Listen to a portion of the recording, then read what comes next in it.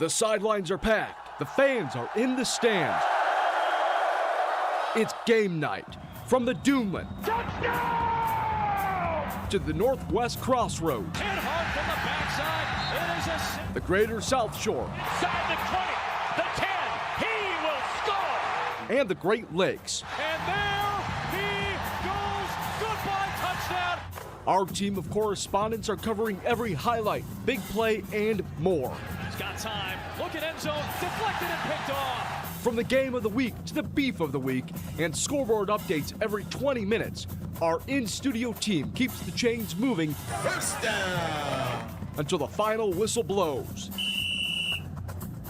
Now, time for the kickoff on Game Night. We have reached week 7 and the sectional draw is right around the corner. But before we get there, we have 4 quarters to play because this is Game Night. My name is Ben Kolodzinski, bringing you the greatest 4 hours in Northwest Indiana prep football entertainment. Tonight, we have Andrew Johnson manning the switches, Steve Schmidt will join us with scoreboard updates, and of course, 2 of my best friends in the whole wide world. First, we have Wayne Svetanoff. Wayne, how are you today? Hey, I'm fired up, buddy. Week 7, we've got some good games. Yeah, I'm pretty excited as well. And Joe, you're also joining us this week. How are you this Friday night? I'm ready. It's week 7. Yeah, week 7. Time flies when you're having fun. Wow, week 7. I can't believe that already. Yeah, I'm pretty excited, and you know, the excitement of this show has not given me as many gray hairs. You can tell on the camera over there that I still have my salt and pepper hair here, but we're excited to have everybody with the ability to watch us at home. If you're so interested, find us on YouTube at Lakeshore Public Media or Facebook at Lakeshore Public Media if you want to look in and have a live look in at what we're doing here. I know that my grandma's watching right now. Hi, Granny. How's it going? It's nice to see you. Or I'll see you soon. I can't really see you. You might be able to see me, but no, it's going to be an exciting game or an exciting week, and I think that one that's really standing out, our Sacred Dunes game of the week, Wayne. It's going to be Hobart and Hanover. That's going to be a fun one. Yeah, it is, and it's going to be at Hanover. So, I think that's going to play a little bit in Hanover's favor, but this is going to be exciting because of the fact that Hobart has one heck of an offense. Oh, yeah. But so does Hanover Central. Oh, yeah. This is going to be a battle. An exciting one, Joe. I know that this game could feature a lot of points, but also these are 2 skilled defenses as well. Yeah, I think Hanover's defense has the edge in this matchup. But we'll see. Hobart, I think, offensively might be peaking at the right time going into this matchup. But their defense is going to need to be large tonight if they're going to be able to win this football game and have the upset. I think, and here's the thing. Upsets are one thing. You're right now in the thick of the conference season, and Hanover's the new kid on the block, and Hobart's having a good season. I think that, it could be that maybe Hobart is sick and tired of hearing about Hanover, and Hanover's saying, no, we're here to stay. We're going to make our mark. I think Hobart... remember, we were here a couple of weeks ago, was 24-14 Andrean, late. And since that time, Hobart has really taken a step up. And Sorensen's having an amazing year. They've got some skill guys around him. And I think, like I said, Hobart is getting better every week. What do you think about Hobart right now? I really agree with Joe. It's a situation where not only do they have Sorensen, but they've got a heck of a running back in Shearer. And they've got an offensive line that opens holes for this kid. Oh, yeah. So they can score quickly. Yeah. I think that's this game really is going to come down to, in my opinion, who has the ball last. In fairness, we have not seen a tight game from Hanover because they've been steamrolling everyone. But we have seen some tight games from Hobart. They have that experience behind them. I think this one could go down the wire. Well, Morton gave Hanover a pretty good game for about 3 quarters, maybe. And really, Morton was down there getting ready to make it very interesting until they turned it over. So Morton did present some problems offensively to the Hanover Central defense. That's exactly what Hobart's going to need to do tonight, and then Hobart's going to need to offer some resistance on defense. Yeah, I think it should be a fun one. And another fun one that we have today, we've got our beef of the week. Our beef of the week is Valparaiso hosting the Maryville Pirates. That's going to be a fun one, Wayne. That really is. You're talking about a Valpo team that is very strong defensively. And should I start yelling? Well, I think we have a little bit of a technological difficulty here. We're starting off this show a little. Hey, try it again here. So I really think that Valparaiso defense showed me a lot last week against Crown Point. Yeah, Crown Point, made a good effort in the second half and changed things up a little bit and won that game. But, Maryville has to be pretty satisfied with their defense up until that second half, maybe the end of the third quarter. I think you're right, Wayne. I think we saw the growth last week of Valpo defensively from week 1 against Penn to 26 yards total offense for Crown Point in the first half last week. And really in the second half, Crown Point didn't do a whole heck of a lot. They went Wildcat, were successful. They found something. They stayed with it. I think you saw the growth of Valpo's defense from week 1 to week 6 last week. And that also says a lot about Bazia and his change. In that second half, they made a nice switch. And like you just said, they stayed with what brought them to that point and why they're undefeated in the region here. So that game planning by Coach Bazia and his coaches worked well last week. Yeah, something that I think is warranted and needs to be said here is that Valparaiso looked really good against what is pretty much unanimously understood as the best team in Northwest Indiana. Even though Valparaiso is coming off of a state championship season, Crown Point is the class here in Northwest Indiana, and they were right there at the very end. So Valparaiso, they played really tough. And the turning point of the game was what? When Davis got hurt? Yeah, an injury, right. Yeah. And you could say that it stopped Valpo's momentum? I mean, if anything, yes, they're deep at running back, but none of them are as good as Travis Davis. So that was really stopped a lot of their momentum in the game last week. Did you think that Davis was the difference there? It very well could be. He is the workhorse of that offense, and we're going to come back to this game real quick. We actually have an on-the-field segment for our Sacred Dunes Game of the Week. Kevin Driscoll going to talk up a little bit of our Hobart versus Hanover Central game. Kevin, what's going on up there? Have a great night. We're ready for football? Yeah, I am. How's that weather out there? I tell you what, this is the calm before the storm. I'm literally calling you from the press box. As many of you know, I am the public address announcer for Hanover Central home games. I call you from the road, and our guy Al Rodriguez will be taking it after this on-the-field segment. But I got some good information, and here's my first professional, well-thought-out, well-detailed analysis for tonight, and it's this. The economy's in the tank. We're on the verge of recession. We're days away from a government shutdown. But I hear there's one thing we can all agree on. High school football is fun, isn't it? It is fun. Yeah, I agree. That's right. I don't know if you listen to Lakeshore Public Media, but there's been a lot of talk all day that hasn't been good. So you guys take over, and now we're ready to have some fun on this Friday night. We can just put the little cares of the world behind and focus on some good old-fashioned high school football tonight. Absolutely. And that's where I begin from the Wildcat Den, where it is number 15 in the coaches poll, statewide 4A. Hobart visiting the state-ranked number 3 in the AP poll and number 4 in the coaches poll, Hanover Central. Hanover Central comes in undefeated in Northwest Crossroads Conference play.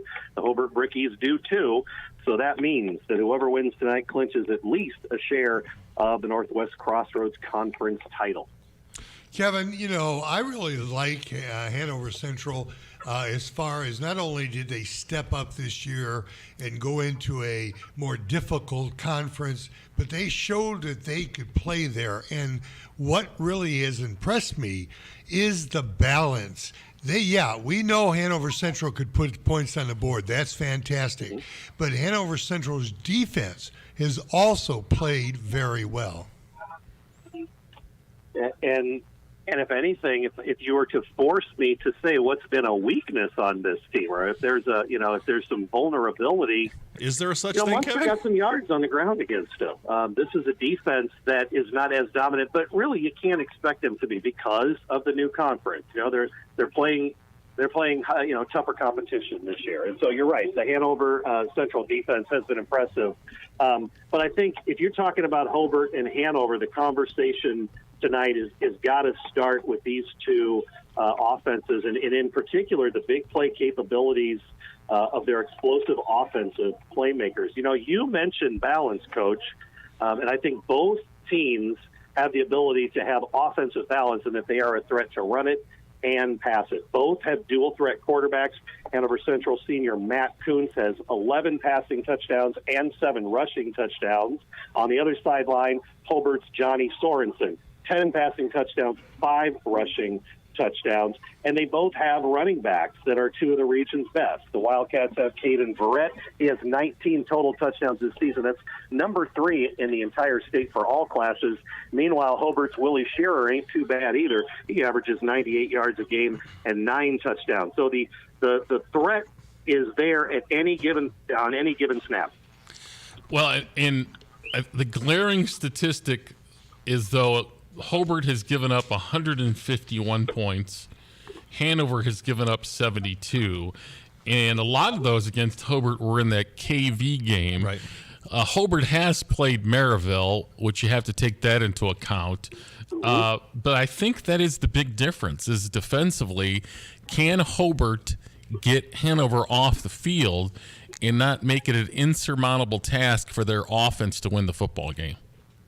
That remains. I think there's 2 big things I'm looking for right away in the first quarter. The first one is going to be who's winning the battle up front, who's getting the initial push. Hanover Central may not have seen a line like they're going to see on both sides of the ball in Hobart since they played Lafayette Central. West Lafayette, which is their last loss, was the last fall, of course, in the sectional final. That's the only loss Hanover has suffered since the beginning of last season. So really it's going to be, can Hanover get some push? All season long, Matt Kuntz has had amazing protection. He's had the time. But this is a guy who likes to get the ball out quickly anyway. Matt Kuntz, I think, when you look at Johnny Sorensen, he's been successful. He has 1 primary target in TJ Caldwell. He's caught 8 of Hobart's 10 passing touchdowns. Kuntz has been forced to kind of distribute the ball this year. He doesn't have a go-to receiver like he had in years past with Gannon House. He's thrown touchdowns to 6 different receivers. In the last 2 games, he's thrown to 7 and 6 receivers, respectively. Wow. So you talk about balance. That also, you look at an entire football field. If you're Hobart, you can't key on one side of the field either. But I agree with you absolutely, Joe, that Hobart defense has been suspect. In particular, you look at the Kankakee Valley game, 48 points in a loss. That's a yo. It is. Now, on the Hanover side of things, Mr. Dependable, Caden Verrett, has been scoring multiple touchdowns week after week. He's going to be key in this game, don't you think? Caden Verrett has scored at least 2 touchdowns in 5 of Hanover Central's 6 games, and that includes a game where he had 5 touchdowns. And he also has a 4-touchdown performance and 2 3-touchdown performances. So not only does he score, but he scores multiple times, and he is a big play threat at any given time. Because forgive me, the yardage isn't in front of me, but I want to say he had 174 yards last week on 7 carries. Wow. So these are big plays that he's hitting. Yeah, big play capabilities, and really on both sides of the ball. I want to also kind of highlight a few things. Is that, remember 2 years ago when Hanover Central made the final decision to move to the Northwest Crossroads, the thought was, we want to lose. We're okay with losing to a Hobart. I think no one could have expected them to compete for a conference title in year 1. They would be okay with losing to an Andran, okay with losing to a Hobart, if that better prepared them to be in a more competitive game with West Lafayette in a few weeks down the road when it really matters, when they're competing in the Class 3A tournament. However, here we are, and I can tell you this home faithful is going to be disappointed with a loss tonight. In fact, the Wildcats have won 21 straight regular season games and have not lost a regular season home game. You ready for this? In over 5 years. Ooh. September 28th, 2018 was the last time Hanover Central lost a regular season home game. Could the Brickies be the ones to do it? I'm sure Craig Osika and his squad certainly are ready to make that happen tonight. And, the thing that I really like also, Kevin, is the fact that there's two excellent quarterbacks, different in style, but two excellent quarterbacks that are playing tonight. But Matt Kuntz just seems to have not only more experience, but like you said, the ability to move the ball around to different people. And I think that may be the key for Hanover. And if that happens tonight, then obviously the pressure is on the Hobart defensive backfield. If it does not happen tonight, I want you to promise me that the first question you're going to ask Al Rodriguez is, what kind of push is the Hobart defensive line getting up front against this Hanover offensive line? If they can get a push that makes Matt Kuntz uncomfortable, then all of a sudden you got a situation where you might be able to slow down this Hanover Central offense. No one has done that quite yet. I think the other kind of factor is if Hobart can hang around and put Hanover in a situation where they have to play late in the game, then I think it advantaged Hobart. Remember, they had to come from behind and beat Andrean, so they have experience in close games late in the game. Hanover Central has won 4 Northwest Crossroads Conference games, and there has been a running clock in all 4 of them, 5 total running clocks out of the 6 games this season. That's a factor. All right, Kevin, thank you so much. You're one of the best in the business. We're looking forward to hearing from Al Rodriguez during this game. Is there anything else you want to add before we let you go? No, this is going to be a great night, boys. Thank you all for everything you do to support the student athletes in high school football in Northwest Indiana. All right, thank you much, Kevin. That was Kevin Driscoll with an On the Field for our Sacred Dunes Game of the Week, Hobart at Hanover. I think Kevin really hit on a great factor tonight. Is Hobart's going to have to get somebody else involved in the pass game. Yeah. They cannot be one-dimensional with Caldwell, and I'm sure they know that, and I'm sure they're going to try to incorporate somebody else in the pass game because they know that the Hanover defense is going to be keying on Caldwell in the pass game. It might be Willie Shear out of the backfield, but they've got to get somebody else involved on the other end from Sorensen. So. And like we had mentioned earlier, a bit of balance is in the key for this game. I think that these two teams, there's going to be a lot of offense here, so it's going to be interesting. Speaking of a lot of offense, we've got our beef of the week. We've got Dr. Reed Amons on the field with Maryville at Valparaiso. Dr. Reed, what's going on out there? Oh, it's another beautiful night for high school football. No jinx last week as we had a beautiful weather night last week, and once again this Friday, not a cloud in the sky, about 70 degrees, and 2 very competitive teams tonight matching up over in Valparaiso as the Pirates from Maryville travel over to Valparaiso High School to take on the Vikings. So it should be an excellent game, and really looking forward to tonight's matchup. So, Dr. Reed, this is homecoming for Valparaiso. So there's going to be floats and, the cheerleaders and homecoming queens and sashes and parades and all that stuff. Does that factor into this game at all? Yeah, so the homecoming parade was a little bit earlier tonight. They marched through the streets of Valparaiso and end up at the high school in time for the game. And so the students have arrived. There's lots of tailgating going on out in the parking lot at Valparaiso High School right now as fans are getting ready for the big game. A lot of cars already here. Parking lots filling up.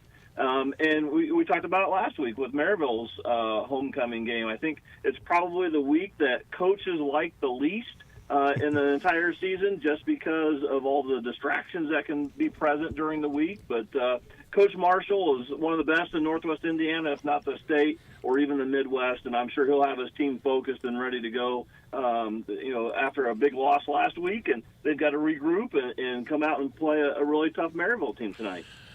Reed, another factor tonight is Valpo had a half day of school today. I don't know what kind of effect that has, but I want to know if you're wearing the half green, half purple jersey tonight for the Valpo Maryville game. Full purple sweatshirt tonight. I'll be over on the Maryville sideline and taking in everything Coach Cease has to say to the team and making sure that that I'm able to provide a neutral presentation tonight. So it's a big game, terrific high school football game, and you're exactly right, Joe.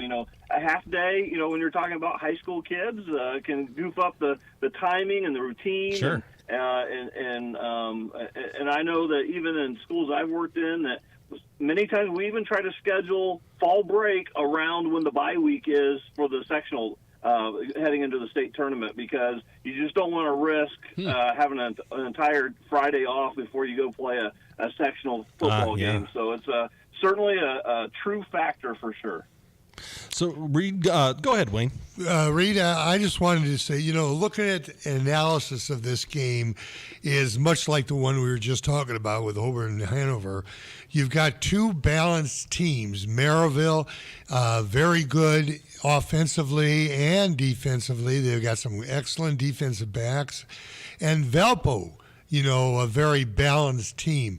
As I look at this, what jumps out at me is who is going to be the dominant force at quarterback.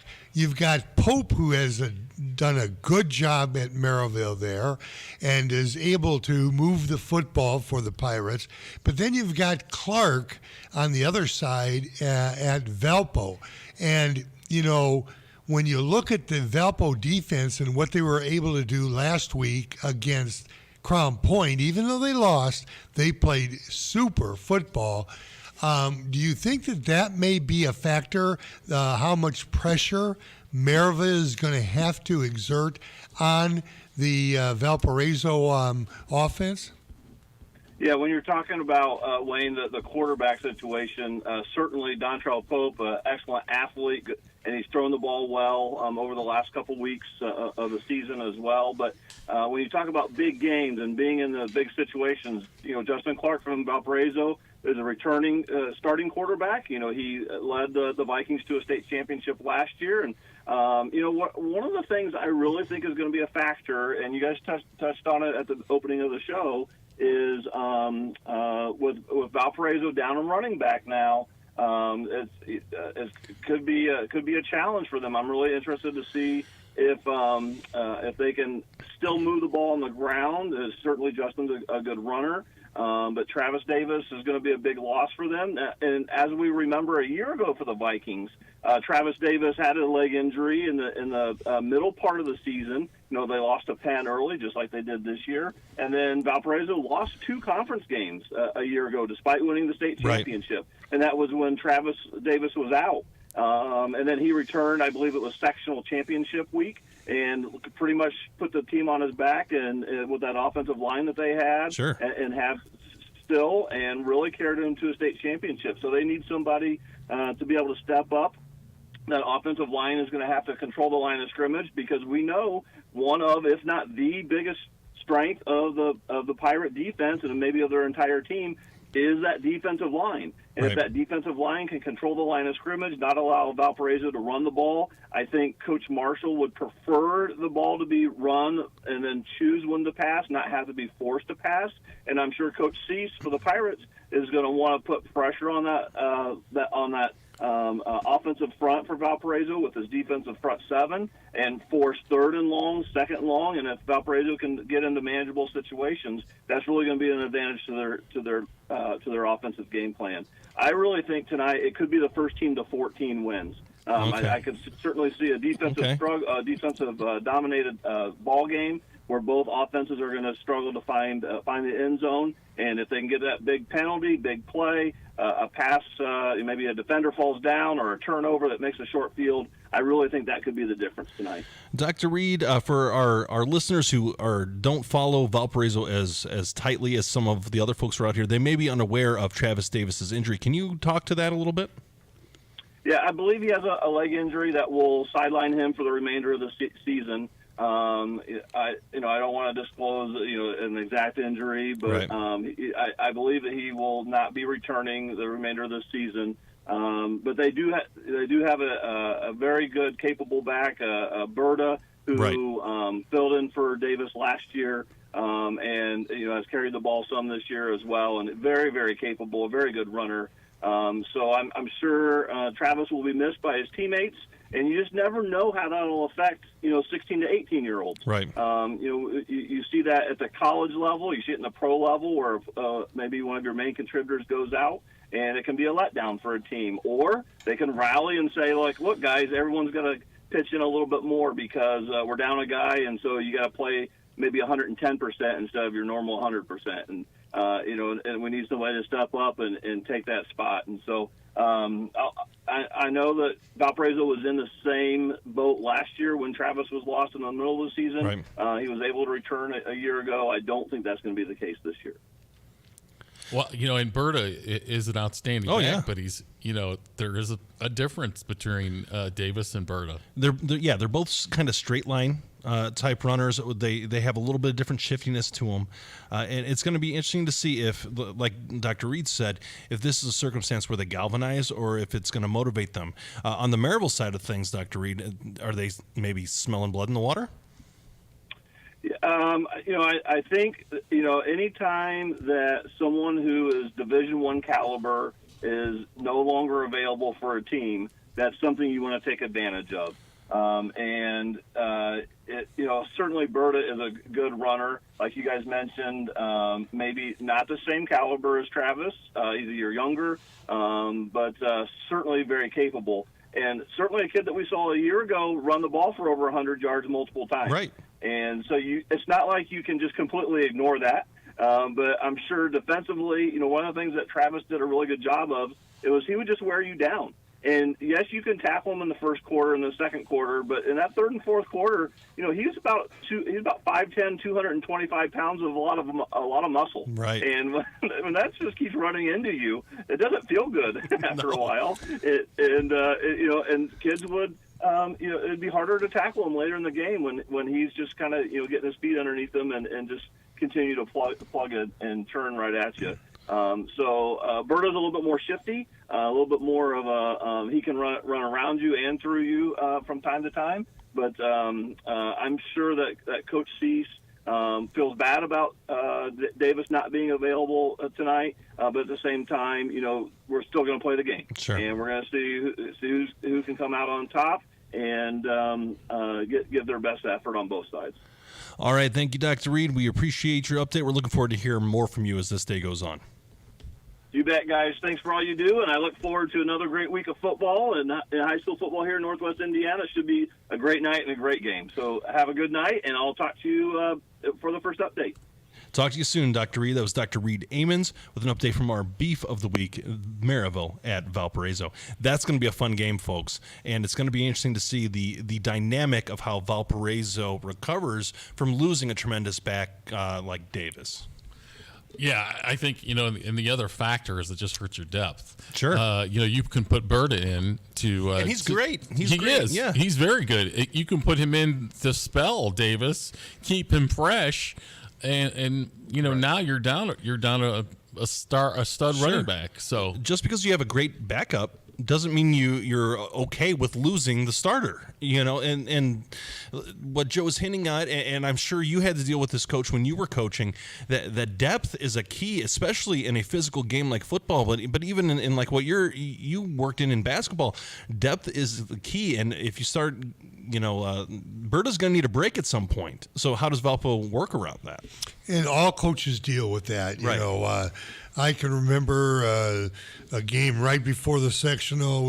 We had an outstanding point guard in Danny Penn, and all of a sudden he goes down with an injury. Now you start looking around and say, okay, our backup is good, but he's not our starter. Right. And that's the key. How does the team accept that idea, and how does the team try to pick up some of the loose ends?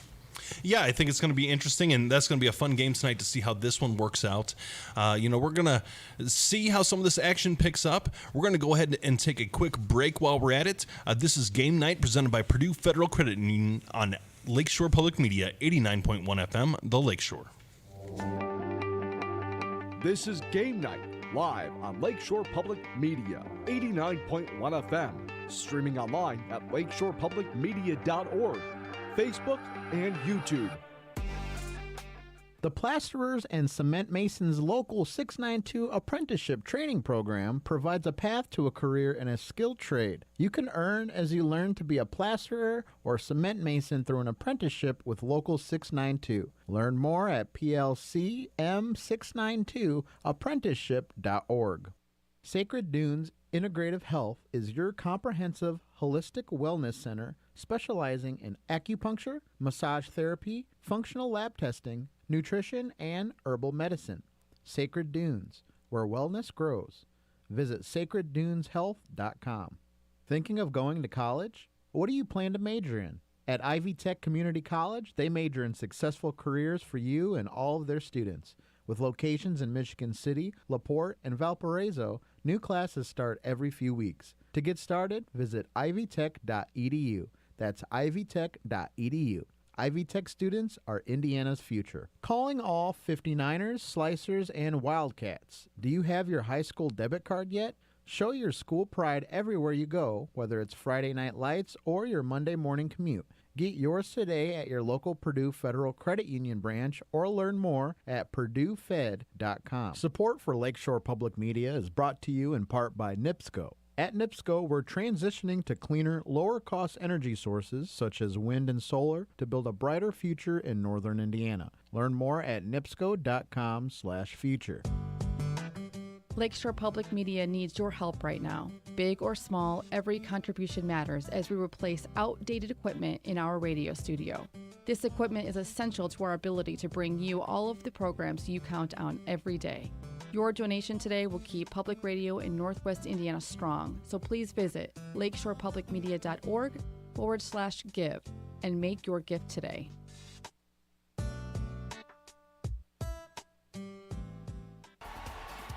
And now, the Plasterers and Cement Masons Local 692 scoreboard update. Well, what's up, Lakeshore Game Night? Steve Schmidt here, and we have a lot of exciting matchups for Week 7 of the high school football season, so let's see what's going on around the region.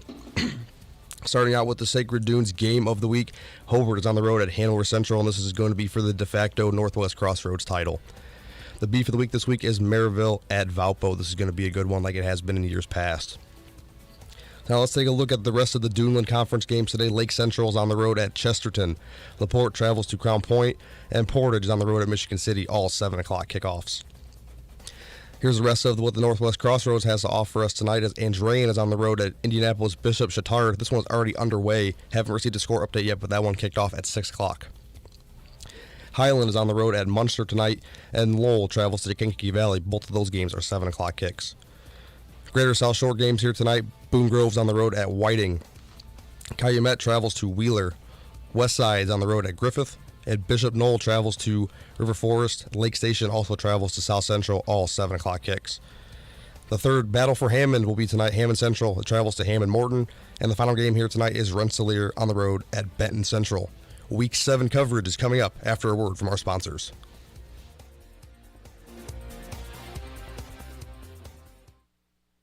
From Muddy Waters to Toronzo Cannon and Buddy Guy to Wayne Baker Brooks, the blues lives on Lakeshore Public Media 89.1 FM every Friday night, beginning at 10 p.m. following game night. Cruise the blues with Mr. Jack.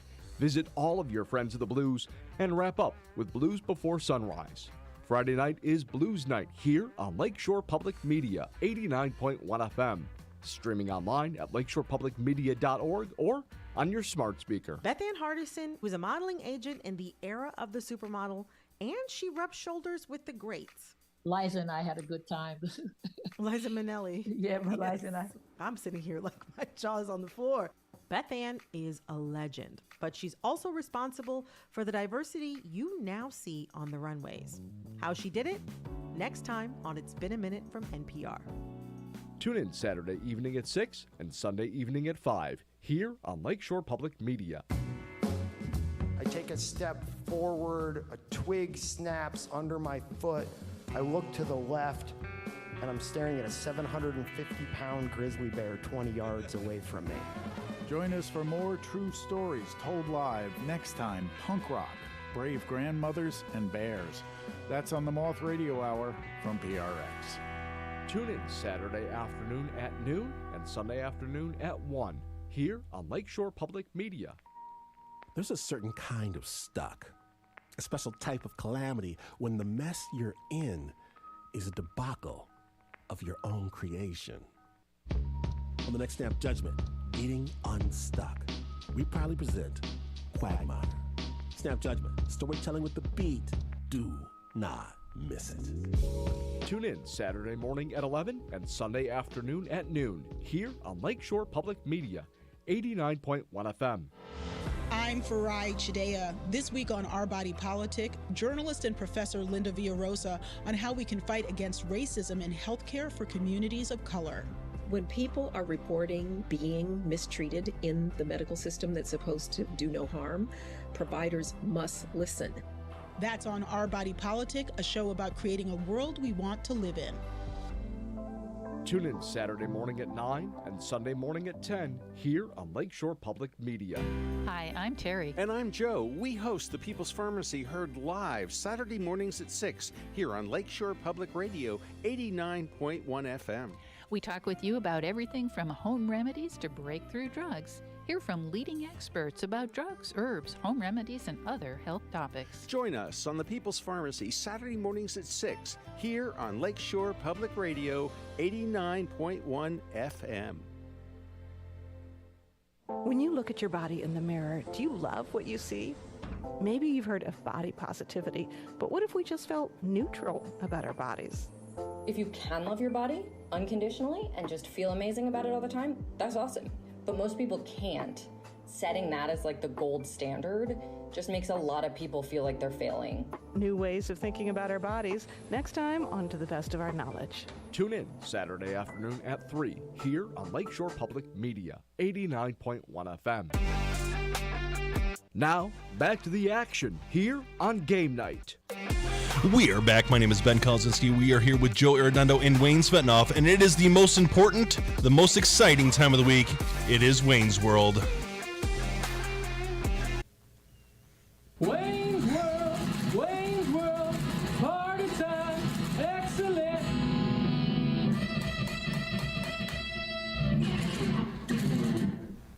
Got your own theme song there, Wayne. Yeah. All right, let's get down to business here. The best part of the week. Wayne, how about Wayne's World? Yeah, let's start with the Little Five again, as we always do. And number 5, River Forest, now 500, 3-3 on the season. Tough loss last week to, a very good team. And I'll tell you, River Forest has the potential to move up this week with their game. Number 4 is Wheeler. Boy, have they come on strong. Yes, they have. And they are 500 also, 3-3. Boone Grove, 4-2. And boy, are they putting numbers on. Oh, my goodness. That Matt Rowland is just outstanding. They're bombing away. They are just bombing away. It's incredible. They really are. North Judson is 4-2, and they've had some good losses. I mean, their 2 losses. They're playing a tough schedule, but I like them at 2. And then, right here, West Central is 6-0. Yeah, absolutely. And they are really playing well. They are playing well, and we do have an update. Eric Rodriguez via Facebook, he has let us know that West Central is up 8-0 over Winnemac after a Jake Pilarski 4-yard touchdown run. So thank you for that's in the second quarter. So thank you very much, Eric. And if you folks are interested, please interact with us on our social media, on our Twitter, on our Facebook, on our YouTube. We will try to give you a call out so long as what you're saying is positive and you're not making fun of us too much. If it's good hands. But to recap the Little Five, we've got River Forest. We've got at 5. We've got Wheeler at 4. Boone Grove at 3. North Judson at 2, and West Central undefeated at number 1 of the Little Five. How about the top 10, Wayne? Number 10 was a struggle for me this week. Sure. I think Griffith has played very well. They had a huge win this last week, and Coach Mason does a tremendous job there. And they were right there snipping at the heels of my number 10 team. But Andrean is good. They lost against some good competition, and they're 3-3. So it's going to depend. They're rounding into form here a little bit. Yes. I think they took that loss to Hobart personally, and they're going to be motivated here going forward. The problem is they play Indianapolis at Chittard. The problem is the schedule. Really, Yeah. Sure. When you think about it, I mean, they dropped Crown Point and picked up Valpo and Chittard. Okay. That makes a lot of sense. Not a huge drop in. And they picked up Hanover too. You know, so They have a tough schedule. Yes, they do. But that's how you make championships. That's right. Number 9 is Lake Central, 3-3, and they had a tough loss. I was, against Lake Central. They were right there. Lake Central was right there to win this one in Tyler Bush with 1 second left to go. Right. And Joe, just, to remind you that in that game, there was 11 defenders for Lake Central on the field. Yes, there was. We think for the last 2 plays. Yes. I'm a Purdue Boilermaker. I wasn't smart enough to get into Notre Dame, but I can count to 11. Yes. I'm telling that's a lot of guys up in the press box that didn't notice. What a heartache. Anyway, Lake Central comes in at number 9. They're 3-3. Michigan City has to go ahead of them at number 8. They are 3-3. Hammond Central, they're 4-2. They played a really tough team from California. Yes, they did. Last week, and they came back in the second half. They really put a run, but just couldn't get over the top there. Number 6. And some people say, well, wait a minute. Knox is undefeated. Radke Coach doing his thing. Radke is undefeated, and they beat LaVille, who is always an outstanding I think that was their first loss, right? Yes. Yeah, LaVille was undefeated going into last week. So they're number 6. Hobart is number 5. They're 5-1, and then above them is Maryville at 5-1. So, Hobart has Hanover Central. Yep. Maryville has Valpo. It's going to be interesting how this shakes out for those 2 teams tonight. Valpo is number 3 at 4-2, and you say, well, wait a minute, they're 4-2. None of those other teams played Penn. Right, exactly. So, Penn and Crown Point. That. I mean, those are pretty admirable losses. Yeah.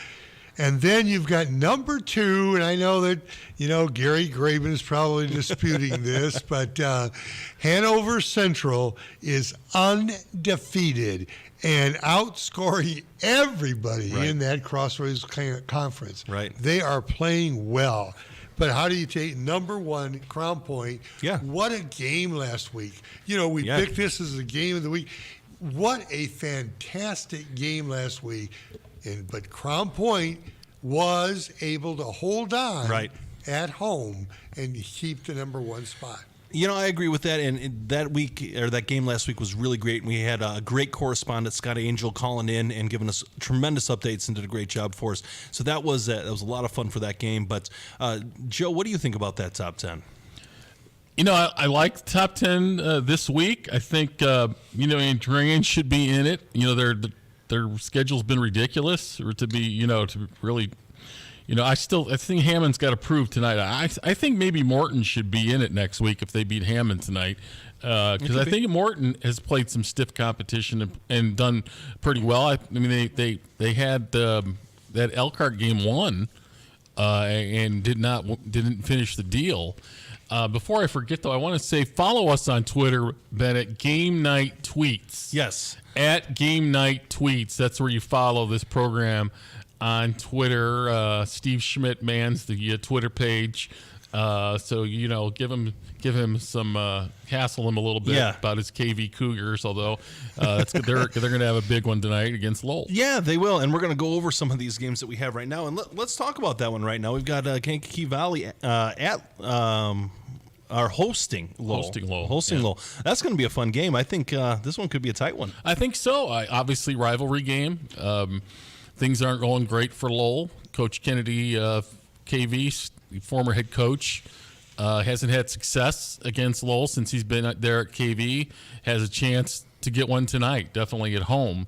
KV appears to be improving week in and week out. I was a little surprised they had the win over Culver Military last week. Played pretty well against Hobart.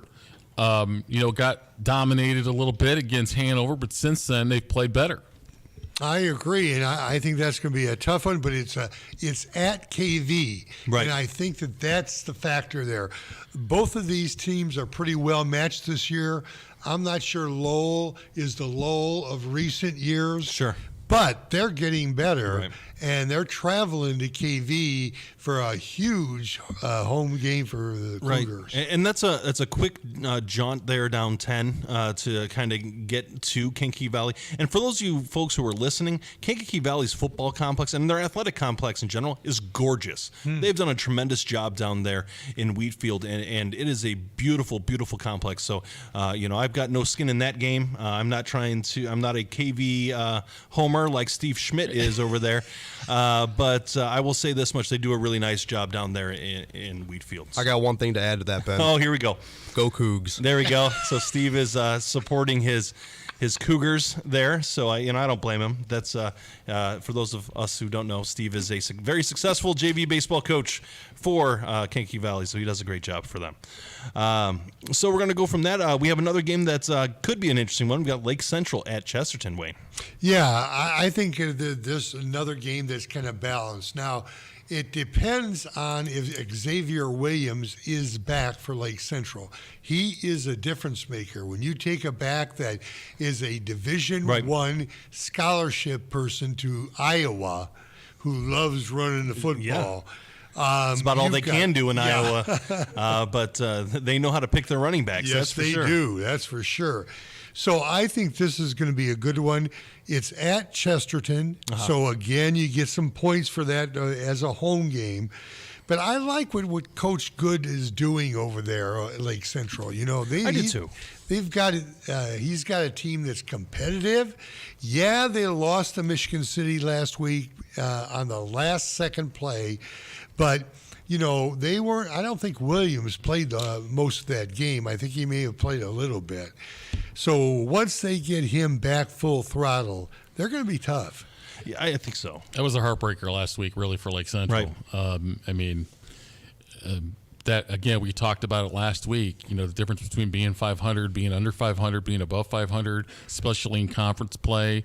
That's basically Michigan City just stole that game at the end of the game with that that late pass.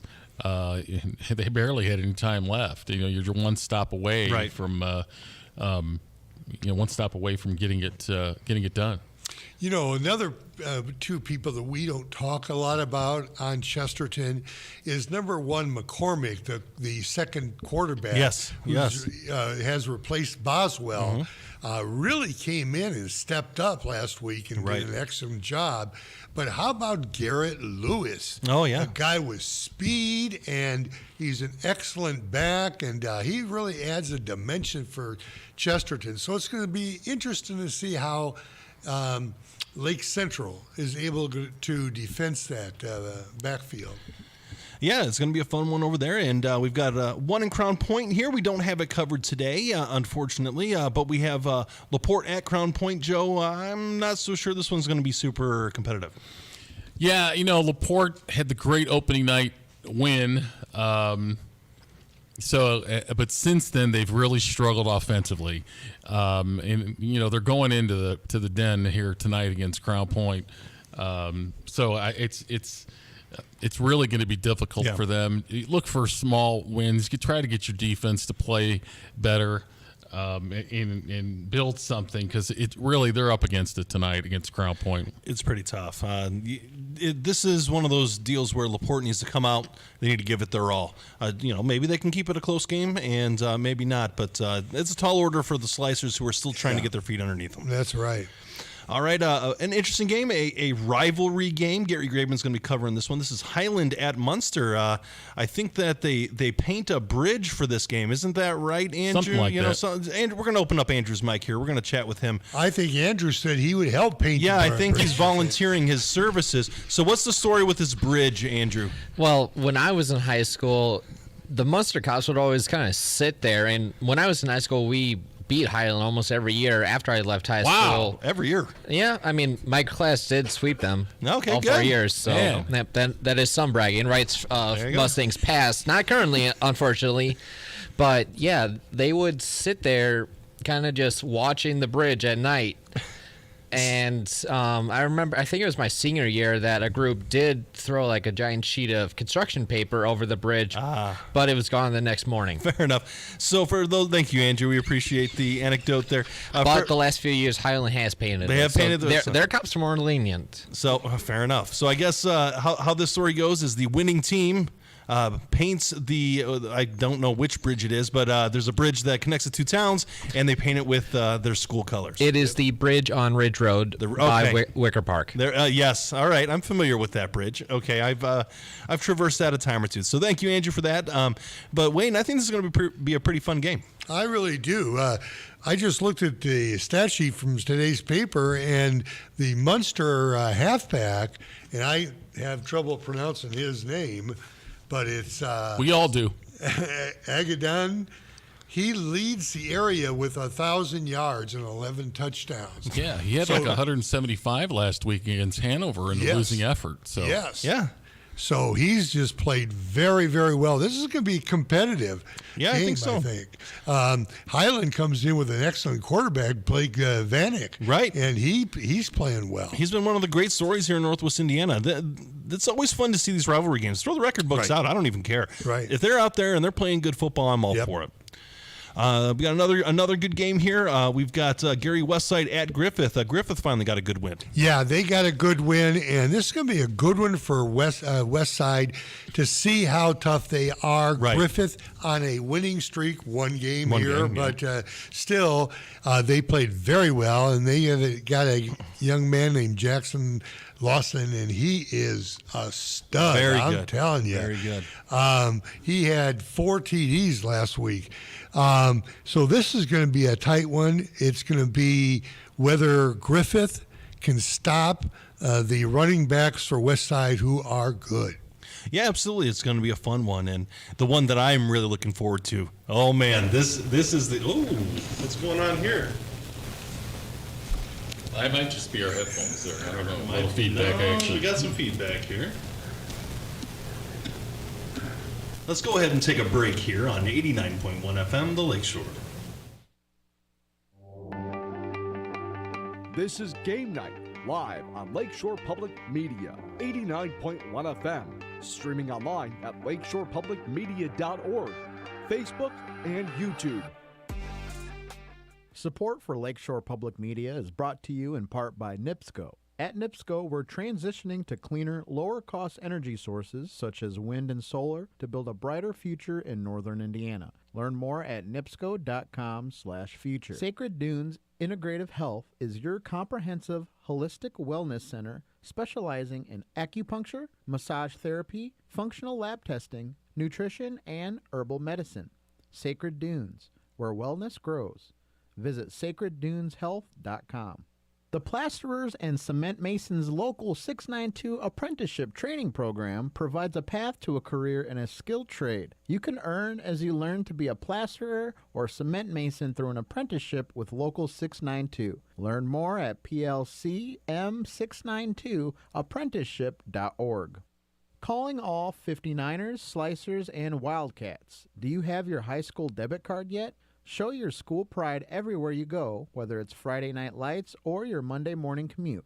Get yours today at your local Purdue Federal Credit Union branch or learn more at purduefed.com. Thinking of going to college? What do you plan to major in? At Ivy Tech Community College, they major in successful careers for you and all of their students. With locations in Michigan City, LaPorte, and Valparaiso, new classes start every few weeks. To get started, visit ivytech.edu. That's ivytech.edu. Ivy Tech students are Indiana's future. I listen to Bullseye because no show does a better job of showcasing the best creators we have today. It's like the liner notes on a favorite album, but for everything in culture. It makes me happy to hear music I've never heard before, voices I'd never thought to listen to, and culture recommendations that are outside my comfort zone. That's why I listen to Bullseye. You should too. Tune in for Bullseye Saturday evening at 5 here on Lakeshore Public Radio 89.1 FM. Now, back to the action here on Game Night. All right, this is Ben Kolodzinski here. I think we've got some of our technical difficulties figured out. Are we doing okay? Mom, Sounds can you better. hear me? Mom? If you can hear me, text me and say hi. She can hear you. She can't see you, though. She's just paying attention. Only your grandma can see you. My grandma can see. My grandma. I whatever the little blip that was, I think we've worked our way through it. We our excellent technician Joseph Bermudez looks like he fixed whatever the issue was, and so let's get back to the discussion which we were working on right now. So we were talking about the game that I'm looking forward to here. That's Portage at Michigan City. I'm really excited about this game, Wayne. You know, this one is one. I think we've lost Wayne's microphone again. I think that what's probably what the issue is Wayne's microphone blew something, but. Well, there you go. Yeah, I think. Go ahead. Back. Try it again. Yes. There you go. Yeah, all right, there we go. Oh, just smacking around. That's good. Percussive maintenance. It's temperamental, Wayne. Yeah. Went back to Portage in Michigan City. I looked at the schedule this week, and when I saw that game, I thought, okay, Portage has struggled but played well all season and just not got over the hump. Michigan City is playing at home against Portage, and they're coming off a huge second win over Lake Central. I picked this as my upset special. You think? I like that. Yeah, I think Coach Roy's going to do some damage here. Roy knows their personnel, obviously. Oh yeah, he was there last year. Yeah, he's been there for a few years. Portage has gotten very close to winning. Sure. Last week at Lake Central, they're going to break through. You would think one of these weeks, and could Michigan City be due a letdown after that big victory on the final play of the game last week? That's emotional hangover. It could happen. So we've got a handful of other games that we'll discuss here at the beginning of the hour. But right now, let's finish this hour off with talking about some of our players of the week. And we're going to keep our player of the week to the very end. But there was a gentleman from Michigan City who had an excellent game. That was Mr. Tyler Bush. Yes, he did. He had 3 touchdowns, 197 total yards.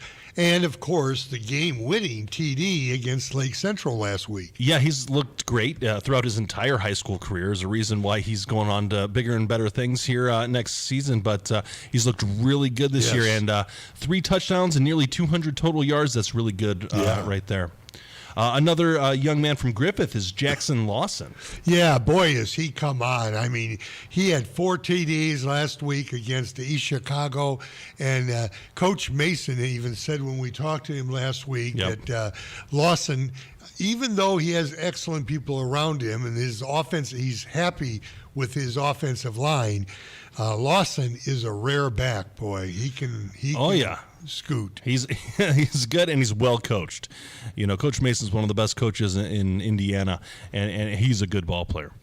A name that we've heard quite a bit over the last few years is Scott Ballantyne against Highland. Yeah, Scott Ballantyne has been an excellent quarterback, and I've always said at the beginning of the year, I favor quarterbacks more than any other, person on the team, and he's been that stabilizing force.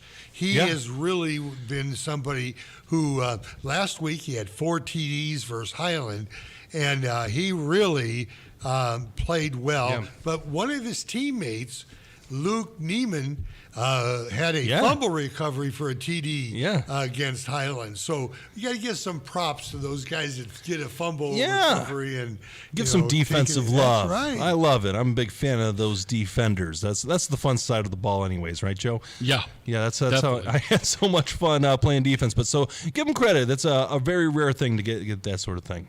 Our last week's player of the week was Caden Vrett from Hanover Central. He had a monster game himself. He did too. He did 4 TDs against Munster, and he is so versatile as a halfback. He can catch the ball out of the backfield, and what he can do, he scores. And another person player of the week on our list is the quarterback that gets him the ball, and that's Matt Coons of Hanover Central. 3 TDs, 272 total yards. Now get this one. He was 16 of 18. Send that stat to Justin Fields, will you? Yeah, no kidding. 16 of 18 passing.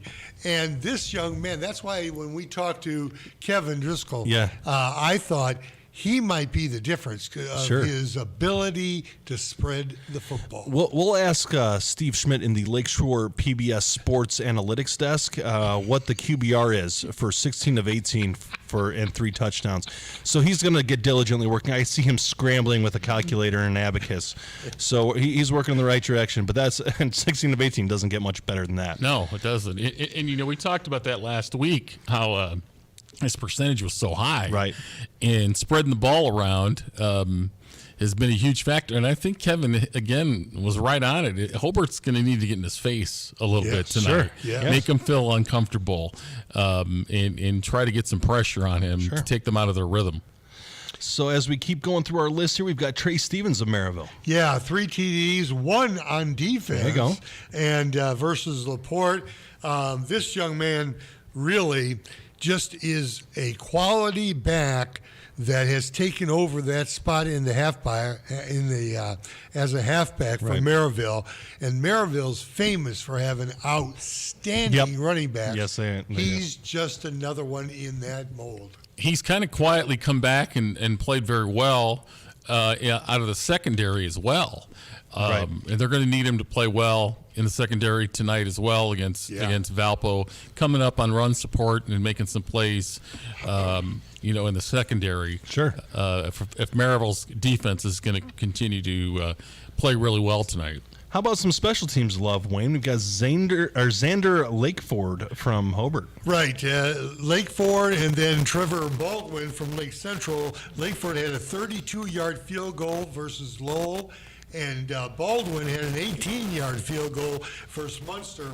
And as we've always said, when you get down to the nitty-gritty in this playoffs, many times it's can you kick a field goal to win the game. That's and right. These two young men can kick the ball. So we've got Xander Lakeford from Hobart and Trevor Baldwin from Lake Central. But that brings us down to our Chuck DeMoss, Player of the Week, and it couldn't have been anybody else. We've got Johnny Sorensen from Hobart. What a matchup. I mean, if I was, I used to do years ago camera until Joe took me off of that.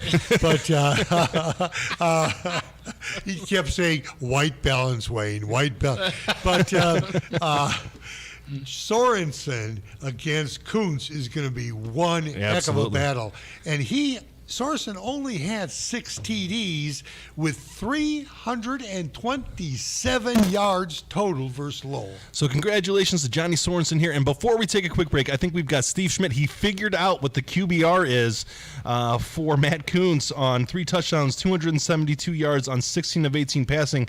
Steve, you are the best in the business. How'd you do this? What do you come up with? Well, after crunching the numbers thoroughly in my head here, guys, I've come up with a QBR of 158.3. Wow. That's pretty good. That's pretty good. So I'm going to have to check your math here. So we're going to go ahead and take a quick break on 89.1 FM, the Lakeshore. This is Game Night, live on Lakeshore Public Media, 89.1 FM, streaming online at lakeshorepublicmedia.org, Facebook, and YouTube. Thinking of going to college? What do you plan to major in? At Ivy Tech Community College, they major in successful careers for you and all of their students. With locations in Michigan City, LaPorte, and Valparaiso, new classes start every few weeks. To get started, visit ivytech.edu. That's ivytech.edu. Ivy Tech students are Indiana's future. Sacred Dunes Integrative Health is your comprehensive holistic wellness center specializing in acupuncture, massage therapy, functional lab testing, nutrition, and herbal medicine. Sacred Dunes, where wellness grows. Visit sacredduneshealth.com. The Plasterers and Cement Masons Local 692 Apprenticeship Training Program provides a path to a career in a skilled trade. You can earn as you learn to be a plasterer or cement mason through an apprenticeship with Local 692. Learn more at plcm692apprenticeship.org. Calling all 59ers, Slicers, and Wildcats. Do you have your high school debit card yet? Show your school pride everywhere you go, whether it's Friday Night Lights or your Monday morning commute.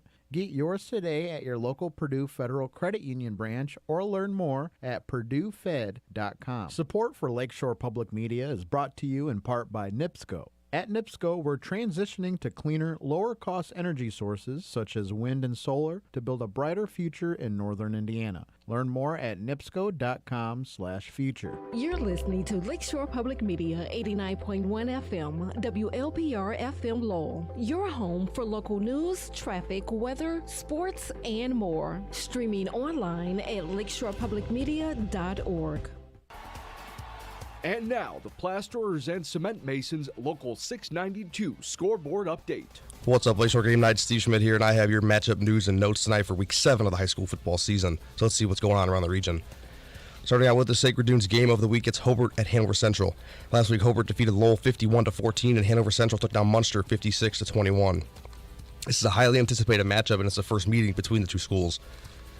This week's beef of the week is Maryville on the road at Valpo. Last week, Maryville shut out LaPorte 40-0, and Valpo fell to Crown Point 19-14. Last year's regional was their last matchup, and it was a good battle, but Valpo prevailed 15-14. Let's take a look at the rest of the Duneland Conference matchups here tonight. All 7 o'clock kickoffs. Lake Central at Chesterton. Last week, LC dropped a tough one with 1 second to go to Michigan City, 27-24, and Chesterton held off Portage 35-31. Chesterton holds a 15-5 record over Lake Central. LaPorte on the road at Crown Point. Last week, LaPorte fell to Maryville 40-0, and Crown Point is on their third 6-game winning streak since 2011. Crown Point won last season's meeting 51-10. Portage is on the road at Michigan City. Last week, Portage fell to Chesterton 35-31, and Michigan City scored on the goal line courtesy of a Tyler Bush quarterback sneak to down Lake Central 27-24. Portage has a 19-9 record over the Wolves. Here's a look at the rest of the Northwest Crossroads here tonight. Andrean at Bishop Chatard. At the end of the first quarter, Bishop Chatard has a 14-0 lead.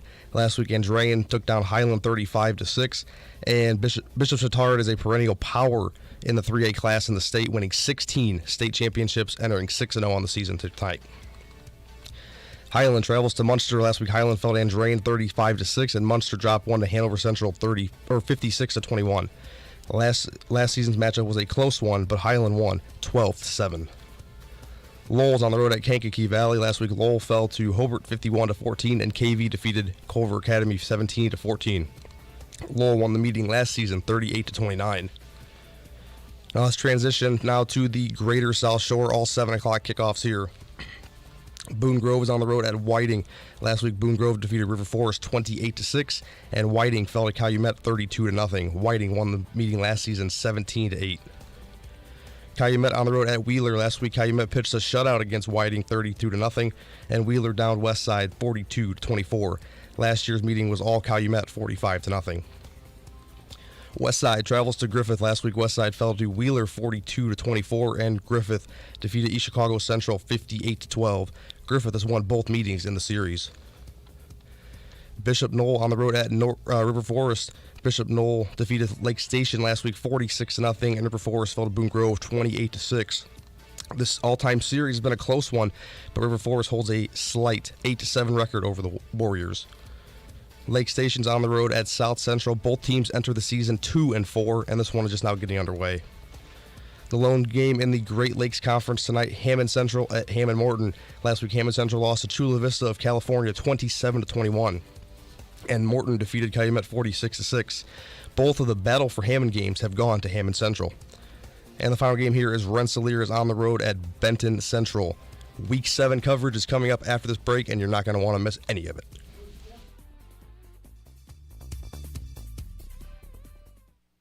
On the next Radio Lab?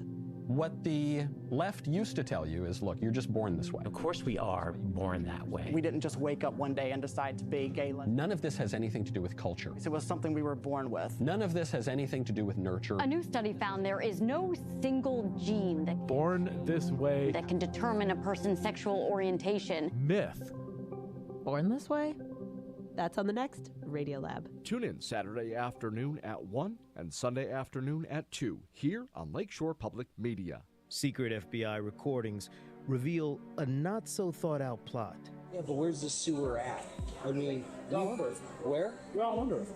using a sewer system to move through the city and target public officials. Whose sewers are you talking about? The governor, the police chief, the mayor, the mayor? An undercover FBI investigation circles the drain on the next Reveal. Tune in Saturday afternoon at 2 and Sunday morning at 9 here on Lakeshore Public Media. For more than 3 decades, one video game franchise has shocked parents and captivated players with its over-the-top violence. Over the years, the series has changed, and so has the industry. Mortal Kombat co-creator Ed Boon on how the game keeps evolving on All Things Considered from NPR News. Tune in at 4 o'clock for Weekend All Things Considered here on Lakeshore Public Media, 89.1 FM. Streaming online at lakeshorepublicmedia.org. Disagreements among House Republicans have pushed the government to the brink of a shutdown. Could the Senate save the day? We'll have the latest. Student loan payments are set to restart. Why? And what it means to those who owe. All that in a Jeopardy champ, a World War II vet, and much more. Saturday on Weekend Edition from NPR News.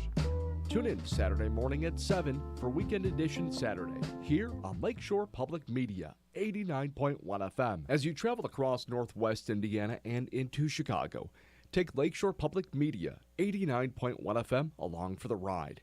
With our newly expanded signal, we're with you from the southern corner of Michigan and into Chicago, and of course across Northwest Indiana. From the dunes at Lake Michigan to the windmills of Wolcott, Lakeshore Public Media 89.1 FM is along for the ride, wherever you call home.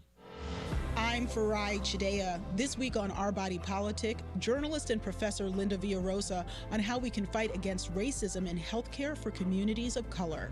When people are reporting being mistreated in the medical system that's supposed to do no harm, providers must listen. That's on Our Body Politic, a show about creating a world we want to live in. Tune in Saturday morning at 9 and Sunday morning at 10 here on Lakeshore Public Media. There's a certain kind of stuck, a special type of calamity when the mess you're in is a debacle of your own creation. On the next Snap Judgment, Getting Unstuck, we proudly present Quagmire. Snap Judgment, storytelling with the beat. Do not miss it. Tune in Saturday morning at 11 and Sunday afternoon at noon here on Lakeshore Public Media, 89.1 FM. Now, back to the action here on Game Night. All right, Ben Kolodzinski back with Wayne Svetanoff and Joe Arredondo. We've got some action already hitting. Right now we've got Gary Graben with an update at Highland at Munster. Gary, how are you this beautiful Friday evening? It is a beautiful evening here in Munster, Ben. The game started with a bang here for Munster, a big kickoff return from Jake Forrester deep into Highland territory. After a sack, a 45-yard touchdown pass from Matt Opat to Anthony Collins. Extra point is good. It was 7-0 Munster with 10:30 on the clock. Highland quickly went out and punted, and Munster now is already back into Highland territory. The Mustangs seem like they're coming out of the gate hot. Even though Coach Grunwald was a little nervous, it's homecoming week, and we know what that can mean sometimes. And it's a huge crowd, a lot of activity, as Munster does very well. But this team looks very good out of the gate. Did they start early? No. Man, that's a lot going on over there in a few minutes. We don't, in North Lake County, we don't waste time, Joe. Time is money. Time is money, and we got to keep things moving. Somebody's got a quick watch over there going. I think. I don't know. I will tell you, we haven't had a penalty yet. We've had only completed passes, and I don't think anybody's run out of bounds. So are you just running? Are you in the press box? I am. Are you going to give us the menu? The menu. What's going on? Well, you better darn well believe it. The usual Mrs. March spreads consisting of sandwiches from a local establishment, including chips, cookies, some interesting snack food, some donuts from one of the best places in Northwest Indiana for donuts, and, of course, beverages at your pleasure. So you know why I'm in the press box. You don't hear me in a press box any other week of the year. Well, you've got the best meal in town, but you've also got an exciting game early. Gary, what do you see going on for the rest of this one? Well, again, Highland has had some issues here. I've seen them a couple of times. and they've had some issues here with starting with a score and then nothing the rest of the game. This can't go well on the Highland sideline. This is really not the way they could have started here. Munster is going to face a fourth down here, but Highland is not a good come-from-behind team. So they really don't need to go 2 or 3 scores down in this game. It's going to be tough for them to come back. So it looks like there is a stop here, and Munster is going to punt. So Highland's defense did stand strong here, stopping them at about the 42-yard line in their own territory. We'll see if Munster actually punts here, and they will. The ball's away. And it is going to go out of bounds around the 20-yard line. So, again, we've reached the point here. It's 7-0 Munster over Highland, 6:02 to go in the first quarter. All right. Thank you, Gary. Looking forward to hearing more from you as this game goes on. As long as my mouth's not full. Perfect. All right. We'll go from Gary Graben to Ryan Sosnowski with an update from Boone Grove at Whiting. Ryan, what's going on out there? What a beautiful night here at the city between the lakes, Whiting High School, Ray Galvin Field. So Boone Grove starts it off with a couple completions here. The big one was a 30-yard, pass to number 7, Samir Del Rio, from the quarterback, Mark Rowland, who is a junior. A couple penalties occurred for Boone Grove, but they were able to rebound nicely and end up converting off a keeper. Mark Rowland kind of runs it in for a score of 6-0, and then another penalty while they're going for the extra point, and then they end up going for 2. Actually, no, I'm sorry, they changed it and decided to go for 2, and handed it off to number 9, Corey Noonan, who's a senior, as he runs it in. Boone Grove leads Whiting 8-0. So, Ryan, is Boone Grove's offense looking really sharp, or is Whiting struggling on defense? Boone Grove is looking pretty good. They're looking a little rusty. Like I said, there were a few penalties early on, for false starts. I think they had 2 false starts back-to-back. Ooh. But they're just converting. I mean, Whiting seems to not have an answer, and Whiting ended up, even on offense, he can't seem to figure out the answer as they turn it over on downs, 4 up, 4 down, and, 3 up, 3 down, and ended up punting the ball to about the 50. At this particular point for Whiting, they need to get a way of stopping Rowland. Rowland kind of is dominating from what I hear. Yes, definitely. Just a lot of, it looks like a lot of slant routes, and it just seems that Whiting is not prepared for that. Yeah, it's definitely a high-powered offense, and this is a circumstance that is, really feeding into Boone Grove's favor. No, I agree. And as I will say, Rowland looks pretty good as he just throws a touchdown pass to number 7, his favorite target, Samir Del Rio. And that was a beautiful 30-yard touchdown pass, and Del Rio ended up catching it over his shoulder. So with 6 minutes and 55 seconds left, Boone Grove currently leads 14-0 in the first quarter. So Rowland is looking very good. Ryan, you have been the man each and every week that you've been on that has had one of the top games of the night. You're going to have to work some magic, I think, tonight, because I think Boone Grove is going to have the upper hand this evening. Well, one man can't be in the spotlight too much, so everyone needs an off week once in a while.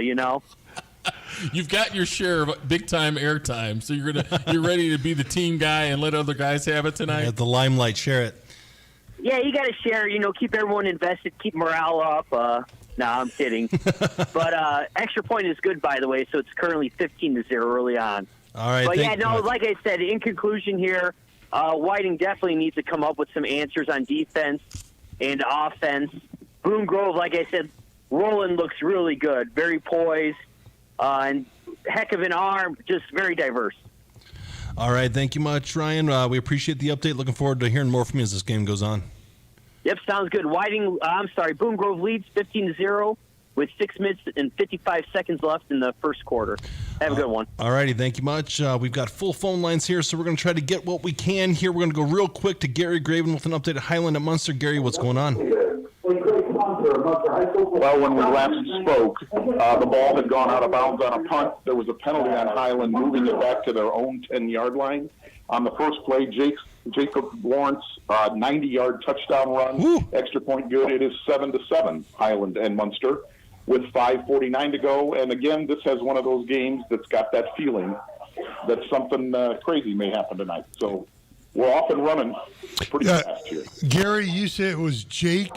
Who ran that one? Wait, I'm sorry, I'm caught under a speaker right here. Who scored there? Jake Lawrence? Jason Lawrence, yes. Jason Lawrence, okay. Okay. Lawrence. And how long was it? 90 yards. 90 Oh, wow. yards. Big run. All right, Gary. First play from scrimmage after that punt. All right, thank you much, Gary. One more time, what was the score and time update, please? Again, we're tied at 7, Munster and Highland, 5:41 to go here in the first quarter. All right, thank you much, Gary. We appreciate the update there. We're going to go from Gary Graben to an update on our Sacred Dunes game of the week. We've got Al Rodriguez and full phone lines. Al, what's going on out there? Hey, good evening, guys. God, this stadium is packed tonight. But anyways, Hobart came out to play football. Baker received the kickoff and marched down the field and scored the first points on Hanover in a long time. Wow. Score is with under 5 minutes left in the game. The score is Hobart 7, Hanover 0. Hanover marched down the field. They turned the ball over on down kick. Hobart now has the ball on their 20. Oh, wow. So what are you seeing so far, Al? Is it Hobart's offense moving the ball? Or Yeah, Hobart, their quarterback, their Schreiber, their quarterback. No, Sorensen. Sorensen, I'm sorry, I'm getting my names mixed up. Okay? No problem. I can't even read my handwriting now. It's so mixed up. Anyway, Sorensen was moving the ball really good. They were alternating passes and runs. Has Hanover a little confused, so they marched down the field pretty well. And Schreiber scored on like a 1-yard run because they ended up with a pass to the 1-yard line, so then they scored off the next play. So that's the score right now, is 7-0. All right, Al. Hobart's going deep. Oh, did he catch it? Nope, incomplete pass. All right, Al. Looking forward to hearing more from you as this game goes on. Take care. Bye. All right, thank you much. That was Al Rodriguez with our Secret Dunes game of the week, Hobart at Hanover. We've got one more caller before we hit to break. We've got Dr. Reed Amons with an update from Maryville at Valpo. Dr. Reed, what's going on? Yeah, kind of a slow start by both teams to get things started. 3 and out for both offenses where the defenses really established themselves. But on their second possession, Valparaiso was able to pick up a first down, but then a sack on a 3rd and long by defensive lineman Elmore for the Pirates pushed the Vikings back to their own 11-yard line, facing a 4th and 23. They punted the ball back. Maryville took over. Kind of interesting. Maryville must have saw something on film that they really liked because their first 6 plays of the game were all passes, both in their first and second drive. But then they handed the ball off to Jacarius Johnson. On that second drive, he basically took over from 31 yards out. He ran the ball 4 consecutive plays. The last one, a 3rd and a 1st and goal from the 3-yard line, and he was able to punch it in from 3 yards out. The extra point was good. That put the Pirates up 7-0. Valparaiso has the ball right now. They've just crossed midfield on their 3rd possession of the night. Maryville hanging on to a 7-0 lead. There's 2.5 minutes to go here in the first quarter of the night, and Valparaiso's down inside the 35-yard line of the Pirates. Reed, is Maryville's offensive line doing a good job then in pass protection? Is that maybe the reason for the 5 passes? Yeah, absolutely. And they were quick passes. They were all about 5 yards down the field, quick out, quick hook, and curl routes. So not pushing the ball vertically, but getting the ball out of the quarterback's hands. And certainly the offensive line was able to provide some protection for Dontrell Pope. So that was a good sign for the Pirates. And then they were able to own the line of scrimmage when they were running the ball, too. They went 8 yards, about 13 yards, and then that 3-yard touchdown by Jacarius Johnson. All right, thank you, Dr. Reed. One more time, what is that score and time update, please? We have just about 2 minutes to go here in quarter number 1. Maryville on top of Valparaiso, 7-0, but Valparaiso is threatening down to the 26-yard line of the Pirates here in the first quarter with 1:50 to go. All right, thank you much, Dr. Reed. We appreciate the updates. Looking forward to hearing more from you from our beef of the week, Maryville at Valparaiso. We have started and moved hot and heavy here, and we are going to try to have to take a quick break here on Game Night, presented by Purdue Federal Credit Union on Lakeshore Public Media, 89.1 FM, The Lakeshore. This is Game Night, live on Lakeshore Public Media, 89.1 FM, streaming online at lakeshorepublicmedia.org, Facebook, and YouTube. Calling all 59ers, Slicers, and Wildcats. Do you have your high school debit card yet? Show your school pride everywhere you go, whether it's Friday night lights or your Monday morning commute. Get yours today at your local Purdue Federal Credit Union branch or learn more at purduefed.com. Thinking of going to college? What do you plan to major in? At Ivy Tech Community College, they major in successful careers for you and all of their students. With locations in Michigan City, LaPorte, and Valparaiso, new classes start every few weeks. To get started, visit ivytech.edu. That's ivytech.edu. Ivy Tech students are Indiana's future. Sacred Dunes Integrative Health is your comprehensive, holistic wellness center specializing in acupuncture, massage therapy, functional lab testing, nutrition, and herbal medicine. Sacred Dunes, where wellness grows. Visit sacredduneshealth.com. The Plasterers and Cement Masons Local 692 Apprenticeship Training Program provides a path to a career in a skilled trade. You can earn as you learn to be a plasterer or cement mason through an apprenticeship with Local 692. Learn more at plcm692apprenticeship.org. Support for Lakeshore Public Media is brought to you in part by NIPSCO. At NIPSCO, we're transitioning to cleaner, lower-cost energy sources such as wind and solar to build a brighter future in northern Indiana. Learn more at nipsco.com/future. The Supreme Court will decide if states have the right to regulate social media platforms like Facebook, TikTok, and X, formerly known as Twitter. And justice has still yet to be served 5 years after the brutal killing of Washington Post journalist Jamal Khashoggi. We'll explore why on the next Morning Edition from NPR News. Tune in for Morning Edition from 4 to 9 a.m. with local news beginning at 6 here on Lakeshore Public Media, 89.1 FM. Streaming online at lakeshorepublicmedia.org. And now, the Plasterers and Cement Masons Local 692 Scoreboard Update. Well, what's up, Lakeshore Game Night? Steve Schmidt here, and we have scores rolling in fast and furious at the Game Night studios, so let's see what's going on around the region. Starting out with the Sacred Dunes game of the week, Hobart at Hanover Central. In the first quarter, Hobart has a 7-0 lead behind a Willie Shear 1-yard touchdown run. In the beef of the week, Maryville at Valpo. You just heard this update from Reed before the break. Jacarius Johnson for Maryville has ran one in from 3 yards out, put the Pirates up 7-0. LaPorte on the road at Crown Point. First quarter, Crown Point's up 14-0. Noah Ehrlich with a touchdown run and a touchdown pass to Landon Delich. Portage at Michigan City. First quarter, Michigan City is up 7-0. Tyler Bush with a 7-yard touchdown pass to Elijah Collins. Andrean at Bishop Chatard. This one is at the half, and Bishop Chatard has a 28-0 lead over the 59ers. Highland at Munster in the first quarter. This one was all tied up at 7 apiece. Munster got the scoring started on a 45-yard touchdown pass from Matt Opat to Anthony Collins, and Highland responded with a 90-yard touchdown run by Jason Lawrence. Lowell at KV in the first quarter. Kankakee Valley with a 7-0 lead over the Red Devils. Boone Grove at Whiting in the first quarter. Boone Grove was up in this one 15-0. Mark Rowland with a touchdown run and a touchdown pass in this one in the first quarter. Calumet at Wheeler in the first quarter. Wheeler is up 7-0. Westside at Griffith in the first quarter. Westside's up 8-0. Omarion Yober with a 1-yard touchdown run for the Cougars. Bishop Knoll at River Forest. First quarter, River Forest has a 7-0 lead thanks to an Aiden Silver touchdown run. And the final game here, Rensselaer at Benton Central. First quarter, Rensselaer has a 16-0 lead. Diego Hernandez Reyes with 2 touchdowns in this one. First quarter of action is underway. And guys, back to you.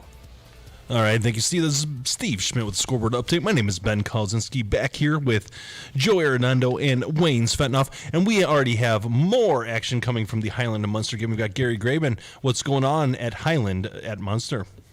Well, if you'll harken back to when we all used to do camera, these were the kind of games you dreamed of, because it's big play after big play. This time for Munster, a 72-yard run from Daniel Aspinall down to the 1. He just got tackled before he could get in. They gave it to him the next play from 1 yard out. He punched it in. Wow. 14-7 Mustangs over Highland. And now, as Highland was moving toward Munster territory, an interception by Munster down on their own 20-yard line to get the ball back from Highland. So we stand at 14-7 Munster over Highland with 3:23 to go here in the first quarter. Gary, did you see who intercepted the ball? I did not. That one I ducked away here to do the update, and I did not see who got it. Okay.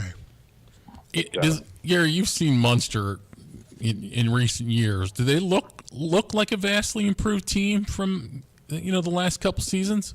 In talking to our guy, Jason Hill, who's done a number of the Munster games this year, it's really the two guys. It's Matt Opat and Daniel Askadum. And in these kind of games where the teams are a little more even, they can really be the two best players on the field. They've had trouble, though, against better competition where they can shut them down. So tonight, this is a game where they can run a little more wild. There have been holes up the middle here, both running and passing over the top. So for Munster, I think this is a break-loose game for their best players because Highland does have Lawrence there on defense, but not a lot else. So this is a chance for the Munster offense to put on a little bit of a show. Gary, what do you think the key to this game is going forward? Can you give me that again? There's a little noise here. Yeah, what do you think the key to this game is going forward? Well, it depends which. For Munster, it's just not turn the ball over. Right. It looks like they have a little advantage here, so if they can maintain the ball, drive the ball. For Highland, they're looking for the turnover. They're looking for something to even this game out because at least after the first 10 minutes of this game, it looks like Munster definitely has an advantage. We've talked about, Highland has had some moments this year. They just haven't been able to put them all together. So we'll see what they can do. They've had some nice plays tonight.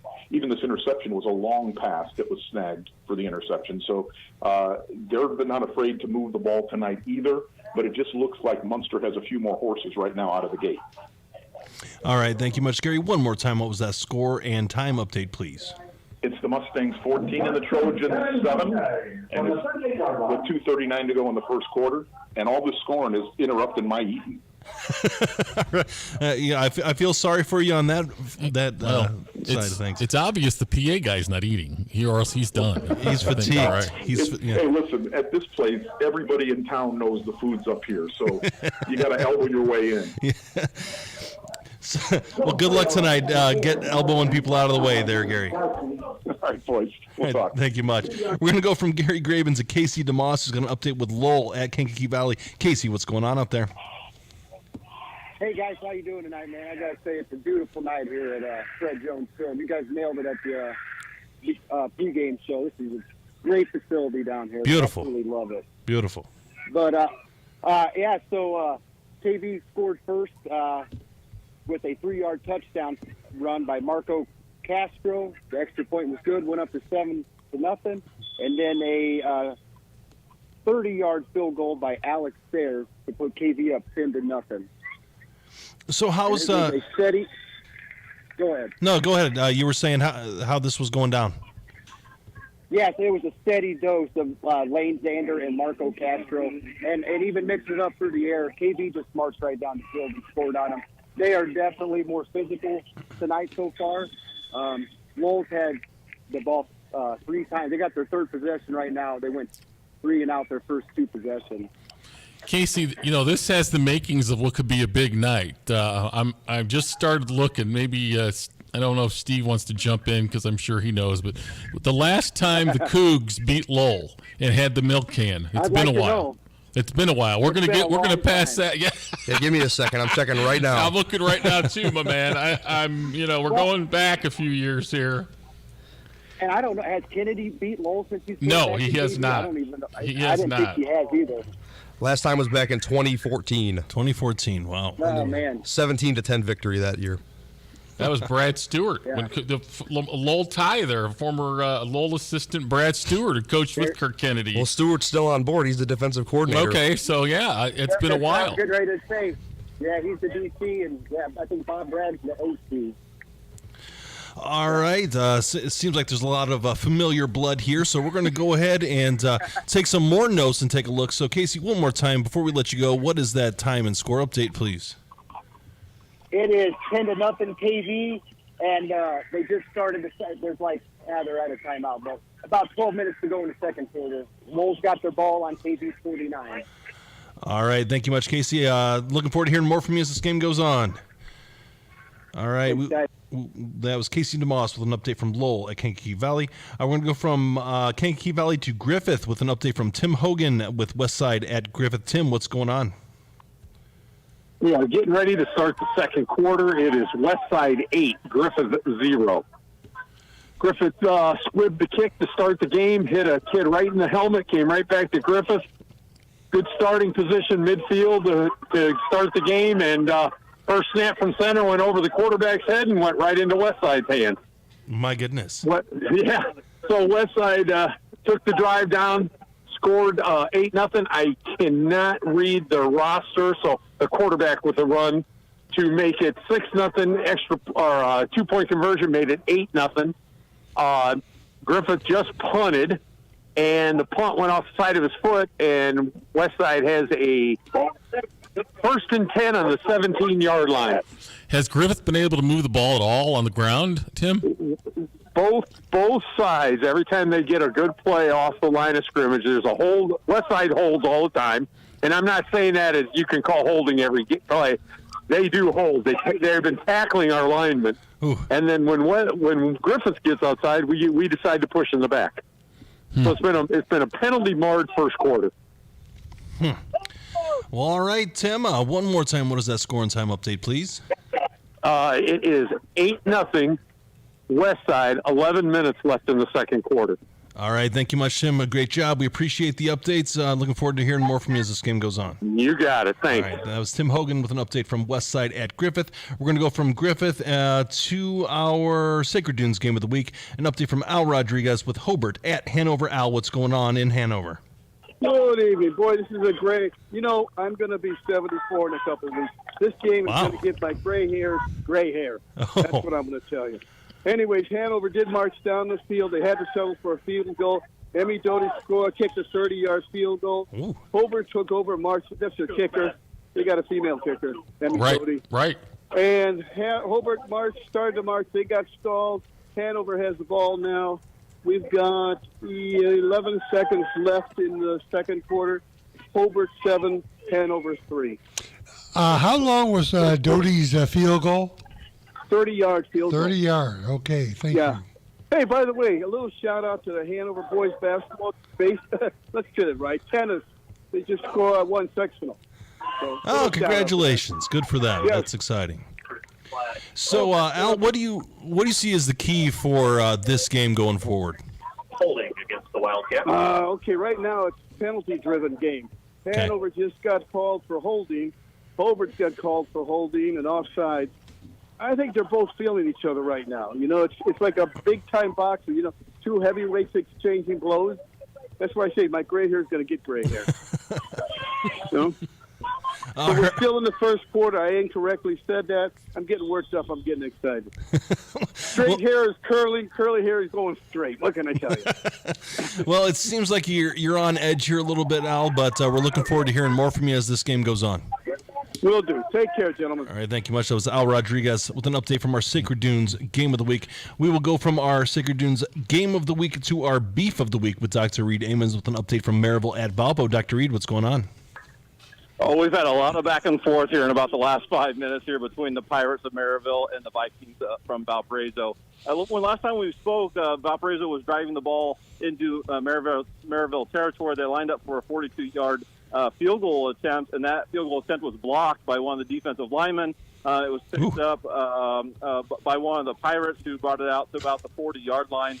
But just 2 plays later, Maryville's quarterback threw an interception, and Valparaiso was to get great field position. And then 2 plays after that, Valparaiso's running back Thomas Berta runs it in from 31 yards out. The extra point then was blocked by the Pirate defensive lineman once again. That kept the Pirates up 7-6.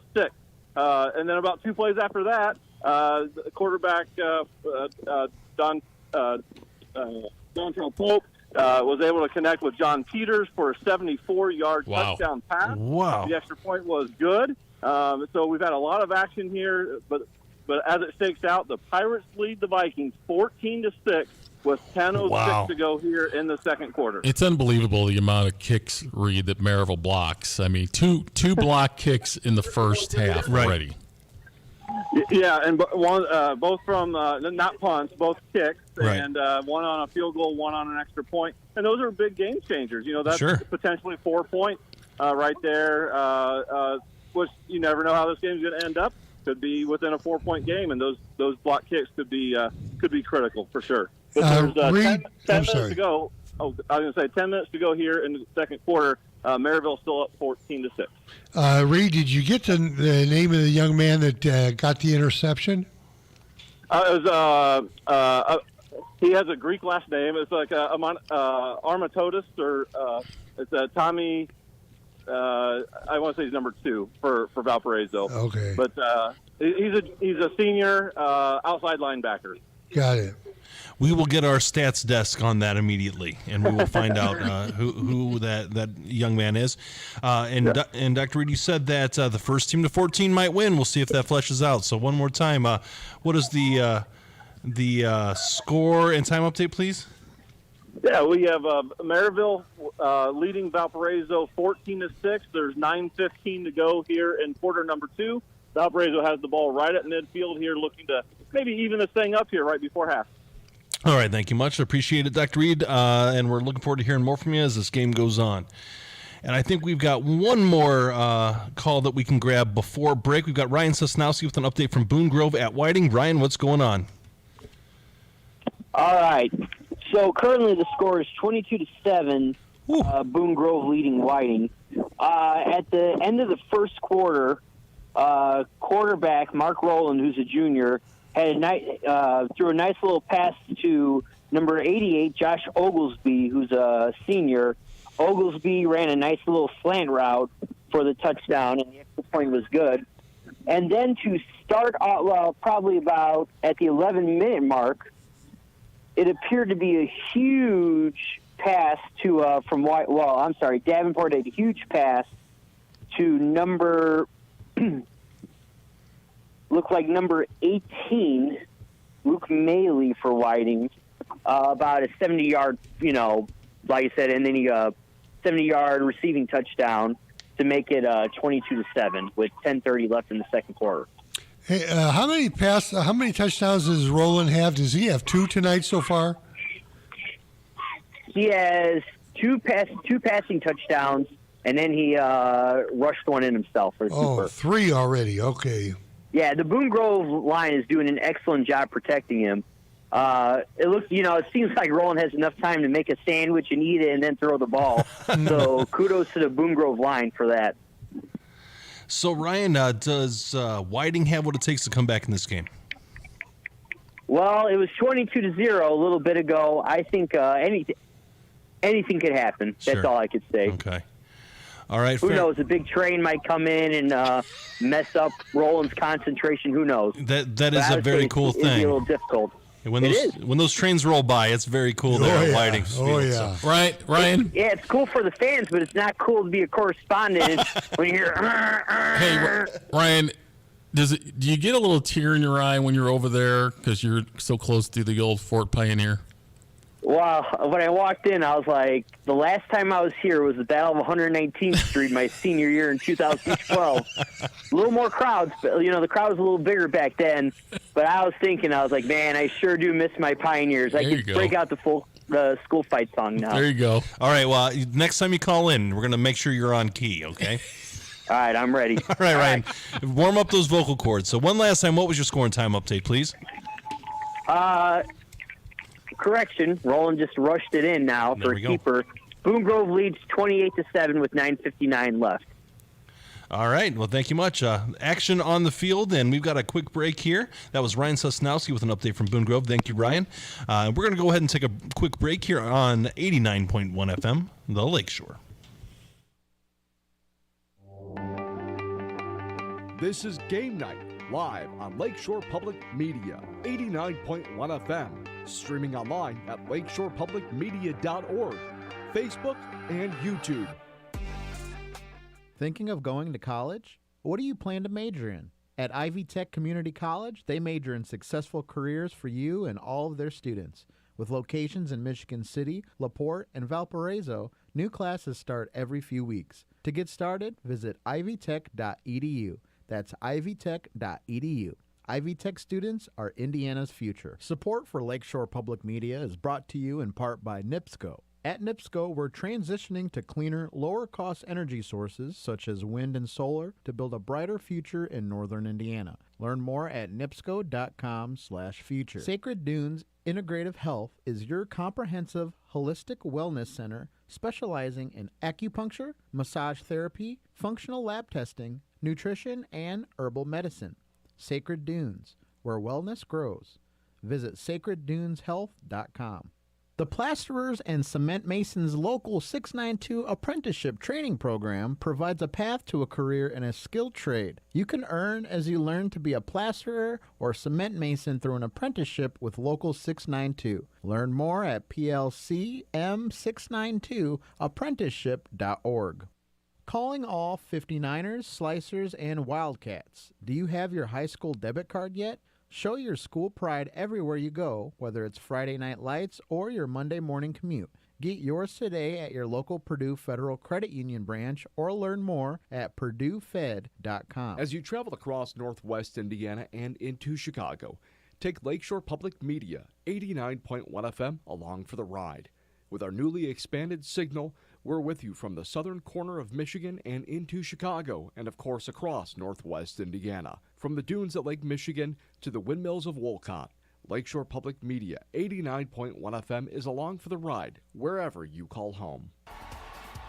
And now, the Plasterers and Cement Masons Local 692 scoreboard update. What's up, Lakeshore Game Night? Steve Schmidt here. Lots of scores coming in quick to the Game Night studios here in Week 7 of the high school football season, so let's see what's going on. Starting out in the Sacred Dunes game of the week, Hobart at Hanover Central in the first quarter. Hobart has a 7-3 lead. Willie Shearer ran one in from 1 yard out for the Brickies to put them on top early, and then Emmy Doty hit a 30-yard field goal for the Wildcats. The beef of the week, Maryville at Valpo. Second quarter, Maryville with a 14-6 lead. Jaquarius Johnson got the scoring started in the first quarter on a 3-yard touchdown run. Then in the second quarter, Thomas Berta for the Vikings ran one from 36 yards out. And then Maryville responded on a 68-yard touchdown pass from Dante Pope to John Peters. Lake Central at Chesterton at the end of the first quarter. Chesterton has a 7-0 lead behind a Brady McCormick 14-yard touchdown pass to Cameron Chadwick.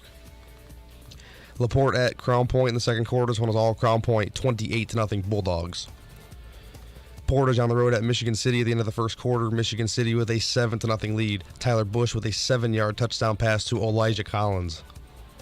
Andrean at Bishop Chatard. Last update was at the half. Bishop Chatard with a 28-0 lead over the 59ers. Highland on the road at Munster in the first quarter. Munster with a 14-7 lead. Matt Opak got the scoring started on a 45-yard touchdown pass to Anthony Collins for the Mustangs. Then Highland responded on a 90-yard touchdown run by Jason Lawrence, and the Mustangs went back on top behind a Daniel Askedam 1-yard touchdown run. Lowell at Kankakee Valley in the second quarter. The Cougars have a 17-0 lead. Marco Castro with a 3-yard touchdown run, and Alex Sayers with a pair of field goals. Boone Grove on the road at Whiting in the second quarter. You just heard this one before the break. Boone Grove just went up 28-7, but the extra point was pending there, so that could be a 29-7 game. We'll get that update as soon as we can get it. But Mark Rowland has accounted for all 4 scores for the Wolves in this one. Calumet at Wheeler, first quarter. Wheeler holds a 7-0 lead. Westside on the road at Griffith at the end of the first quarter. Westside is up 8-0 behind O'Marion Yobler, 1-yard touchdown run. Bishop Knoll at River Forest in the second quarter. River Forest has a 21-0 lead. Aiden Silver with a pair of touchdown passes, and he has also added a 1-yard touchdown run. Hammond Central at Hammond Morton for the third Battle for Hammond matchup in the first quarter. Morton with a 12-0 lead. And finally here, Rensselaer at Benton Central in the first quarter. Rensselaer with a 19-6 lead over Benton Central. Diego Hernandez-Reyes with 2 touchdowns in this one. You're not going to want to miss any of the action here in Week 7 of the high school football season after this break.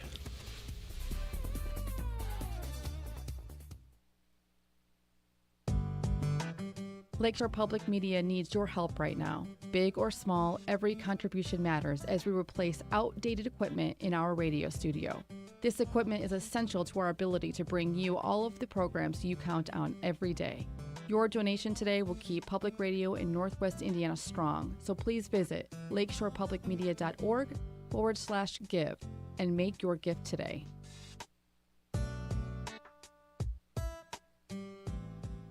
From Muddy Waters to Toronzo Cannon and Buddy Guy to Wayne Baker Brooks, the blues lives on Lakeshore Public Media 89.1 FM every Friday night, beginning at 10 p.m. following game night. Cruise the blues with Mr. Jack.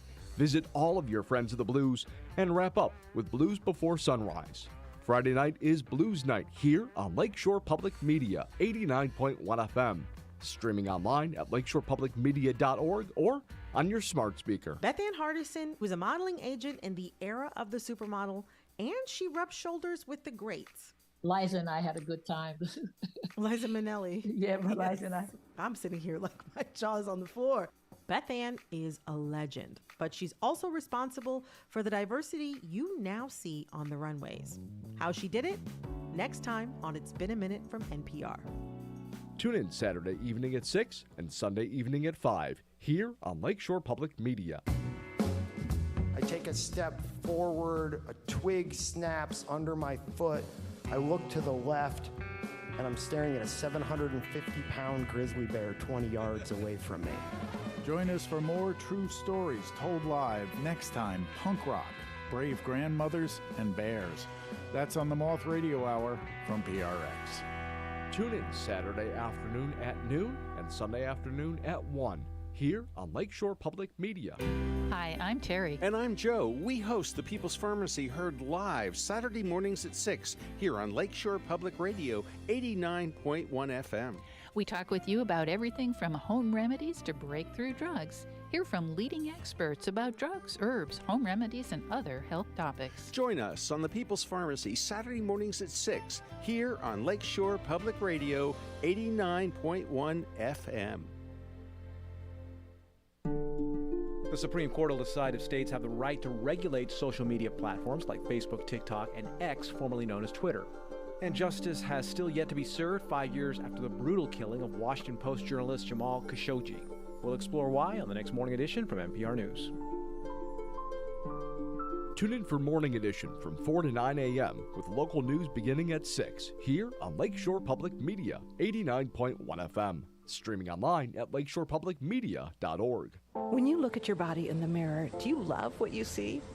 Maybe you've heard of body positivity, but what if we just felt neutral about our bodies? If you can love your body unconditionally and just feel amazing about it all the time, that's awesome. But most people can't. Setting that as like the gold standard just makes a lot of people feel like they're failing. New ways of thinking about our bodies, next time on To the Best of Our Knowledge. Tune in Saturday afternoon at 3 here on Lakeshore Public Media 89.1 FM. Now, back to the action here on Game Night. All right, Ben Kolodzinski back here with Wayne Svetanoff and Joe Arredondo. We're going to throw it out to the voice of Northwest Indiana, Mr. Gary Graven, with an update from Highland at Munster. Gary, what's going on? Following that Munster interception, the Mustangs were able to drive down and eventually a OPAT 28-yard touchdown pass to Henry Adams. The extra point was good, making it 21-7 Munster. Highland is actually on the drive here a little bit now, but we're at 21-7 with about 6 minutes left here in the first half. So, Gary, it seems like Munster's all over Highland right now. Yeah, and it's all different ways. It's running, it's passing. If you'll notice, the 3 touchdowns are by 3 different players, 2 touchdown passes for OPAT, but 2 different receivers, Asgadum with the 1-yard run after the big run. So the wealth has been spread here tonight. Munster looks sharp on offense. Gary, this as done the running back, I can't pronounce that, but who leads the area, has Highland kind of taken him out of the game, or is just Munster moving the ball around? No, it's all different ways. He's had some good runs here tonight too. Again, right now Munster's been able to kind of do what they want on offense. They're really playing very sharp there. So as we move forward here, again, as we've talked about, it looks like Highland's going to need some sort of misstep here from Munster to have a chance here, because they are really hitting on all cylinders here offensively. Munster obviously, has we've talked about the running back, but their offensive line is obviously improved and is making their progress offensively very apparent. I mean, they've run the ball. They ran the ball last week pretty well against a Hanover team that hasn't really allowed many folks to run. So their offensive line and their running back has to be really the strength of their team. Well, certainly the run game is where they're hanging their hat. They've tried to hang it there all year, even against the better teams. They know that their abilities, really the strength is in the running game. Tonight, though, obviously they have seen something with their wide receivers against these Highland DBs because they've been able to go over the top a couple of times here. So there's something that they spotted film-wise, I'm sure, that they are exploiting. But for Munster to be successful, it does start with the run game. All right, Gary, seems like you've got an interesting one there tonight. One more time, what is your score and time update, please? Again, we're 21-7 Munster over Highland, just under 6 minutes to play in the first half.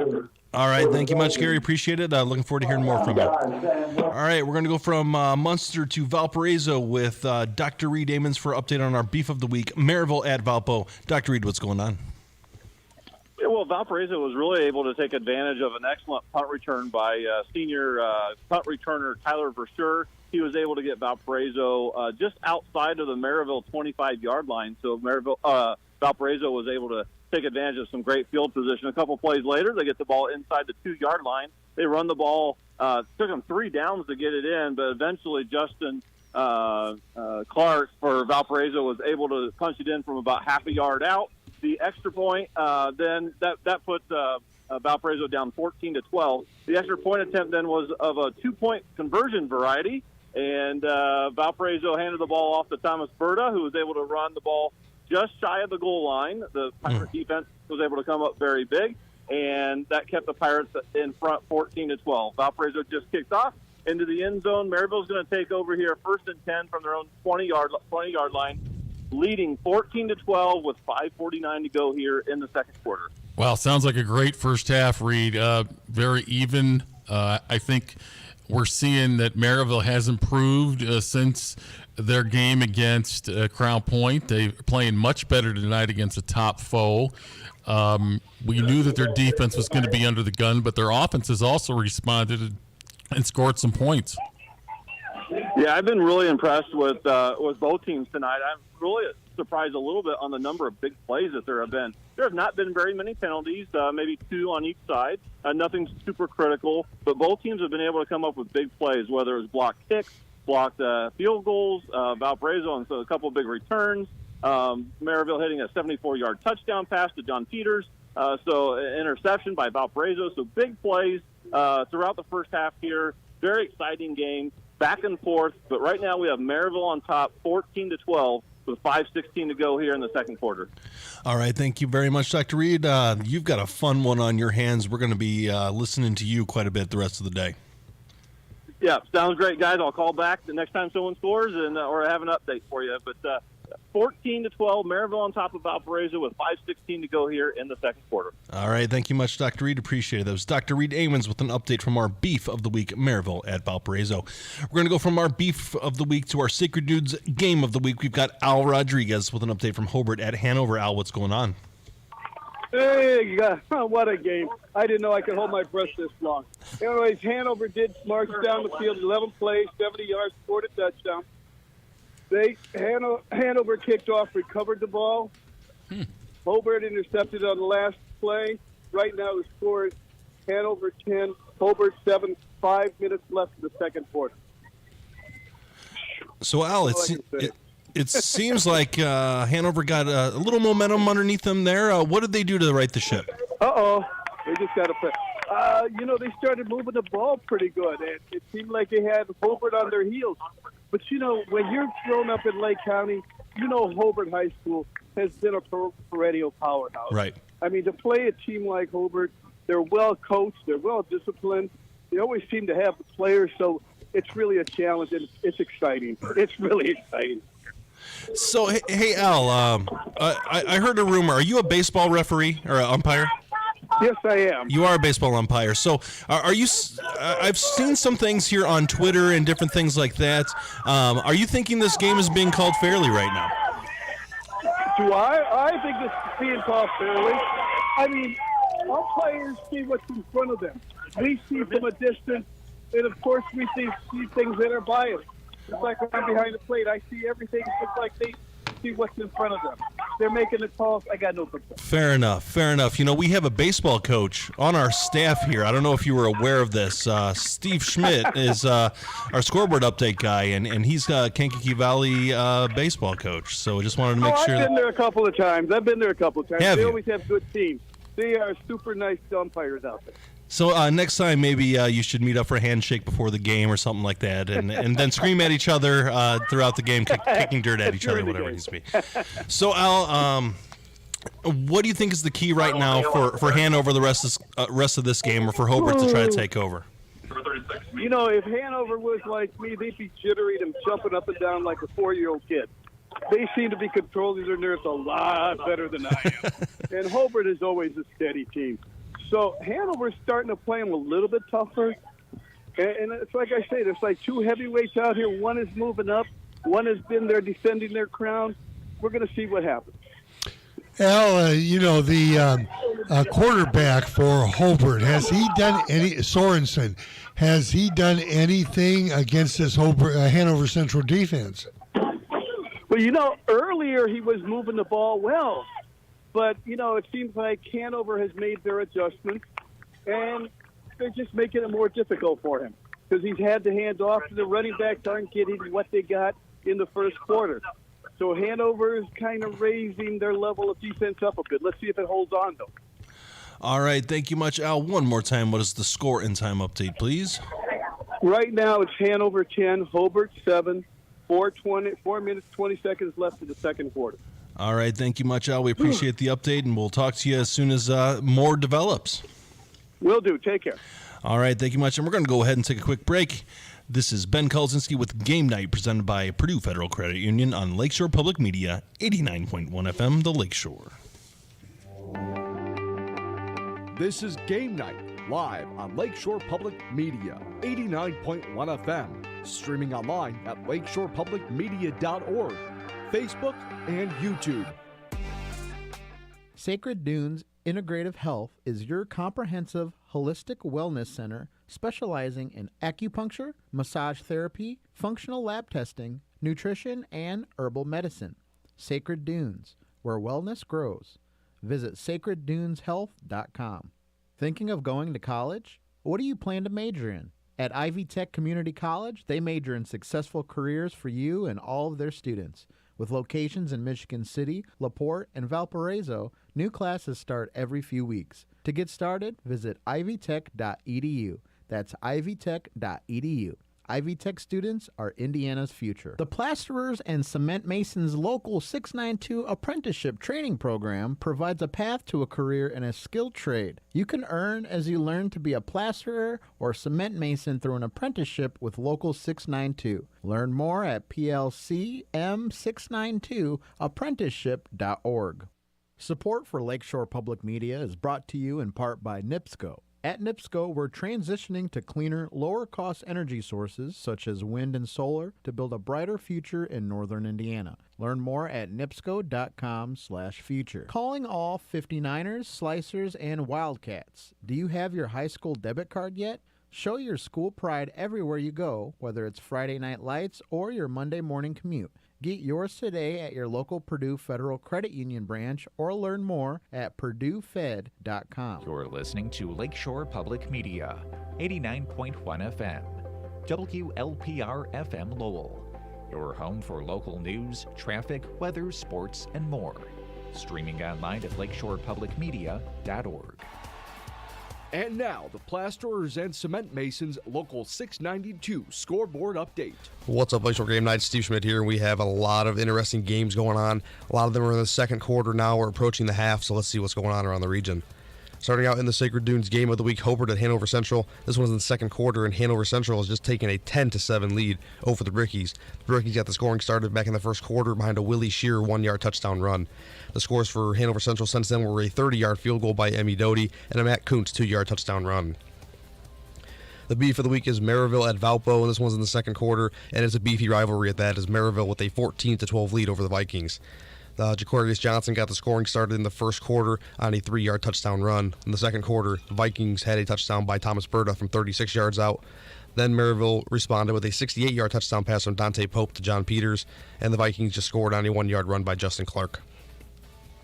Lake Central at Chesterton, second quarter. Chesterton with a 14-7 lead. Garrett Lewis with a 5-yard touchdown run on this one for the Trojans. LaPorte at Crown Point in the second quarter. This one was all Crown Point, 35-0 Bulldogs. Portage at Michigan City at the end of the first quarter was the last update. It was 7-0 Michigan City. Tyler Bush with a 7-yard touchdown pass to Elijah Collins. Andrean at Bishop Chatard at the half. It's 28-0 Bishop Chatard.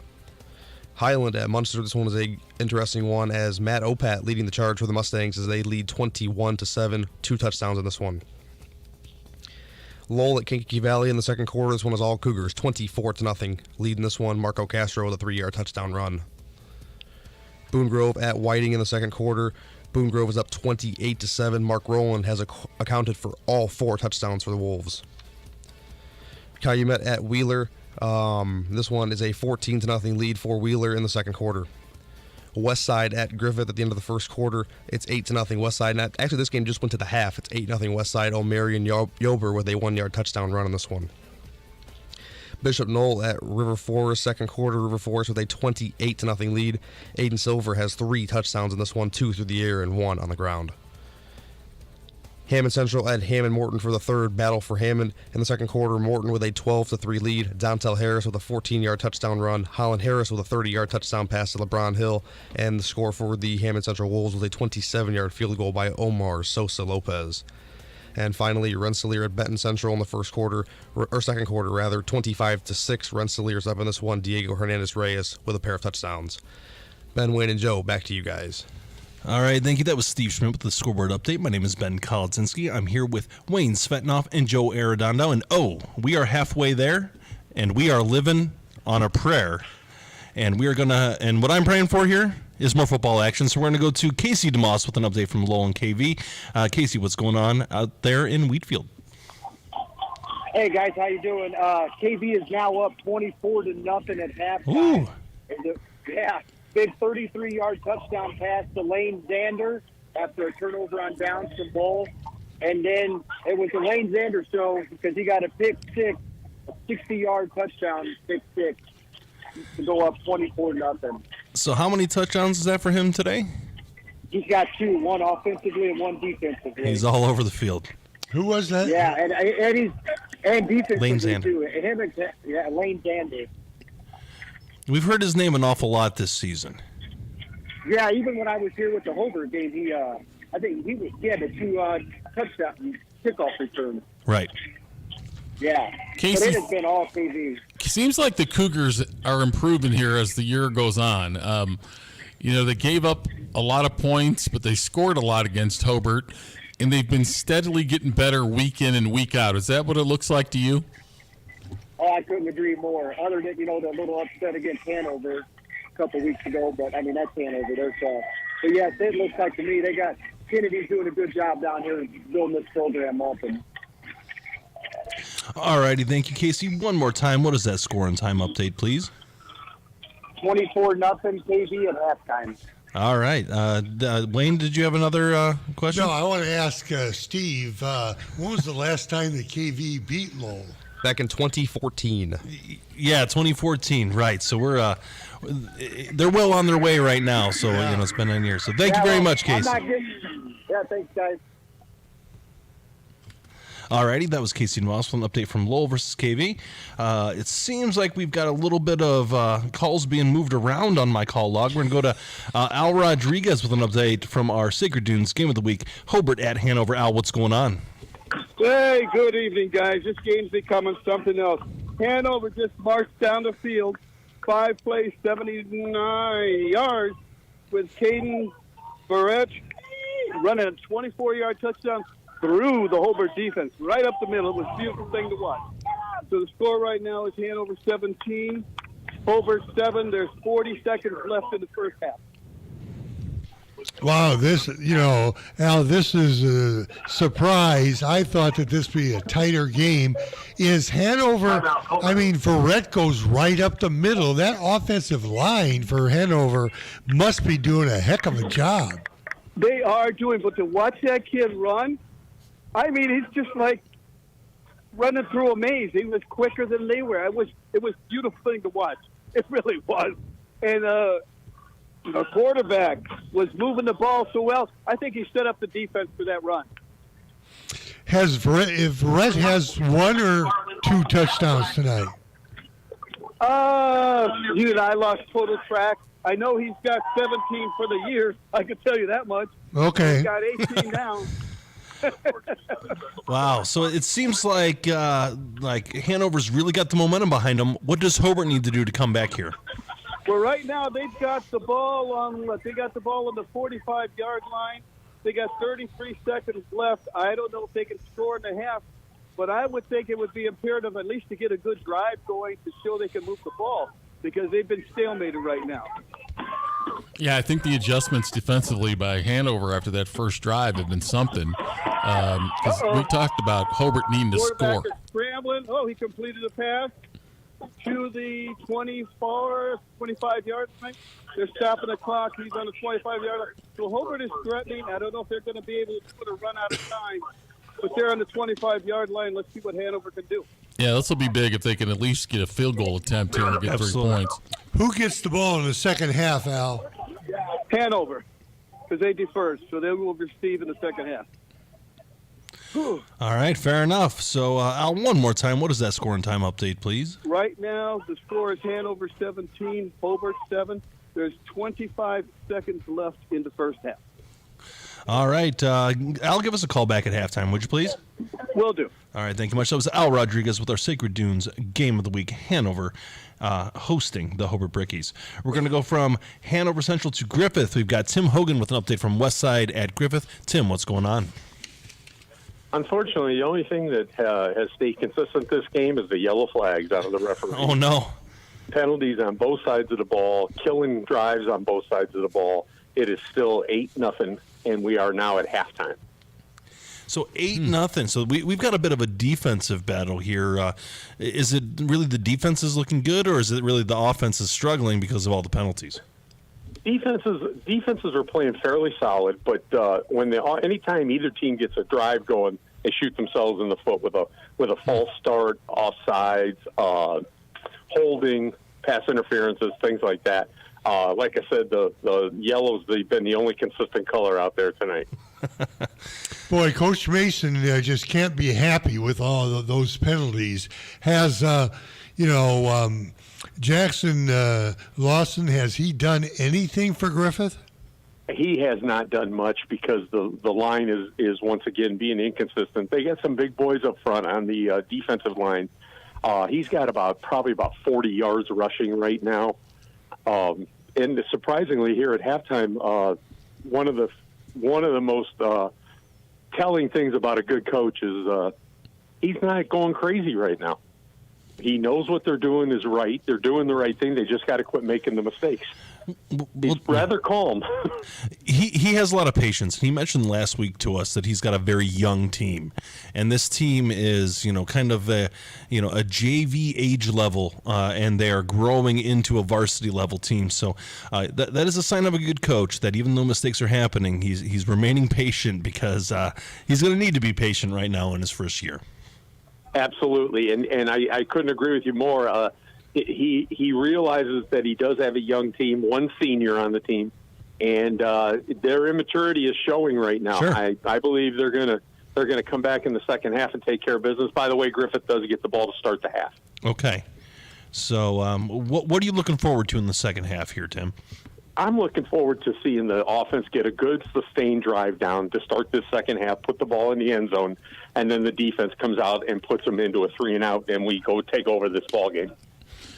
Yeah, it's interesting, Tim. You've been in a lot of halftime locker rooms in your day. What does a coach go in there and tell you when you're committing too many penalties? Is it a focus thing, a concentrate thing, on doing what you need to do without losing it and having the undisciplined penalties? Well, I'll tell you, listen to Coach Mason at halftime just now it's a wonderful thing. He's a really good coach. But what he did was he praised the boys. Hey, we're not doing anything wrong. We're not going to change anything. We just need to be better off the ball. Win the line of scrimmage and win the ball game. Okay. That's simple. So that didn't want them to think about too much.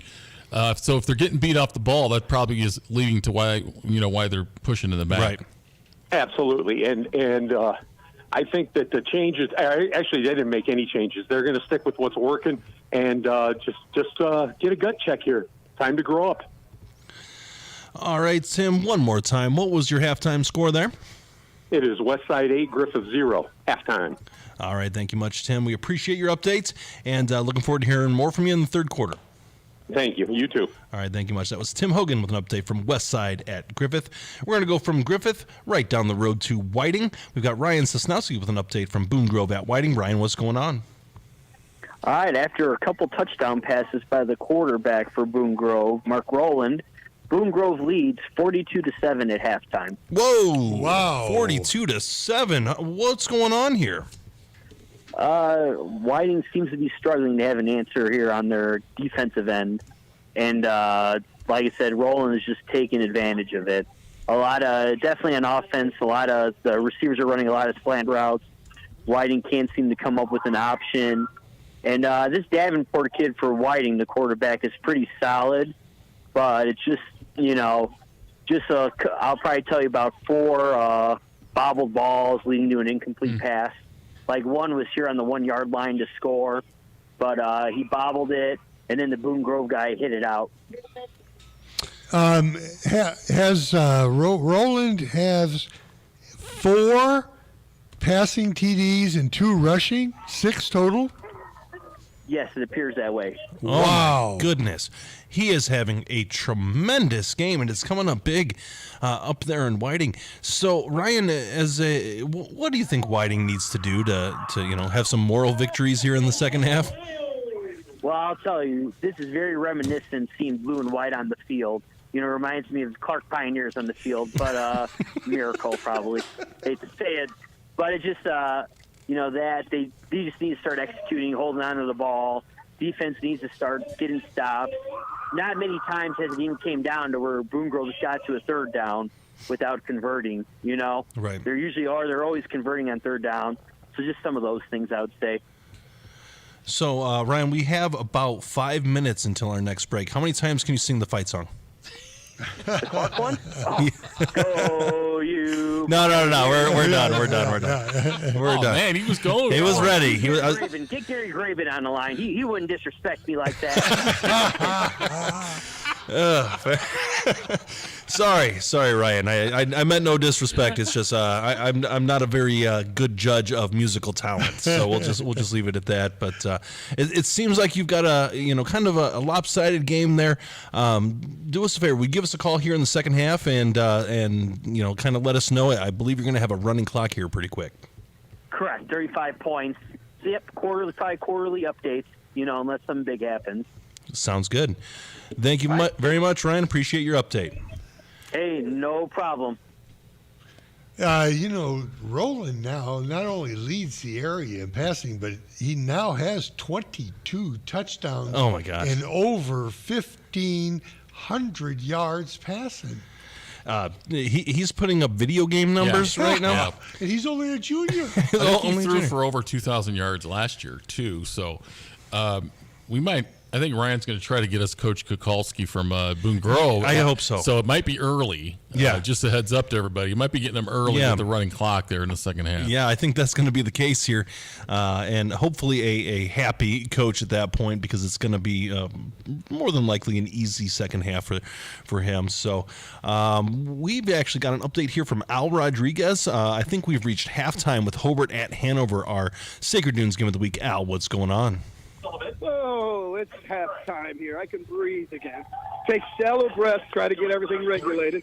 However, Hobart marched downfield, got down to about the 25, went to kick a field goal because they got stymied there. Kicked a 40-yard field goal, but missed it. But Hanover called timeout. Oh. So they had a second chance, and, of course, they made it. Wow. Okay. Kicked a 40-yard field goal. Score at halftime is 17. Let me get this right. Hanover 17, Hobart 10. So the icing of the kicker failed at the high school level. Oh, the icing melted completely. Hey, Al, who's the kicker? for Hobart? I'd have to look that up. Okay. I don't have him on a first name basis. Sorry about that. Oh, man, no. So Al, but this is one heck of a game out here, and I cleaned that up. it seems like you have a really exciting one there. What are you expecting to see in the second half? Well, Hanover is going to receive. I think Hobart got a little momentum, maybe, because they got excited when they kicked that field goal. It's only 7 points. We've got 2 more quarters coming up. And like I said earlier, just 2 heavyweights. One has had the crown for a lot of years. The other one is trying to move up to take it from them. It's going to be a battle. It's going to be a big battle. All righty. You got an exciting one there, Al. One more time, was your halftime score there? Hanover 17, Hobart 10. All right. Thank you very much, Al. We appreciate that update. That's Al Rodriguez with our Sacred Dunes Game of the Week with Hobart at Hanover. And we're going to go from our Sacred Dunes Game of the Week to the Beef of the Week. We got Dr. Reed Amons with an update from Maryville at Valpo. Dr. Reed, what's going on?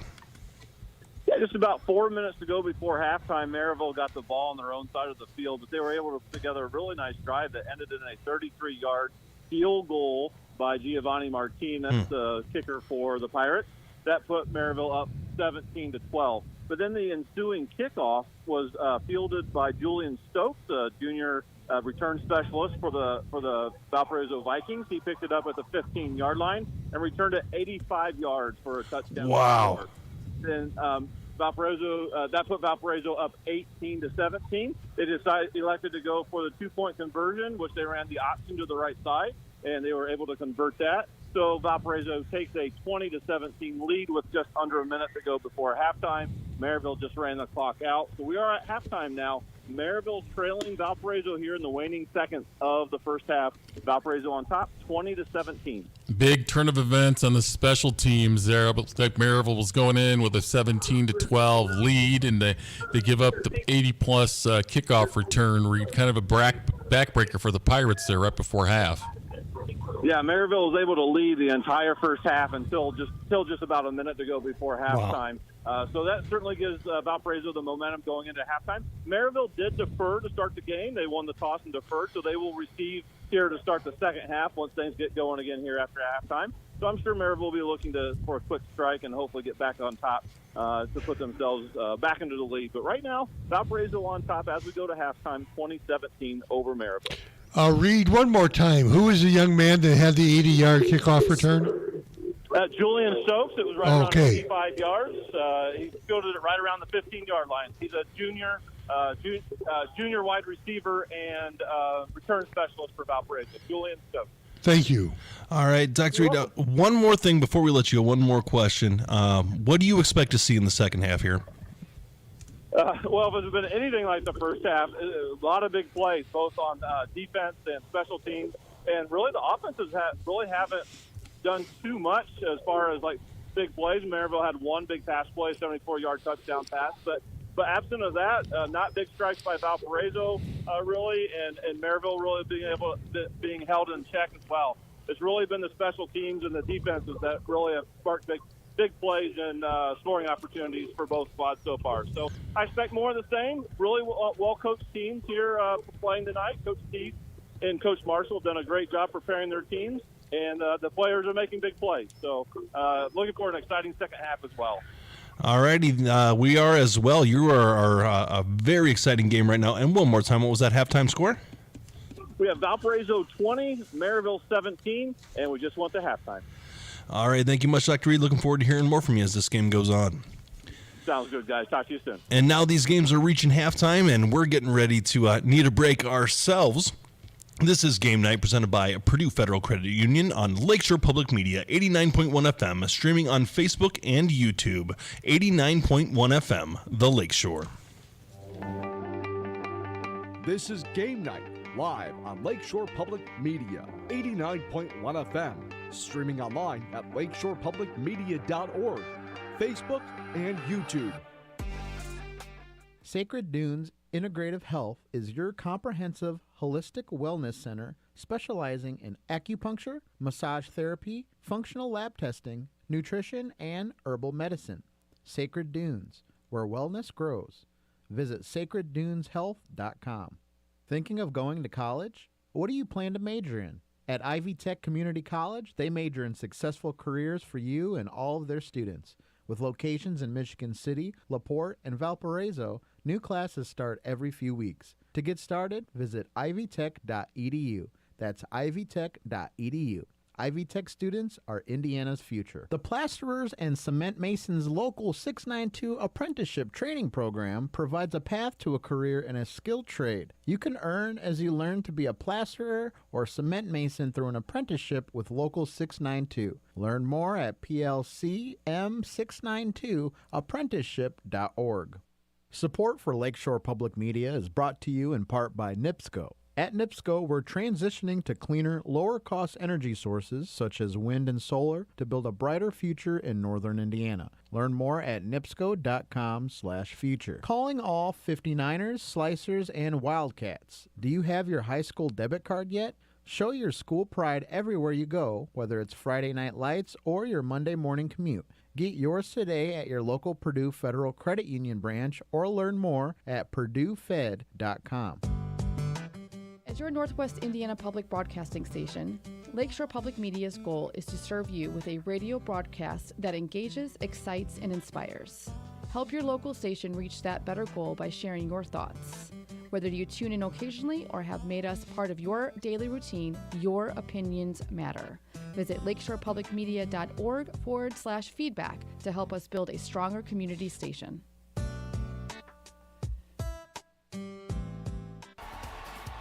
And now, the Plasterers and Cement Masons Local 692 scoreboard update. What's up, Lakeshore Game Night? Steve Schmidt here. We have halftime scores starting to roll in now to the Game Night studios. So let's see how your favorite team's doing here tonight, week 7 of the high school football season. Starting out with the Sacred Dunes game of the week, Hobart on the road at Hanover Central. Second quarter, or this one's actually at the half, it's 17-10 Hanover. Hobart got the scoring started in the first quarter on a 1-yard touchdown run by Willie Shearer, and they just knocked in a field goal right before the half, 40 yards out by Xander Langford. Maryville at Valpo is the beef of the week, and this one's at the half. It's 20-17 Valpo. They just took the lead on an 82-yard kickoff return for a touchdown by Julian Stokes. This one has been a back-and-forth game throughout the entire first half. You're not going to want to miss the second half of this one. The rest of the Newland Conference here is Lake Central at Chesterton in the second quarter. 14-7 Chesterton leads in this one. Brady McCormick with a 14-yard touchdown pass to Cameron Chadwick. Garrett Lewis with a 5-yard touchdown run for the Trojans. And the score for Lake Central was a Chase Kwiatkowski 32-yard touchdown pass to L.J. Richardson. LaPorte at Crown Point. This one is at the half, and it's all Bulldogs, 35-0.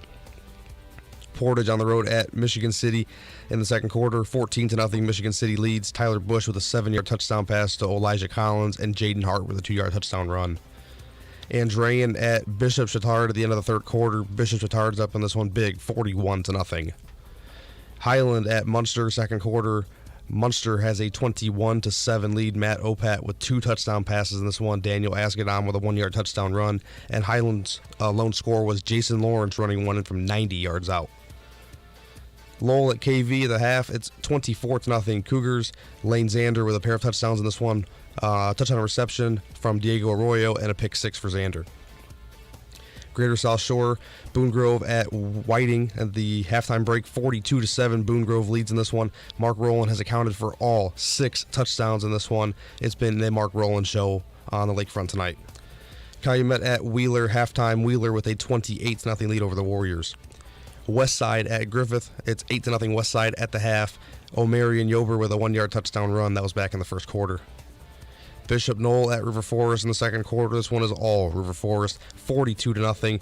Aiden Silver with 4 touchdowns in this one. Dearius Beeson with a 28-yard fumble recovery for a touchdown. And Caleb Short also with a passing touchdown on this one for the Ingots.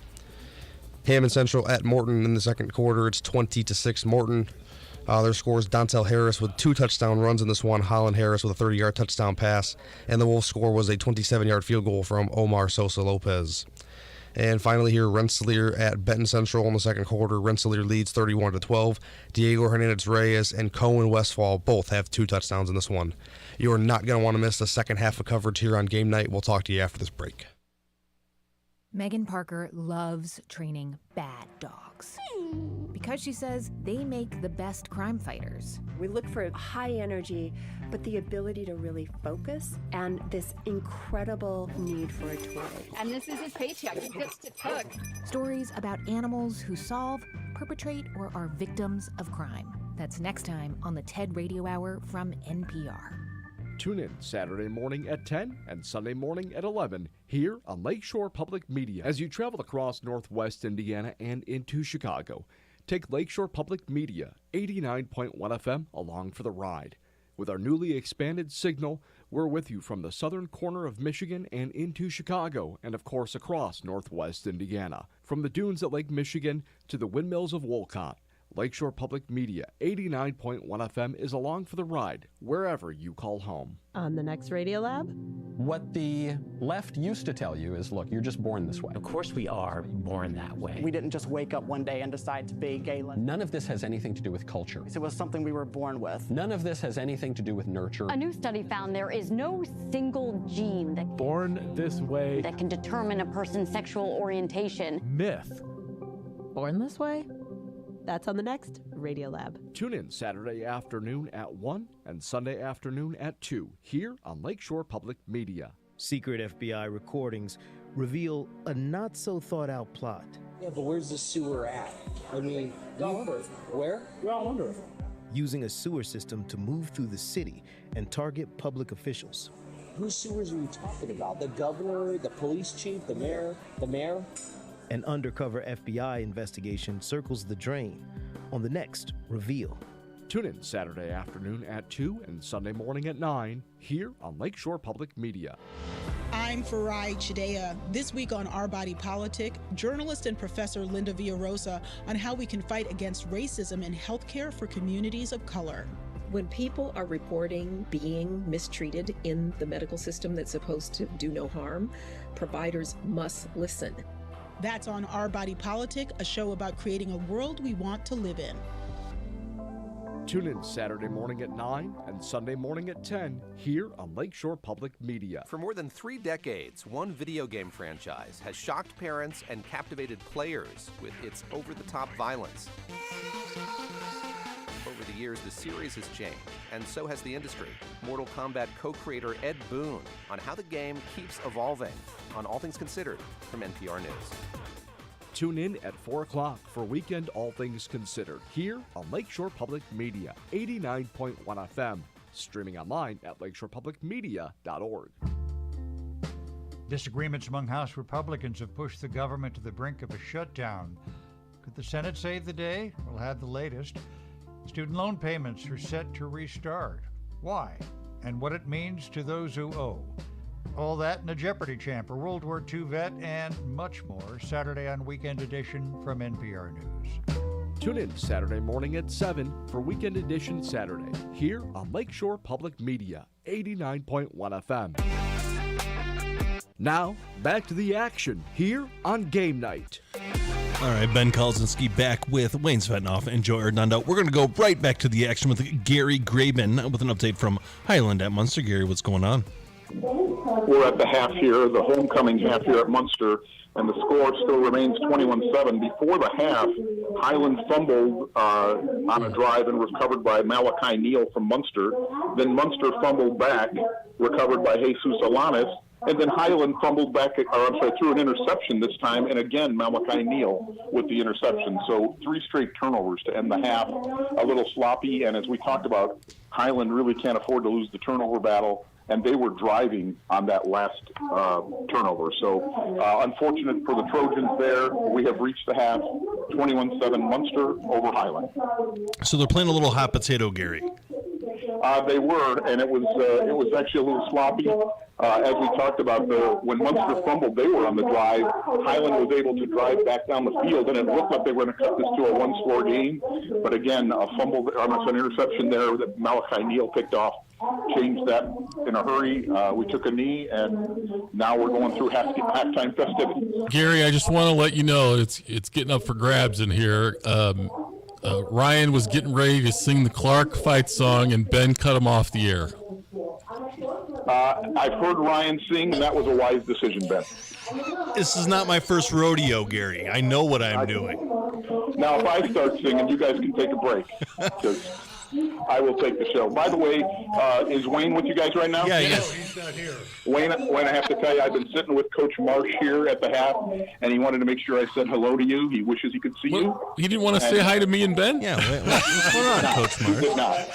You tell Coach. Or Andrew Johnson here? I have to say, I even used your guys' names, and he said, make sure you say hi to Wayne.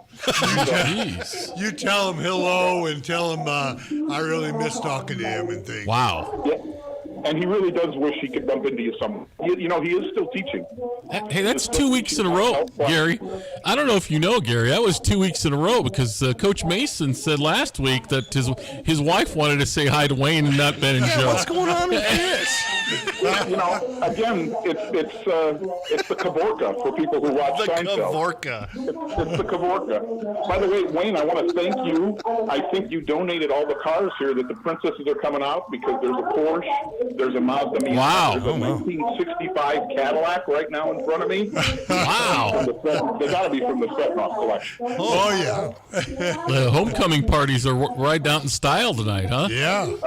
I've been here at Munster for a homecoming before, and they do it right. This is quite the show.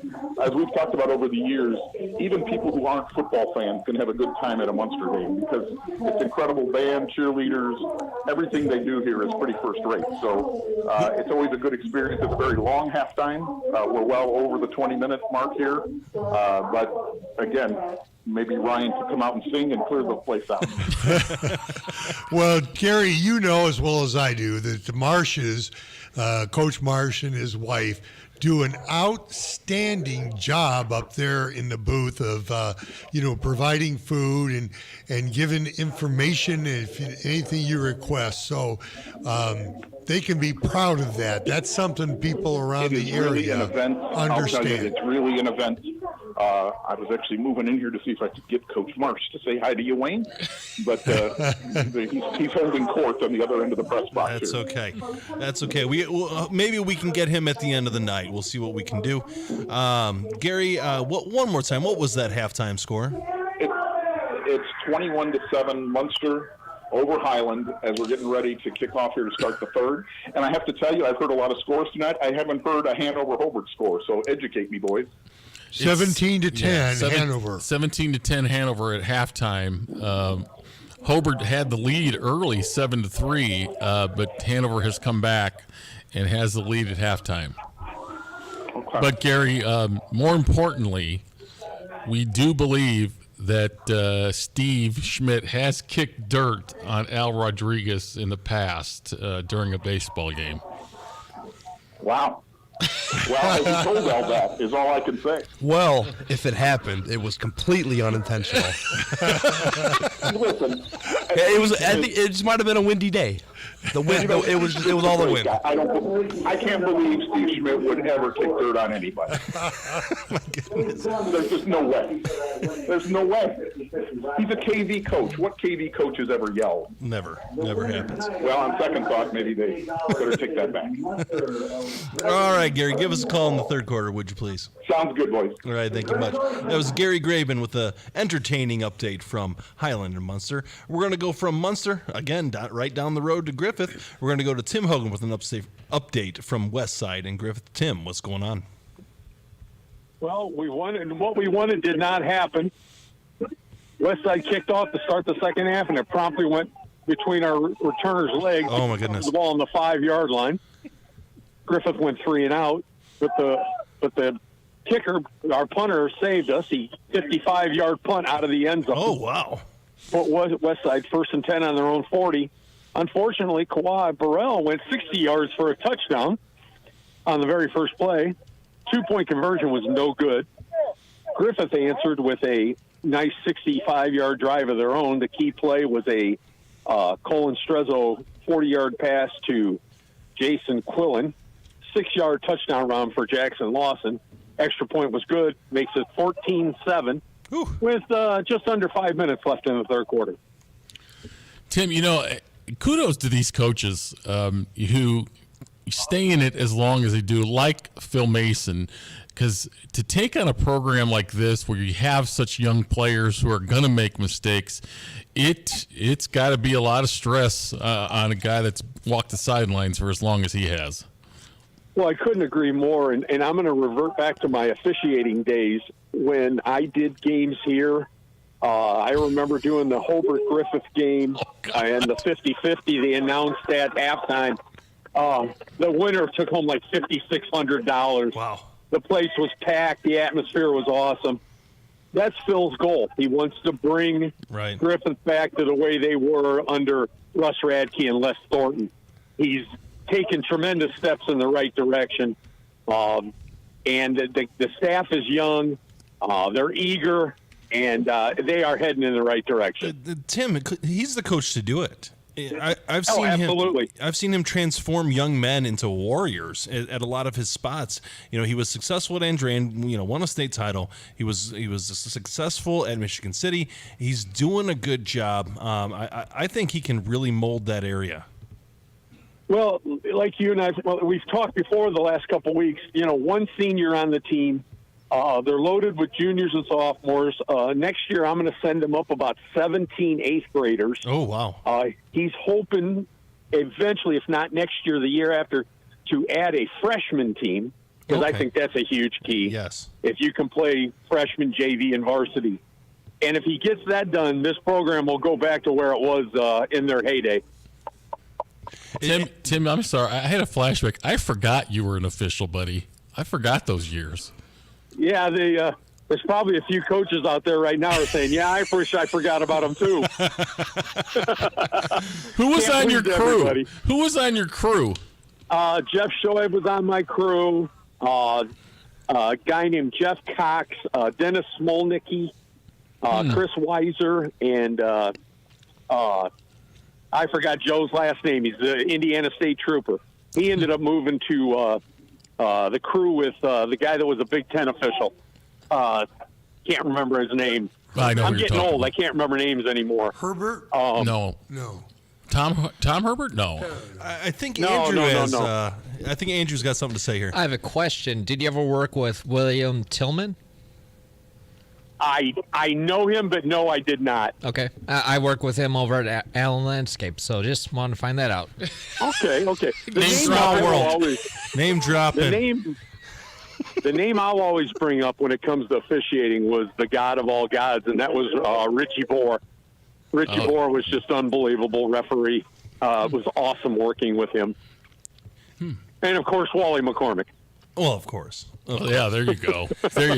Well, Tim, if you happen to follow me on Twitter, you know I'm not a big fan of officials. So I tend to point out their shortcomings. But you know what? For you, I'll make an exception. I think you're an I excellent human appreciate being, that. You know, so I still have a license, but I don't work anymore. All right, fair enough.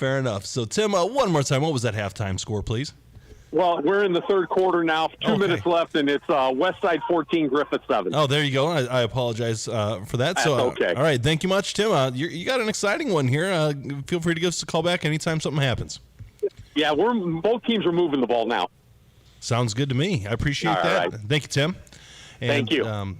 So that was Tim Hogan with an update from Westside and Griffith. And you know what? We're going to go ahead and take a quick break on 89.1 FM, the Lakeshore.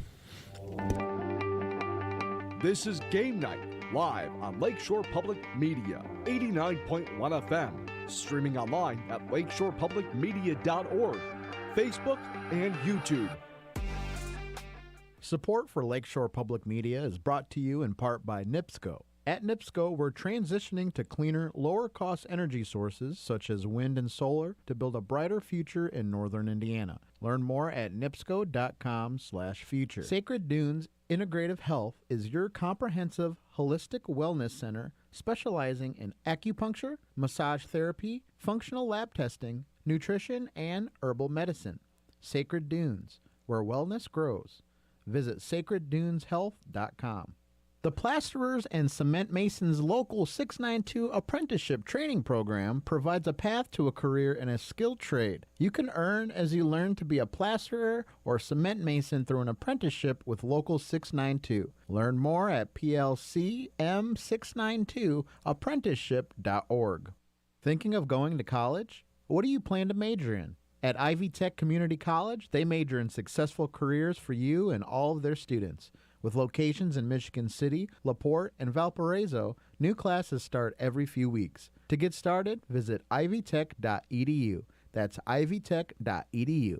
Ivy Tech students are Indiana's future. Calling all 59ers, Slicers, and Wildcats. Do you have your high school debit card yet? Show your school pride everywhere you go, whether it's Friday night lights or your Monday morning commute. Get yours today at your local Purdue Federal Credit Union branch or learn more at purduefed.com. As your Northwest Indiana public broadcasting station, Lakeshore Public Media's goal is to serve you with a radio broadcast that engages, excites, and inspires. Help your local station reach that better goal by sharing your thoughts. Whether you tune in occasionally or have made us part of your daily routine, your opinions matter. Visit lakshorepublicmedia.org/feedback to help us build a stronger community station.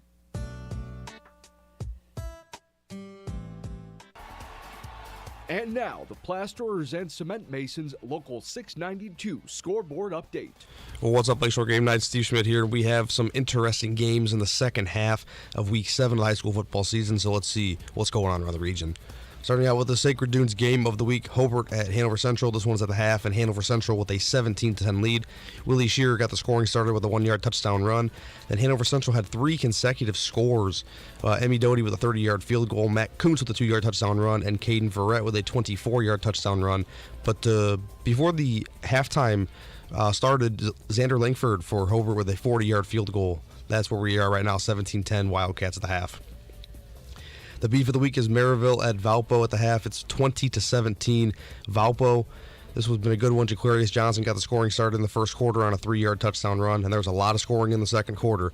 Valpo's Thomas Berta with a 36-yard touchdown run. Dante Pope for Maryville with a 68-yard touchdown pass to John Peters. Justin Clark for Valpo with a 1-yard touchdown run. And Giovanni Martinez with a 33-yard field goal for the Pirates. And Julian Stokes ran one in from 82 yards out on a kickoff return at the end of the half. That's where we are right now, 2017 Vikings. Lake Central at Chesterton, second quarter. Chesterton has a 14-7 lead in this one over Lake Central. LaPorte at Crown Point, halftime. Crown Point's up big, 35-0. Portage at Michigan City, second quarter. 14-0 Michigan City leads. Tyler Bush with a 7-yard touchdown pass to Elijah Collins, and Jaden Hart with a 2-yard touchdown run. Andrean at Bishop Chatard. We have our first final of the night, and Bishop Chatard wins tonight 41-0 over Andrean. Highland at Munster, second quarter, 21-7. Munster leads. Matt Opat with a pair of touchdowns in this one. Lowell at Kankakee Valley in the third quarter. KV has a 31-0 lead over the Red Devils. Lane Zander with a pair of touchdowns for the Cougars in this one. Boone Grove at Whiting, halftime, 42-7. Boone Grove leads big. Mark Rowland has accounted for all 6 scores for the Wolves. Calumet at Wheeler, third quarter. Wheeler with a 28-8 lead over the Warriors. The lone score for Calumet was a Javon Lawrence touchdown run. Westside at Griffith, third quarter. Westside with a 14-7 lead. O'Marion Yober with a 1-yard touchdown run for the Cougars back in the first quarter. Then Kawhi Burrow with a 60-yard touchdown run to put them up 14-0 in the third. But then Jackson Lawson for Griffith doing what he's done all season, a 6-yard touchdown run to answer. That's where we are, 14-7 third quarter. River Forest hosting Bishop Knoll at the half. It's River Forest a big 42-0. Aiden Silver with 4 touchdowns in this one. Hammond Central at Hammond Morton, and this one is all Hammond Morton. They're up at the break 32-3. It's been Dontel Harris with 4 touchdowns tonight for the Governors. And finally, Rensselaer at Benton Central, 37-20. Rensselaer leads in this one. Diego Hernandez Reyes with 4 touchdowns, and Cohen Westville with 2. Ben, Joe, and Wayne's been an exciting beginning of the night here. I'm excited for what the rest of the night has to offer us. We're in the thick of it now. This is a pretty exciting way to go, and this is going to be an exciting end of this show. We've got Casey DeMoss with an update here from Lowell at KV. Casey, what's going on? Hey, guys. Yeah, it's all KV here, 31-0. KV came out and they got the ball after the half, and Lowell stopped them, and then KV stopped them, turnover on downs. And then it was a steady dose of Marco Castro marching down the field. About an 8-minute drive for a 2-yard touchdown run to put them up 31-0. And Lowell is driving right now. They had a good kickoff return about midfield, and they are on KV's 11. So the shutout is in jeopardy right now. So Casey, is it just Kankakee Valley doing everything right today? Yeah, KV is way more physical tonight. They are pushing Lowell back on the line. It's a dominant performance. And defensively, guys, I'd like to see the defensive stats on KV's side. They've had 2 sacks. I mean, I think Lowell, I'm thinking they've only got the ball across midfield maybe twice in this game tonight. So yeah, this is kind of surprising to me, Casey. What were you expecting out of this game? I was expecting a lot closer game. Yeah, I thought KV could beat them, but I didn't expect this at all. Is Casey KV's offensive and defensive lines just too dominant over Lowell right now? Yes, KV's both sides of the ball. KV is dominant on Lowell right now, and I don't know if it's size or speed, but KV's just will to want to come out here and beat Lowell tonight. With the win tonight, Kankakee Valley could move to 3-4. They play at Highland and host Munster, so they have a real opportunity for a winning regular season. You take into account that they lost their opener, was a heartbreaking loss to Rensselaer by 1 point. And then the 53-48 lost to Hobart. I mean, they have really been in most of their games this year, except for the Hanover game. Yeah, absolutely. Yeah. So, all right, Casey, we appreciate your update. One more time, what was that score and time update, please? It's 31-0 KV with 11 minutes to go in the fourth quarter, and Lowell has got the ball on KV's 5-yard line. All right, thank you much, Casey. Do us a favor, give us a call when this game goes final. Sure thing, guys. All right, thank you much. That was Casey DeMoss with an update from Wheatfield, Indiana. It's Lowell at KV. KV all over the Red Devils. We're going to go from Kankakee Valley and drive a little bit up Route 10 and go to Hanover Central. And Al Rodriguez with an update from our Sacred Dunes Game of the Week. Hobart at Hanover. Al, what's going on? Hey, good evening. My Lord, it's going to be a heck of a battle. Hanover received, marched down the field, 3 plays, 71 yards, scored a touchdown. Kuntz threw it to Bartolomeo, and the score was 24-10. Hobart marched down the field. It was, 5 plays, 68 yards, scored a touchdown. Wow. And so we have a score right now of 24-17 with a little over 10 minutes left in the third quarter. In the third quarter? Yes. My goodness. What was the adjustment? Yeah. What were the adjustments, Al? Could you tell anything different that both teams made offensively? You know what? What I saw for Hobart is their quarterback put the team on his back and marched it downfield and then gave the running back 15-yard touchdown. But they would not have gotten down the field without Sorensen running like crazy. He was just crazy leg Sorensen out there. Right now, Hanover has the ball on their, 35-yard line, and they're starting to move the ball a couple of yards at a time. Kind of like Ohio State, 3 yards in a cloud of dust. Remember that? Except there's no dust on these kind of fields. Sure, Al. Just rub it in. Yeah. Thanks a lot. I think that was directed your way. Yeah. It wasn't directed my way. I'll say that much. So, all right, Al, one more time. What is that score and time update, please? Right now, the score is Hanover 24, Hobart 17, 9:44 left in the third quarter.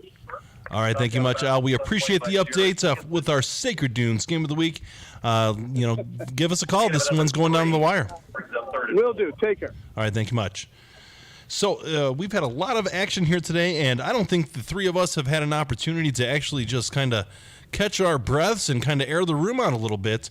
I know that this Hanover Central versus Hobart game, our Sacred Dunes Game of the Week, that one is really tough. Yeah, I've been a little surprised. I thought Hobart offensively would be the key to the game. They're at 17. You would think if they were going to win this game tonight against Hanover's defense that they would have had to score 24, but that's not going to be enough tonight. Not tonight. We talked about with Kevin on the field that maybe the Achilles heel for Hobart was going to be their defense. And even though they stopped Hanover early, Hanover has been able to stay at it and score some points going down the field in 3 plays. to start the third quarter. They definitely made some adjustments. It sounds like it. And Wayne, Hanover's been really impressive early, but it seems like Hobart's not giving up. Yeah, Hobart's not. No, from Hobart's going to give never. up. There's no quitting. That's not in their blood. But I like the way that Al said that Sorensen put Hobart on his back and took them down. Yeah. And boy, if you want a story of a young man who was okay as a quarterback at Lake Central and transfers to Hobart, and all of a sudden, the first time here, he is just exploding onto the scene. Yeah, that's he is our Chuck DeMoss Player of the Week this week, and he's making a statement here. That's right. That he may not be the Player of the Week next week, but he's definitely being a leader here. Oh yeah, and he's doing what he needs to do. And speaking of a game that's also tight right now, our beef of the week, Maryville at Valparaiso. That game has gone back and forth. Maryville led for all but 1 minute of the first half, and then Valpo scored late. And here we go. Valpo's taking over in the second half. So we're going to have to see. We haven't had an update from Reed in a bit, but he will give us a holler when we can. But that game is just down to the wire. And the fact with that game is it was the special teams. Right. Julian Stokes takes one back 80 yards on a kickoff. Yeah, and that turns this whole thing around. Absolutely. That's a huge momentum. Anytime you get a special team score, but also keep this in mind. Maryville has blocked 2 place kicks from Valpo. Yeah. So this has been a special teams fever dream when it comes to that sort of game. So yeah, this has been a very exciting game, and I think this is going to be a fun one as this one goes down. We've only got an hour left in the show, and I think that it's going to be action-packed here for the rest of the way. One of the games we haven't talked about a lot has been Chesterton getting out to a 14-0 lead. And now Lake Central just got a Chase Kwiatkowski 3-yard touchdown run to tie it. Good. At 14. And this is a little bit what Lake Central was involved with last week, a game that was going down to the wire. They've had they squeaked out the win against Portage. They had the heartbreaking loss last week to Michigan City, and then now tonight they're tied at 14 in the third quarter. McCormick at quarterback for Chesterton, they've had some injuries, but it seems like he has really become a better all-around quarterback this year throwing the football. He was just known as a runner last year, but he is actually becoming a threat throwing the football for Chesterton. And really, Boswell dominated the quarterback spot at Chesterton for another. Now he got injured, but that's credit to McCormick coming out off the bench and playing that well. Absolutely. So we do have a correspondent on the line. We've got Ryan Sosnowski with an update from Boone Grove at Whiting. Ryan, what's going on up there? All right. We're about 10 minutes left in the fourth quarter with a running clock. Boone Grove leads 55-7. There was a pick six earlier on in the third quarter, which brought it up to 55. But like I said, game's kind of just ticking away here. I know I have Coach Kolodzinski coming on once the game is over. So, who made that pick? Let's see here. I believe it was number 21. It looked like Chad Kakis. Chad. How do you spell that last name? Kackos. Kakis. Okay, great. Excellent play by that young man to take advantage of a situation there. So Ryan, this game is pretty lopsided here. What do you think Boone Grove did so well to really blow this game open? Well, I would definitely say the composure. The key is definitely the offensive line. I mean, Roland is Mark Roland is a very good quarterback. But being able to have an O-line that protects you, I don't think there's been one situation yet where there's almost been even close to a sack yet. So just being able to have that time leads to him having great composure, definitely hitting his favorite target, number 7, Samir Del Rio, a very athletic player. And then the defense, there has not been many times where Whiting has crossed over into Boone Grove territory. So, I mean, just all the aspects. But like I said, any good quarterback has to have a good O-line. And I definitely think that O-line is protecting Roland, letting him get his confidence, letting him get time for his receivers. Like I said, number 7, Samir Del Rio, to get open. And I think that's just a huge factor. You know, earlier on in the game, there was a lot of penalties for false starts on Boone Grove. But even though the O-line would get a call to false start, they would at least give the quarterback enough time to be able to make a good decision, to negate those penalties. Has Roland scored in this second half? I know in the first I had him. I don't think so, no. No? Okay. The big play was the pick 6. Yeah, I think they would probably get into some of the reserves at this point. That's my thought at least. So, all right, Ryan, one more time. What was that score and time update, please? Boone Grove leads Whiting with a running clock, 55-7, with 7 minutes left in the fourth quarter, and then I'll call you guys back with Coach Kolodzinski at the end of the game. All right, sounds good. We appreciate that update. That was Ryan Svetanoff with an update of Boone Grove at Whiting. You know what? Before we take a break, we've got some breaking news here from the Portage Michigan City game. Steve, you've got a little bit of information here. Yeah, while looking through Twitter, I came across a tweet from Jim Peters. There's an ejection on both sides from Michigan City and Portage to start the third quarter. So that's all I really know. I don't know if it's players, coaches, game day staff. I don't know exactly what it is or the extent of it, but there's a little bit of chippiness going on there in Michigan City.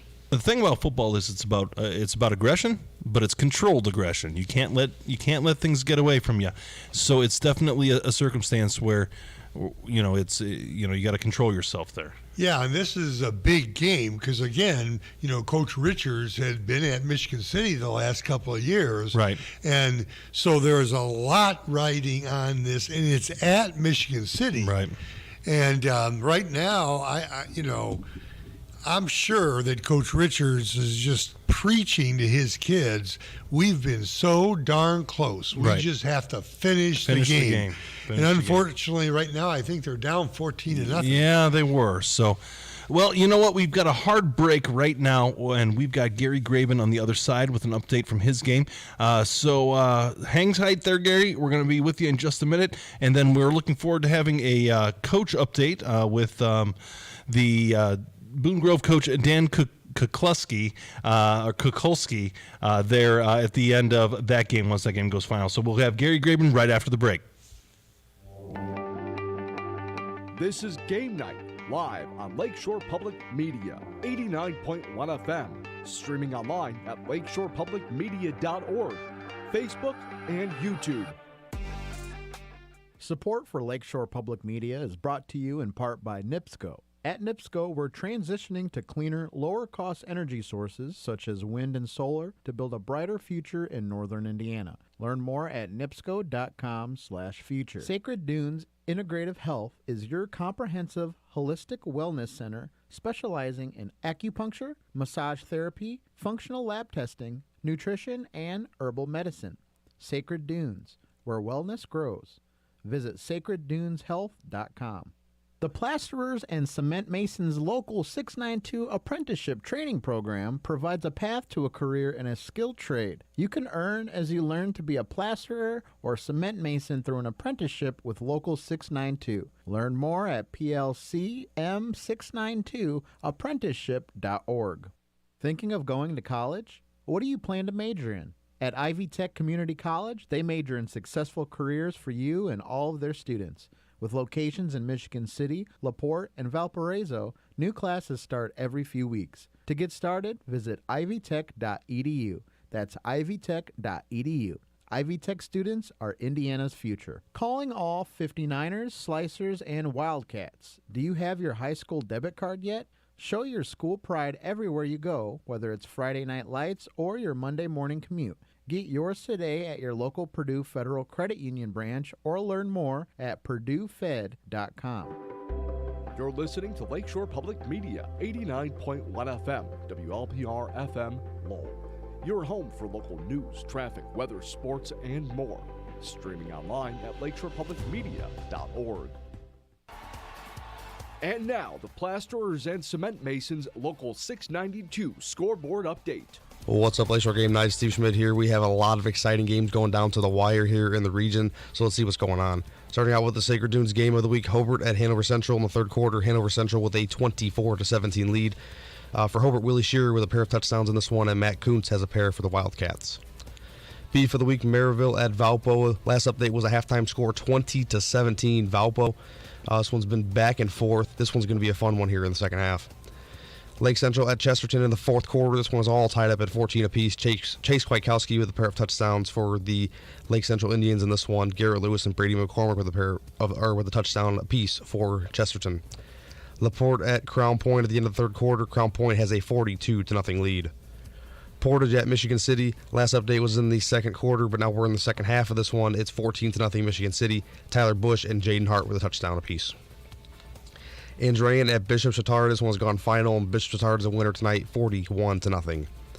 Highland at Munster in the second half now. It's 21-7 Mustangs. Matt Opat with a pair of touchdown passes in this one. Daniel Asgadon with a touchdown run, and Jason Lawrence has a touchdown for Highland. Lowell at Kankakee Valley in the fourth quarter. KV with a 31-7 lead. Lane Zander and Marco Castro both with 2 touchdowns for the Cougars. Boone Grove at Whiting at the end of the third quarter. It's 55-7 Boone Grove. Big game for Mark Rowland, 6 touchdowns in the first half. Calumet at Wheeler, third quarter. Wheeler holds a 28-8 lead over the Warriors.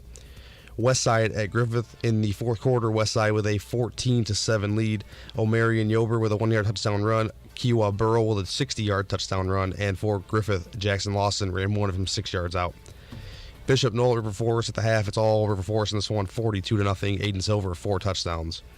Hammond Central at Hammond Morton at the half. Morton is up big in this one, 32-3. Dontel Harris with 4 touchdowns.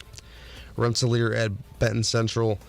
Second half now, it's 37-26 Rensselaer. Diego Hernandez Reyes, 4 touchdowns in this one. Ben, Wayne, and Joe, back to you guys. All right, thank you. That was Steve Schmidt with an update. This is Ben Kolodzinski with Wayne Svetanoff and Joe Arredondo, and we've had Gary Graben on hold since the beginning of the break. Gary, what's going on with Highland and Munster?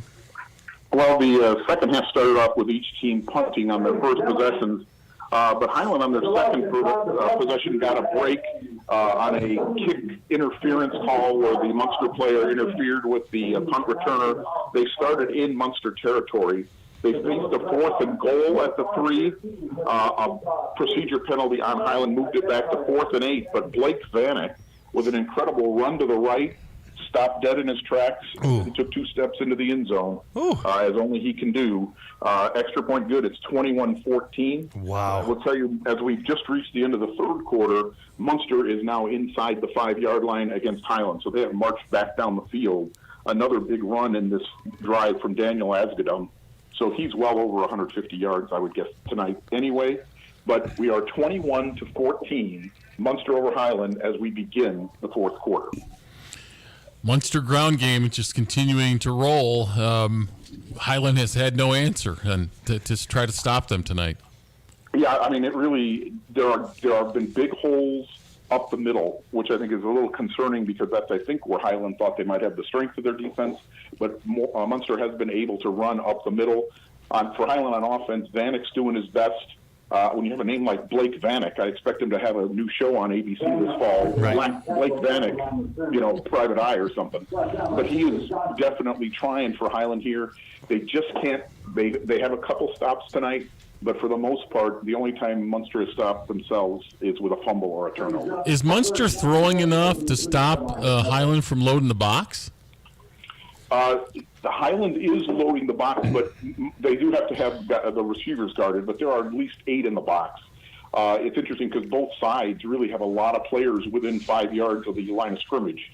It happens the other way, too, where everybody's creeping up, not really respecting the passing game as much. And again, you have to do it because Askedum's going to run for 300 yards if they don't clog the middle. But really, he's just so tough to stop that even with more guys in the box, it's just too much for Highland. I will tell you, it is 4th down. They've had a stand here. It is now 4th down for Munster at the 4-yard line. So they are sending out the field goal to try to get this back to a 2-score game. We'll stay with me here just for a second. Yeah, we'll stick with you here. Down. Kick is up. Waiting. I believe the kick was missed. Ooh. Still waiting for a. Yeah, it is no good. Wow. Officials conferring a little bit there, but that kick is no good. So it remains a one-score game with 10:38 to go here in the fourth quarter. So don't count the Trojans out yet, and I may have to leave my cushy little press box and go down to the sideline for the end of this one. Yeah, you may have to, Gary. This game is pretty binding here. It is, and again, the rivalry is there. Most people, we didn't do it on the field tonight with this, but, Munster, it's been 7 years since they've won this game. So, right. It's a long losing streak for Munster here. They're trying to avenge this. Both teams need a game like this. This is one of those games that if you lose this, it's a little bit tougher to get through the rest of the season. That's right. So a rivalry game, these games mean a little bit more. Actually, a huge run by Highland here from their own 15 all the way out past the 45. So the Highland offense here, again, that was a Bannock keep and sweep. So they are already near midfield. So I think I'm going to be talking to you guys again. Sounds good. We appreciate it, Gary. We're looking forward to hearing more from you. You got it, boys. So we've got an update here from Tim Hogan with an update from Westside at Griffith. Tim, what's going on? Tim, are you there? Tim. All right, we're going to have to put Tim back on hold. We have Boone Grove head coach Dan Kukulski here. Dan, congratulations on a big win. Hello. Coach, congratulations on a big win. This is Ben Kolodzinski. Thank you very much. Appreciate it. So this game got out of hand pretty quickly. What do you attribute this success for? Well, we worked all week. We've been trying to get our guys to understand that we got a lot of football to play in front of us right now, and we're working on all the fundamental stuff now. We know Whiting was a little bit down this season, so we came in with a good swagger, and all of our guys seem to buy into this whole thing that you know what, they feed off of each other. It's impressive. I mean, we got a good quarterback out there. We got a bunch of receivers. We got some good running backs running the ball for us now. We had some mistakes early on, though. We had some penalties that we didn't like, but we still got some work to do. We're trying to get ready to get into the sectional game and see what happens there. Coach, 5-2 now on the season. When is the scheduled home game to christen your new field? Well, it's been the weather hasn't been good for us this last week. We're supposed to go next week, but from what I understand, the 13th is looking like it's going to be a go, and we are definitely looking forward to that. We want to get on that field, obviously, for our seniors. Right. They deserve it. We've spent since 2011 getting on a bus for every single game. And everybody that came through Boone Grove wants to see that field in place, wants to enjoy having a home field. So we're doing everything we can to get it done. Coach, this is a nice win, a big score here. And as I look at this, and as our correspondent was telling us, Mark Rowland has really been outstanding, but his offense does not let anybody get through to even touch him. That is really a tribute to the offensive line. I'll tell you, our Hogs up front, Mark has a real good relationship with those guys, both on and off the field, and they feed off of each other. And one of the nicest things about them, I think our entire offensive line is underclassmen, the juniors and sophomores. Oh, so, wow, great. The future looks pretty good at Boone Grove right now. But they're all classmates. They have a lot of classes together, spend their days together. They do a lot of off-time work. I know a couple of the receivers and stuff all during the off season and stuff are working. They were going to camps together and stuff. And, Coach Miller, our offensive coordinator, started this thing called Process for us. And these guys have all bought in, and they're really working well together. Not only offensively, the defense is starting to come together. They're stopping people when they need to. So it's nice to see. It's definitely been fun. Coach, I follow you guys on Twitter, and one of the things that was most impressive to me was that Mark Rowland was the student of the week a few weeks ago. Yeah, exactly. This past week we had Chris Gonzalez, our running back, was student of the week. We've had the most, for as long as I've been here, that I can remember, students of the week. So they're not only good athletes, they are definitely good students. I couldn't be happier with this group of kids we have. You should be very proud, Coach. They're excellent on the field and off the field, and that's something to be very proud of. Is there anything else you wanted to add before we let you go and celebrate with your team? No, I appreciate you guys taking some time. I've got Mark here for you if you'd like to talk to him a little bit. Yeah, I'd love to hear that. We've got the congratulations, Coach, and we've got Thank you very much. And now we're going to bring on the Boone Grove Wolves starting quarterback, Mark Rowland, here. Congratulations, sir, on a wonderful victory. Thank you so much. So, Mark, you've been kind of bombing away here this year. You're one of the best passers in the state of Indiana. What do you owe your success to this year? My O-linemen, they give me a lot of time. I appreciate them helping me to be the player I am. So I appreciate them a lot. Mark, we just talked to your coach, and obviously you guys have been through a lot this year from trying to get on your home field and break in that stadium. What would that mean to you guys to be able to get out there and christen that home field with a victory here in the last couple weeks? It would definitely mean a lot. We'll definitely find a new home finally. So I think that's probably the most important thing that we're wanting is a new home, and then it's coming soon, so we can't wait. Mark, 3A this year, moving up. What is when you think about that? What does that mean to you guys moving up from 2A to 3A? Definitely better competition. So we're not going to have any easy teams, But I'm not trying to say 2A is easy, but there's always competition out there, and we love being competitive over here in Boone Grove. So. Well, thank you much, Ryan. We appreciate, or Mark, I'm sorry. Thank you very much for. Let me ask him one. Yeah, you got one more? Okay. Yeah.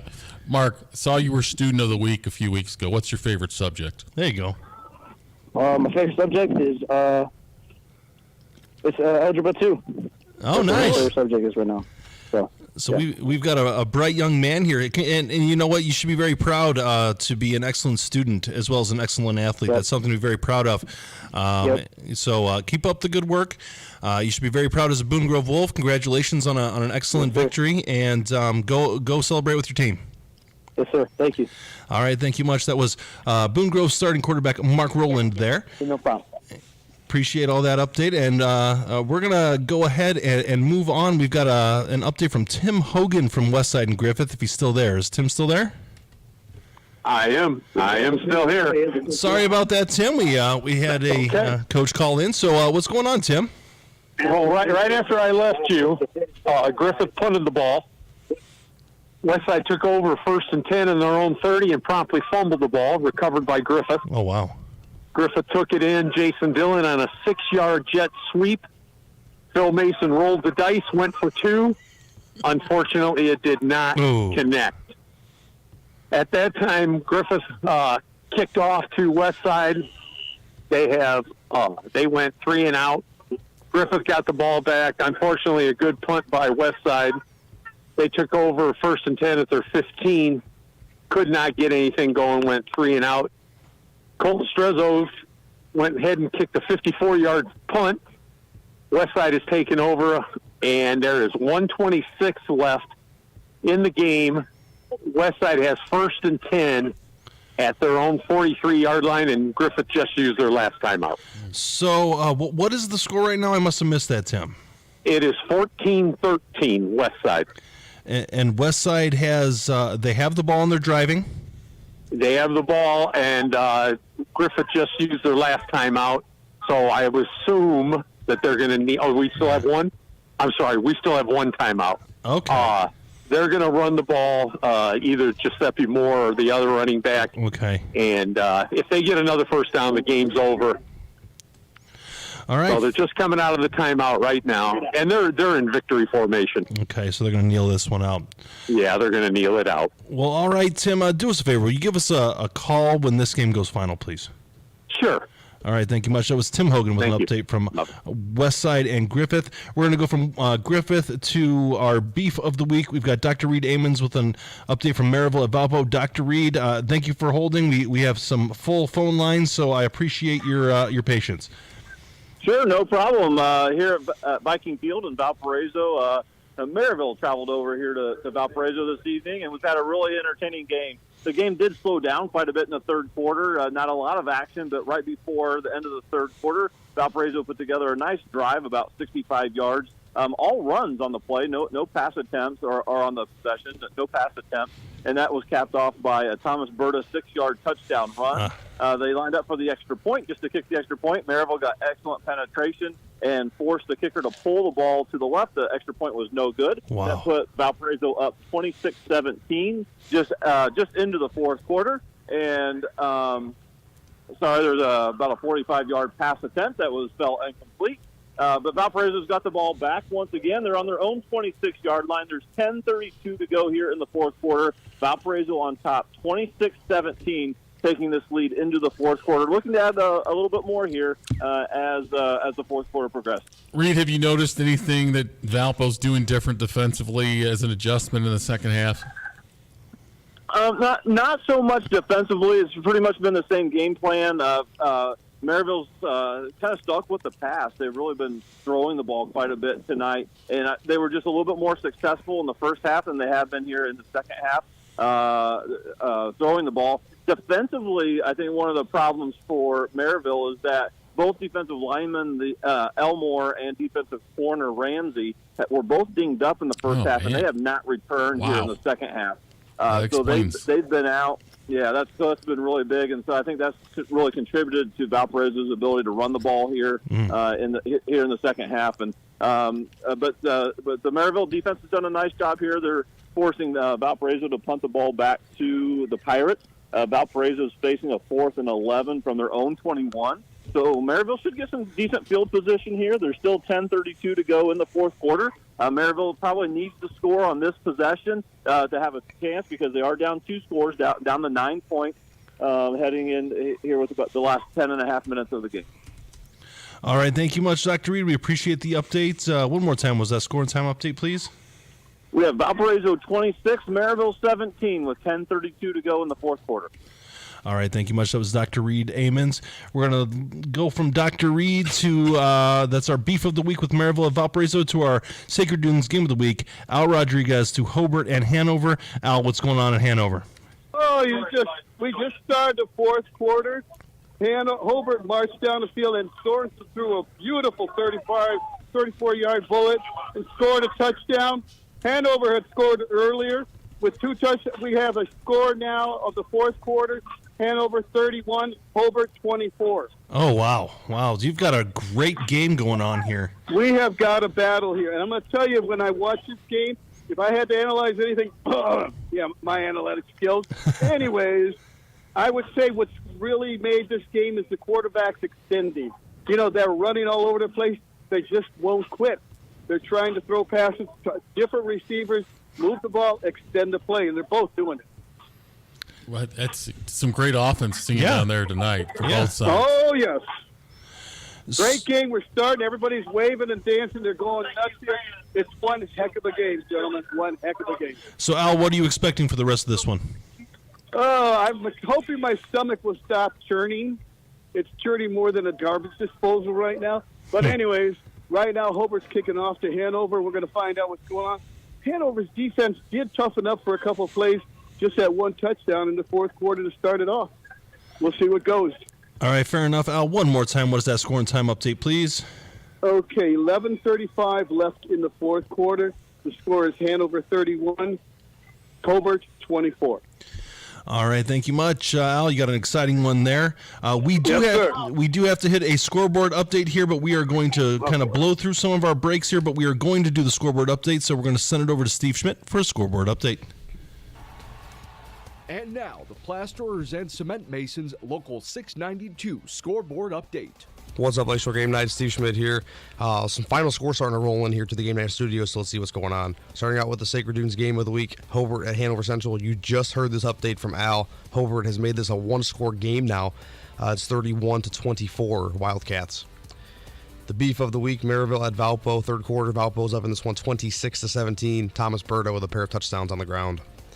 Lake Central at Chesterton has gone final. Lake Central is a winner 20-14, scoring 20 unanswered points in the second quarter on. Take the win tonight. Chase Kwiatkowski with a pair of touchdowns in this one for the Indians. LaPorte at Crown Point has gone final, and Crown Point is a winner 42-0. Michigan City taking on Portage tonight at home. In the third quarter, Michigan City's up 14-8. Tyler Bush and Jaden Hart with a touchdown for the Wolves. Josiah Mabon with a touchdown run from 6 yards out for Portage. 14-8 is where we stand right now. Andrean at Bishop Chatard has gone final, and Bishop Chatard's a winner 41-0 over the 59ers. Highland at Munster, last update was in the third quarter, 21-14. Munster with the lead. Matt Opat with has 2 touchdowns in this one for the Mustangs. Lowell at Kankakee Valley has gone final. Kankakee Valley is a winner tonight, 38-14 over the Red Devils. Boone Grove at Whiting, you just heard Coach Kukulski and quarterback Mark Rowland on the air here just a little bit ago. Their winner tonight, 55-7. Rowland with 6 touchdowns. Calumet at Wheeler in the third quarter. Wheeler holds a 28-8 lead in this one. Westside at Griffith has gone final. Westside's a winner, 14-13. Defensive battle there in the second half, but Westside was able just to hold on and take the victory. Bishop Knoll at River Forest, third quarter. River Forest up 49-0. Aiden Silver with 4 touchdowns tonight. Lake Station at South Central is a final, 61-8. South Central is a winner, and there's some school history there for them as Aaron Hogan sets a new school record with 8 touchdowns in the game for the Satellites. Hammond Central at Hammond Morton, last update was a halftime score, 32-3 Morton. And Rensselaer at Benton Central, last update was in the second quarter, 37-26. Rensselaer Central was up. Ben, Wayne, and Joe, back to you guys. All right, thank you, Steve. This is Ben Kolodzinski back with Joe Arredondo and Wayne Svetanoff. We've got Gary Graven with an update from Highland and Munster. We've got a full phone line. So, Gary, what's going on here? Blake Vanek, private eye, a beautiful 35-yard run to the outside. Extra point good, ties the game at 21. Munster goes all the way down the field to the 5-yard line, and as I was waiting to come on with you, they fumbled the ball. Oh, wow. Highland recovered. We are tied 21-all with 4:28 to go. Gary, what do you see as a key for the end of this game? Well, right now, Highland's going to need to just punch it out, get it out from their own goal line here. Again, they've had success going to the outside a little bit, especially with Vanek. Now ball security is of the utmost importance here for Highland. For Munster, they're looking to stop them here and have enough time, get a punt recover that they can actually start in Highland territory. But it's all going to come down to this Highland drive. Can they take a little time off the clock and get out from their own shadow of their own goalpost? How many timeouts does Munster have? Have they used any? Can you repeat that, please? Has Munster used timeouts in the second half? I'm sorry, one more time, Joe. Yeah, has Munster used any timeouts in the second half? No. Wait, let me double check that here. No. So everybody's got their timeouts. There's one in use. No, there's not one in use now. It's a 3-yard gain for Highland on the first play. It's 2nd and 7 as the clock rolls, 3:50 to go in this game. All right, Gary, stay tight. Have your phone handy. We're going to be hearing more from you as this game goes on. Sounds good. Going to hold, or should I call you back? Give us a call back. Okay. All right, thank you much. That was Gary Graben with an update from Highland at Munster. We'll go from Munster to Casey DeMoss with an update from Lowell and KV. Casey, what's going on? Casey? I don't think he's there. I guess we lost Casey DeMoss here. So we'll go from Casey off to Tim Hogan with an update from Westside and Griffith. Tim, what's going on? Unfortunately, Griffith couldn't get the ball back. Oh. Westside ended up running the clock out. So the final score from Panther Stadium is Griffith 13, Westside 14.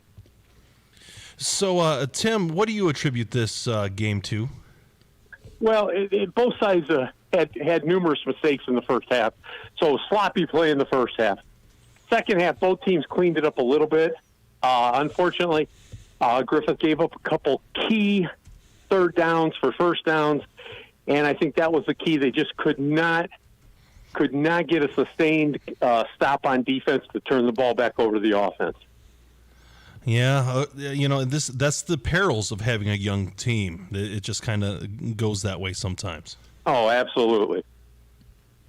You know, I think going to learn some lessons tonight where you let the first half, where you committed so many penalties, you let the sloppy first half cost you some time, and then obviously going for the advantage was big with 4 minutes to go, but still, you got to look back and say maybe we lost some of this game in the first half. Well, and I'll tell you, I'll throw another wrinkle at you. I preach this to my middle school team because we only play 8-minute quarters, but both teams are running teams. We're done already, and there was a lot of penalties in the game, and the game goes quick. You don't get the 15, 20 possessions they get in the NFL or in college. You might have a night where you only get 8 or 9 possessions. You got to make the most of them. Absolutely. Well, all right, Tim. One more time. What was that final score? Final score was Westside 14, Griffith 13. All right, thank you much, Tim. Excellent job tonight. Thank We you. appreciate the update. Thank you much. Thank you. Appreciate it. All right, thank you much. We'll go from Tim Hogan to Casey DeMoss with an update from Lowell and KV. Casey, what's going on? Hey, guys, the Milk Jug's coming back to Wheatsville with the final score of 38-14 Cougars. What was that again, Casey? KV 38-14, the Milk Jug's coming back to Wheatsville. All right, congratulations on a good victory for the, the Kankakee Valley Cougars. Go ahead. What was the reaction like, Casey, on the field at the end of the game? A lot of excitement going to get the milk jug? Yes, a lot of excitement. Students coming down, beating the team on the field. Yeah, a lot of excitement. Well, Casey, we've got a little bit of excitement there and a little bit of success for Kankakee Valley. Is this, kind of a galvanizing moment for the program here?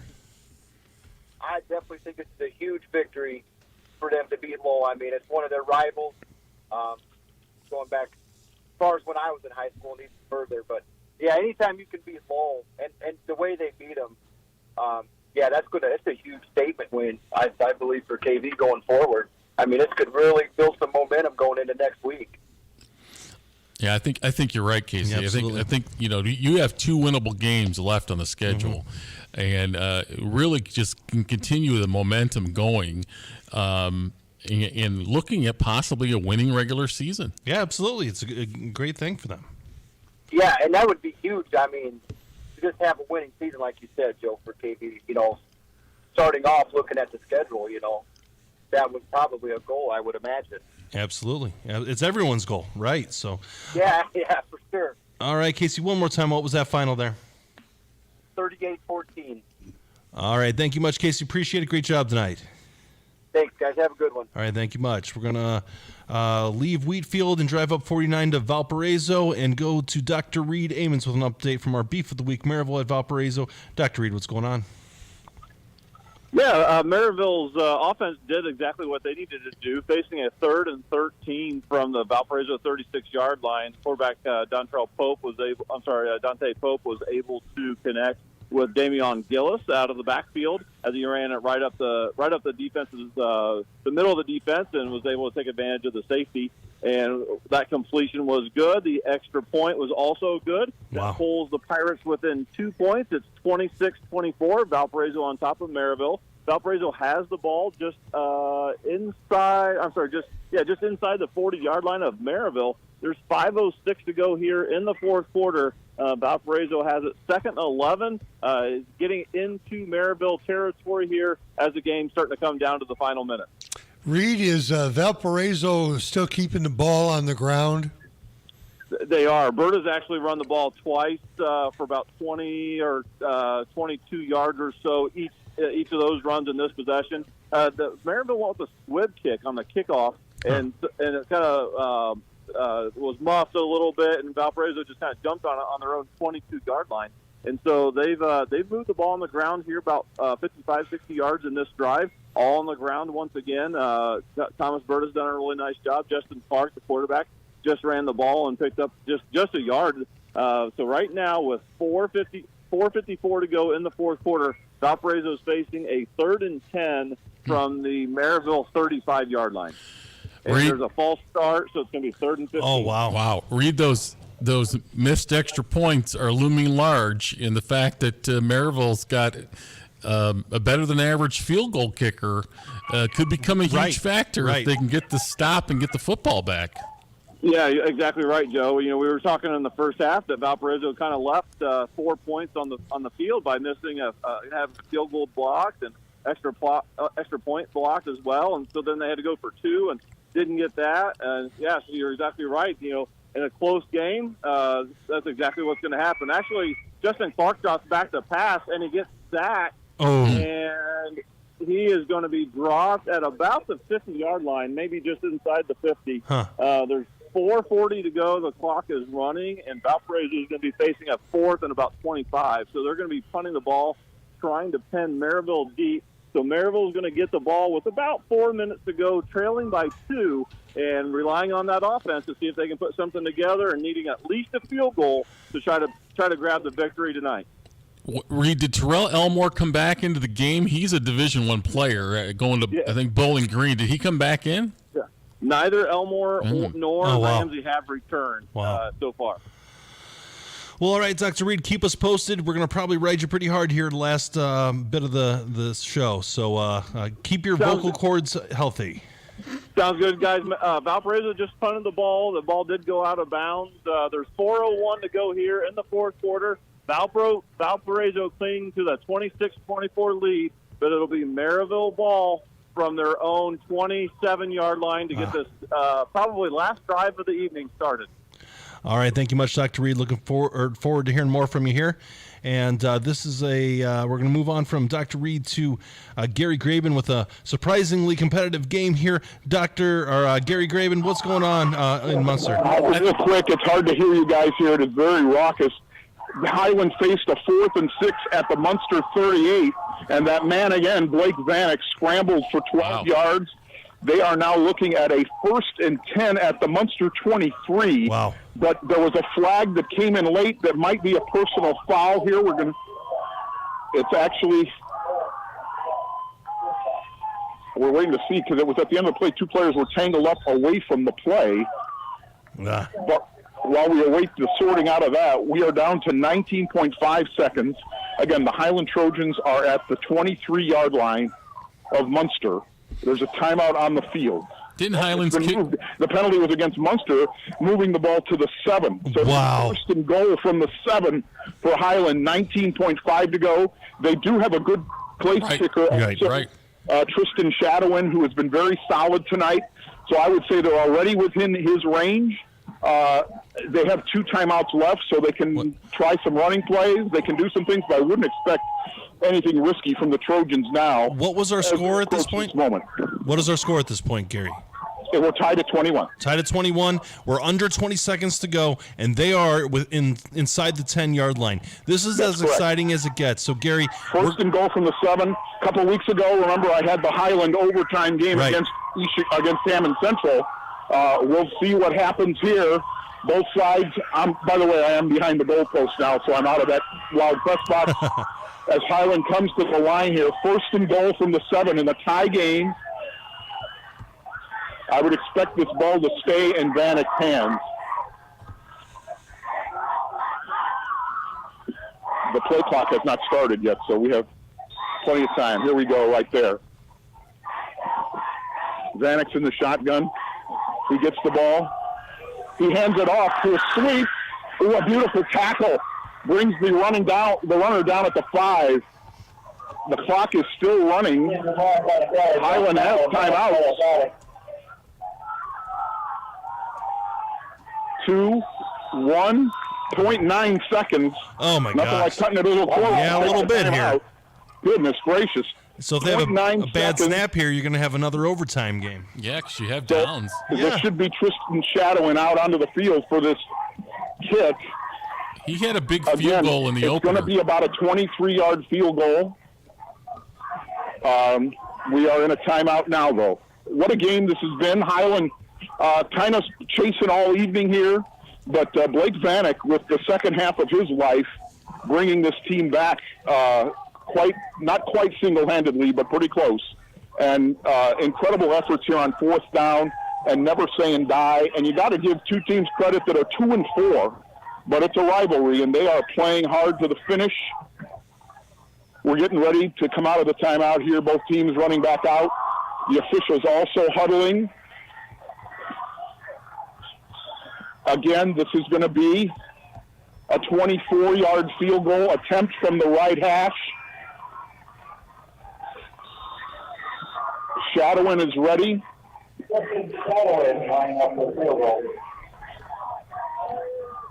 There's the snap, the hold. The kick is blocked. Oh. It is blocked by Munster. Wow. We are headed to overtime. Oh, wow.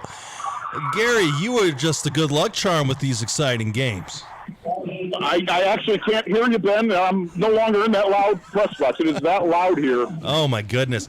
You are the lucky charm when it comes to these exciting games. So what happened on that play? How'd that play break down? That was a big push, as a lineman, big push up the middle, arms up.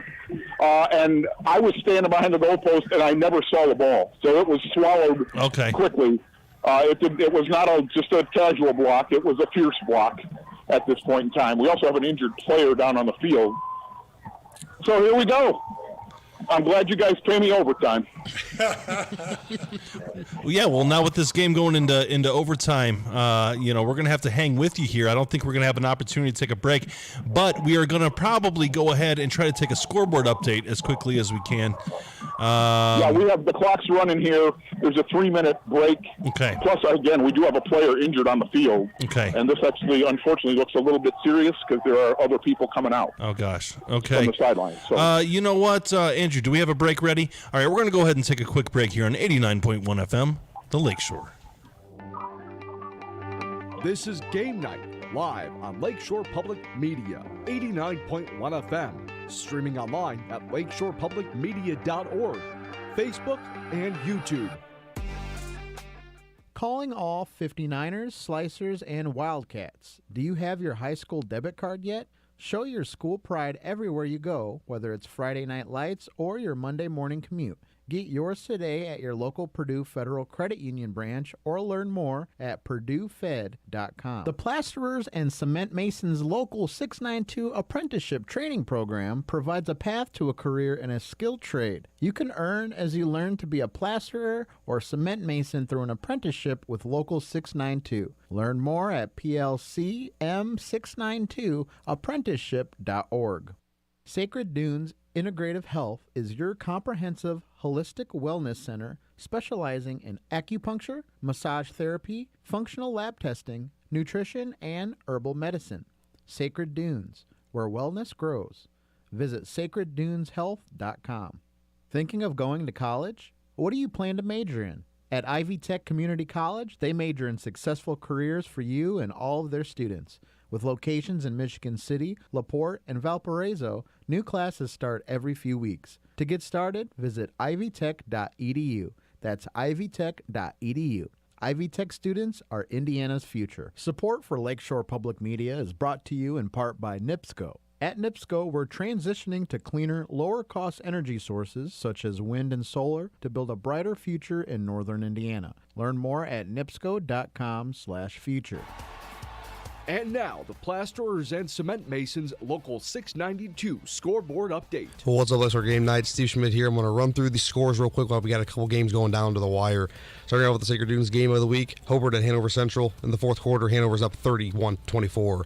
In the beef of the week, Valpo hosting Maryville. In the fourth quarter, Valpo has a 26-24 lead. Lake Central takes down Chesterton tonight 20-14. Crown Point downs LaPorte at home 42-0. In the fourth quarter, Portage and Michigan City. Michigan City has a 21-8 lead. Bishop Chatard takes down Andrean tonight 41-0. You just heard this update from Gary. We're going to overtime at Highland and Munster. 21-all is the score there. Kankakee Valley takes down Lowell tonight 38-14. Boone Grove over Whiting 55-7. Wheeler takes down Calumet 38-8. Westside takes down Griffith 14-13. River Forest takes down Bishop Knoll 49-0. South Central defeats Lake Station 61-8. In the fourth quarter of the battle for Hammond, it's 44-3. Hammond Morton's up in this one over Hammond Central. And in the third quarter, Rensselaer Central has a 50-26 lead over Benton Central. Ben, Wayne, and Joe, back to you guys. All right, folks, this is why we listen to this show. We've got 2 games going down to the wire. We're going to start off here with Dr. Reed Amons. We've got the Highland and Munster game is going into overtime. We've got Dr. Reed Amons with an update from our Beef of the Week with Maryville and Valpo.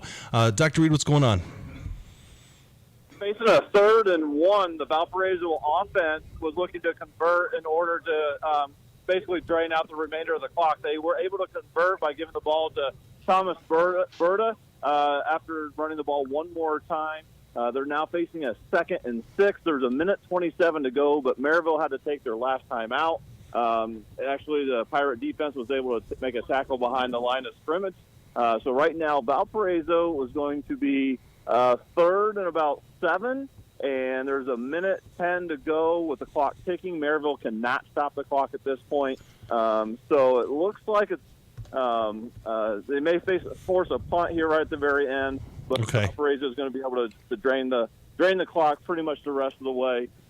55 seconds remaining, and they don't need to snap it for another 15 seconds or so. But Valparaiso is on top, 26-24, and basically a miss snap or something like that for the Vikings is what Maryville needs at this point. All right, thank you, Dr. Reed. Stay online. We'll come back to you when we have an opportunity to. Yep, sounds good. All right, thank you much. That was Dr. Reed Amons with our Beef of the Week, Maryville at Valparaiso. We're going to go back to Gary Graben. We're Highland and Munster in overtime. Gary, what's going on? Highland gets the ball first play from Vanek. He runs 7 yards, and then I believe it was Lawrence for the touchdown. So Highland takes the 27-21 lead, pending the extra point. And wouldn't you know, they went to the other end of the field, so I just had to do the 120-yard dash. How's your cardio this time of year? Not good. Talk. Well, you needed to work some of those donuts off, I think. That's how I get cramps. If I run too fast after I've been running, or after been eating all day, that's rough. So. Okay, we're lined up for the kick here. Again, shadowing. This time, Pure splits the uprights. 7-point lead here for Highland over Munster. There is a flag on the play, but everybody's walking off the field, so it must have been against Munster. There was another good rush up the middle, but this time the kick was high and true. So, Gary, Munster's going to get the ball here. And that is correct. Down 7 points. You've been watching this game all throughout this series. How do you see this next drive panning out? Well, if anybody other than Asgadem or Opat touches the ball, I will be shocked. Because those are the 2 horses here. And really what Highland just did now, which they really didn't do most of the night, they just really enforced their will on the line here with some big holes. So I would expect, actually, it looks like we're going to retry this kick after all this, everybody ran off the field. This could be a big development. No, it's going to be Munster with the ball. And now the Munster team's running back to their sideline. Okay. Little confusion here. They need Tim Hogan out there to straighten out the officiating crew. I think that's what they need. Tim Hogan would straighten things out, let me tell you. Tim Hogan runs a game with an iron fist. That's what I've heard. It is Munster on offense. It's 28-21 Highland here in overtime. Again, Munster here, they're going to start back. I don't think I've ever seen this, but the penalty is assessed here. Munster is not starting on the 10. What? They are back at the 15. Okay, so there but was... on the very first play, touchdown. Wow. Daniel Oxford on one play, a giant hole. There's a flag down on this play. Oh. This game has been plagued by flags tonight. Apparently so. It's week 1, not week 7. And this one is coming back. Oh, no.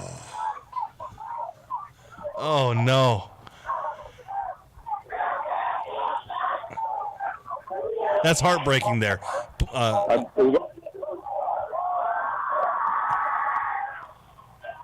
Wow. Any indication of what the penalty was? A hold, I presume? It was a 5-yard penalty is all I can tell you. I did not see. This is probably we've got a couple of not enough men on the line of scrimmage. Yeah, illegal formation or illegal motion. Right. Okay. So it was one of those. So now it is 1st and goal from the 20. Wow. For Munster. A run up the middle. Gains, it looks like about 6 or 7. Again, resetting for any of our listeners driving home. This is overtime. Highland came back from 2 touchdowns down to tie this. Had a field goal blocked at the end of regulation. We've gone to overtime. Highland's already scored and converted the extra point. Munster has 2nd and goal from the 15. There's a pass play wide open in the end zone. A beautiful, beautiful throw.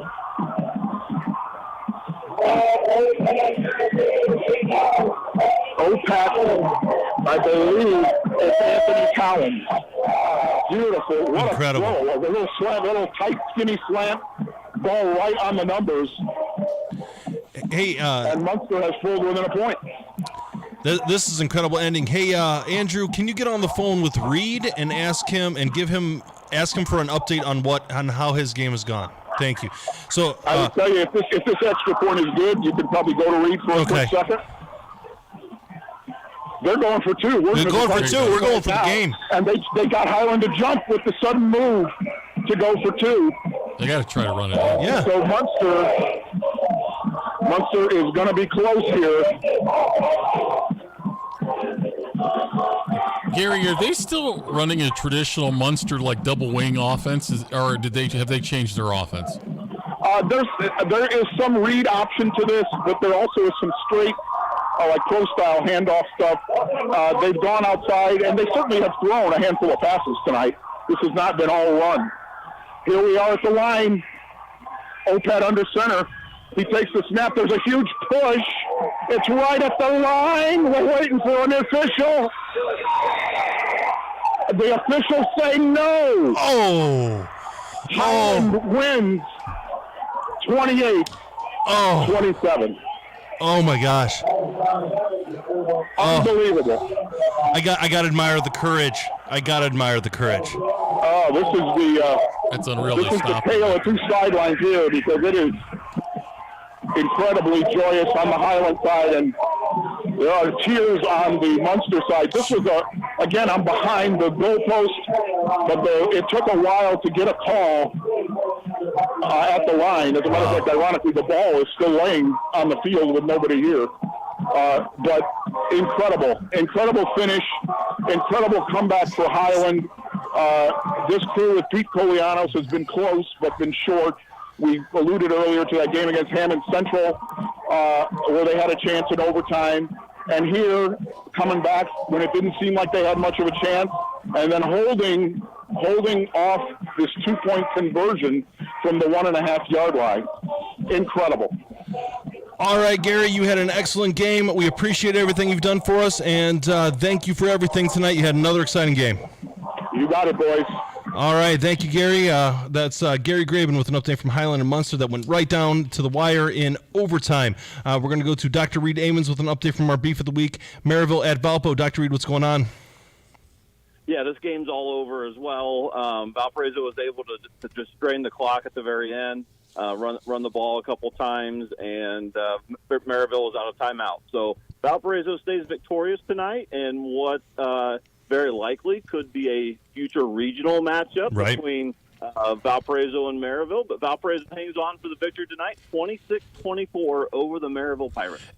Reed, what happened on the drive when we left you? Valpo was punting at midfield. What did Maryville do on that drive? Yeah, so Maryville, they did try about a 40-yard pass down the field that fell incomplete. They were able to make one completion for about 4 yards, but then on third down they were unable to convert.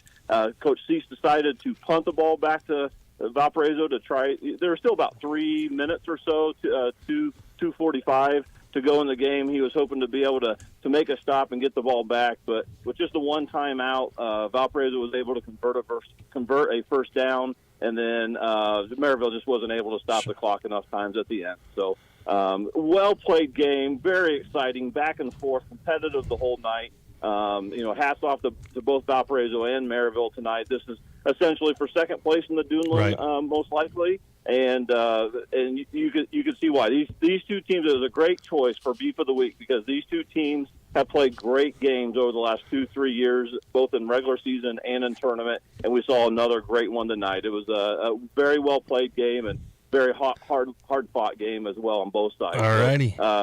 Want to appreciate everything you guys do, and able let us to put that on the air and let people hear about it. And that's why we love you guys so much. So thank you for all you do, and can't wait to see what happens next week. All right. Thank you much, Dr. Reed. Excellent job tonight. We appreciate everything. We're going to go from our Beef of the Week to the Sacred Dunes Game of the Week, which is also going down to the wire. We've got Al Rodriguez with an update from Hobart at Hanover. Al, what's going on? Oh, we've got 2.2 seconds left. Hanover took a safety. They kicked the ball. Hobart recovered it on the 40-yard line. They're going for the last play. 1 second, gentlemen. We're going to see what's going to happen now. Hobart is taking the snap. They're going to go deep. They got runners out. They lofted the ball. Intercepted. Incomplete. Hanover wins 31-26. Wow. We just got back to you in time there. Al, you've had an excellent game. I can't imagine a much more exciting ending for all of Northwest Indiana football. It was a heck of a game. You know how you say you bite your nails? I'm down to my knuckles. Al, this is not good on a 74-year-old heart, buddy. Hey, it's still beating, so I'm happy. If I can survive this, I can survive anything. So it's Al, crazy out here. It's pandemonium. Hanover's going nuts. Heck of a game. Well, what a statement this is. I mean, Yes. here, Hanover. I can hardly hear you. There's so much screaming out here. I mean, they're getting ready to sing the Hanover fight song. These guys are applauding each other. Kudos to Hobart. One heck of a game. Well, we'll let you go and sing along with the people out there. You might not like hearing that, but I will be. If not my wife is, because she was even going more nuts than me. If you follow, all right, Al, you have a great night, buddy. Take care. Thank you. If you follow David Funk on Twitter, Hobart was down there inside the 15-yard line, with 1 minute and 15 seconds to go, and had a 4th down and 5. Wow! And had a receiver wide open inside the 5, and the ball was just a little bit too far out in front of him to score a touchdown to potentially either tie it or go for 2 to take the lead. These reporters these days, they're not only writing, but he got some great video of that 4th down and 5 with 1 minute 15 to go, because the receiver was open. And I don't know if Sorensen missed him or he just let him too much. Sure. Didn't know, but there was an opportunity there for Hobart to score and have a big decision to make. This has been an absolute wild Friday of football, and we're getting ready to kind of close up shop here. So, I saw that video, and it's incredible. You've got games coming down to the wire, multiple games that we have been covering in the last 10 minutes. So this is what it's all about and what the show is all about. Normally at this point, I ask for surprises from everybody who's got a microphone in front of them, but I think today we're going to have to keep it right here on this table because we're running out of time. Wayne, what was your surprise of the night? I really think Morton's dominance of Hanneman Central, 44 to 3, I think, or 6, but they just dominated. Absolutely. Yeah, they looked really good today. Joe, what was your surprise? I think my surprise was that both Maryville and Hobart both had chances to win at the end of their games. I thought Hanover maybe would win by 10. I thought Valpo would win by 10. Right. But Hobart and Maryville both had opportunities to win their games. Right. And one lost by 2 and the other lost by 7.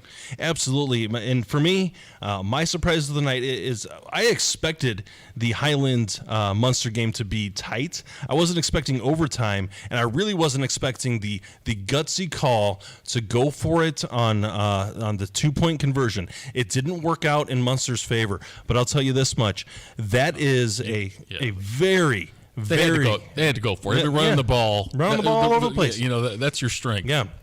So that was a very exciting end of this game.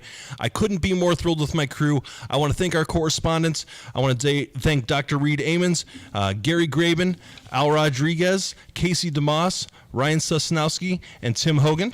My TV crew tonight was Joseph Bermudez, Leela Castro, and that's produced by Kevin Lunn. I want to thank our radio crew, Will Farlow, Andrew Johnson, Steve Schmidt, Wayne Svetanoff, and Joe Arredondo. I want to thank our sponsors with Purdue Federal Credit Union and Sacred Dunes, Ivy Tech and NIPSCO, and the Plasters and Cement Masons, Locals 692. And this is Game Night, presented by Purdue Federal Credit Union on Lakeshore Public Media 89.1 FM, streaming on Facebook and YouTube. 89.1 FM, The Lakeshore. This is Game Night, live on Lakeshore Public Media 89.1 FM, streaming online at lakeshorepublicmedia.org, Facebook, and YouTube. Calling all 59ers, Slicers, and Wildcats. Do you have your high school debit card yet? Show your school pride everywhere you go, whether it's Friday Night Lights or your Monday morning commute.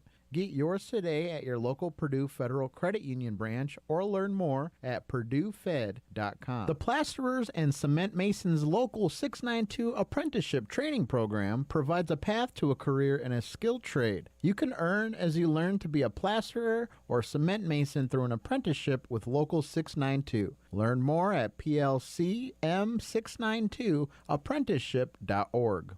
Sacred Dunes Integrative Health is your comprehensive holistic wellness center specializing in acupuncture, massage therapy, functional lab testing, nutrition, and herbal medicine.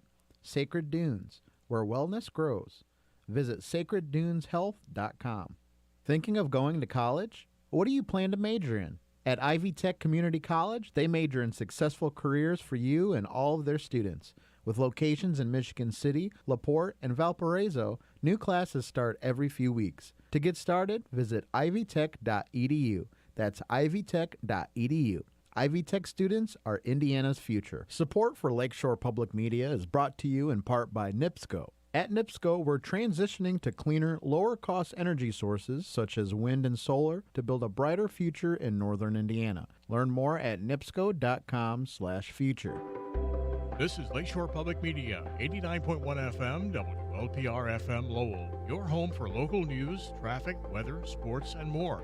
Streaming online at lakeshorepublicmedia.org. And now, the Plasterers and Cement Masons Local 692 scoreboard update. What's up, Lakeshore Game Night? Steve Schmidt here one final time for Week 7 of the high school football season, and what a week of football it has been. So let's see the final scores around the region. Starting out with the Sacred Dunes game of the week, Hanover Central and Hobart. You just heard this one from Al. Hanover Central is a winner tonight, 31-26 over the Brickies. In the beef of the week, Maryville traveled to Valpo, and Valpo was able to hold strong on their home field, 26-24 over the Pirates. Lake Central takes down Chesterton 20-14. Crown Point takes down LaPorte 42-0. And right now, Michigan City is still taking on Portage. That was in the fourth quarter. Last update's 21-8 Wolves. Let's take a look now at the rest of the Northwest Crossroads Conference. Bishop Chatard takes down Andrean 41-0. The game of the night, Highland and Munster, final in overtime. Highland holds on 28-27 to take down the Mustangs. Kankakee Valley takes down Lowell tonight, 38-14 to capture the Milk Can for the first time since 2014. Now look at the Greater South Shore Conference. Boone Grove takes down Whiting 56-7. Wheeler takes down Calumet 38-8. Westside defeats Griffith 14-13. River Forest shuts out Bishop Knoll 49-0. South Central behind Aaron Hogan's 8 touchdowns tonight take down Lake Station 61-8. In the battle for Hammond, third installment of this, Morton gets their first victory in the series, 56-3 over the Wolves. Rensselaer Central taking on Benton Central, still 64-26 in the fourth quarter. And there will be one game tomorrow. East Chicago Central travels to Parkview Christian. What a Week 7 of high school football it has been. Week 8 will be here before you know it, and we can't wait to talk to you then. We'll see you next week.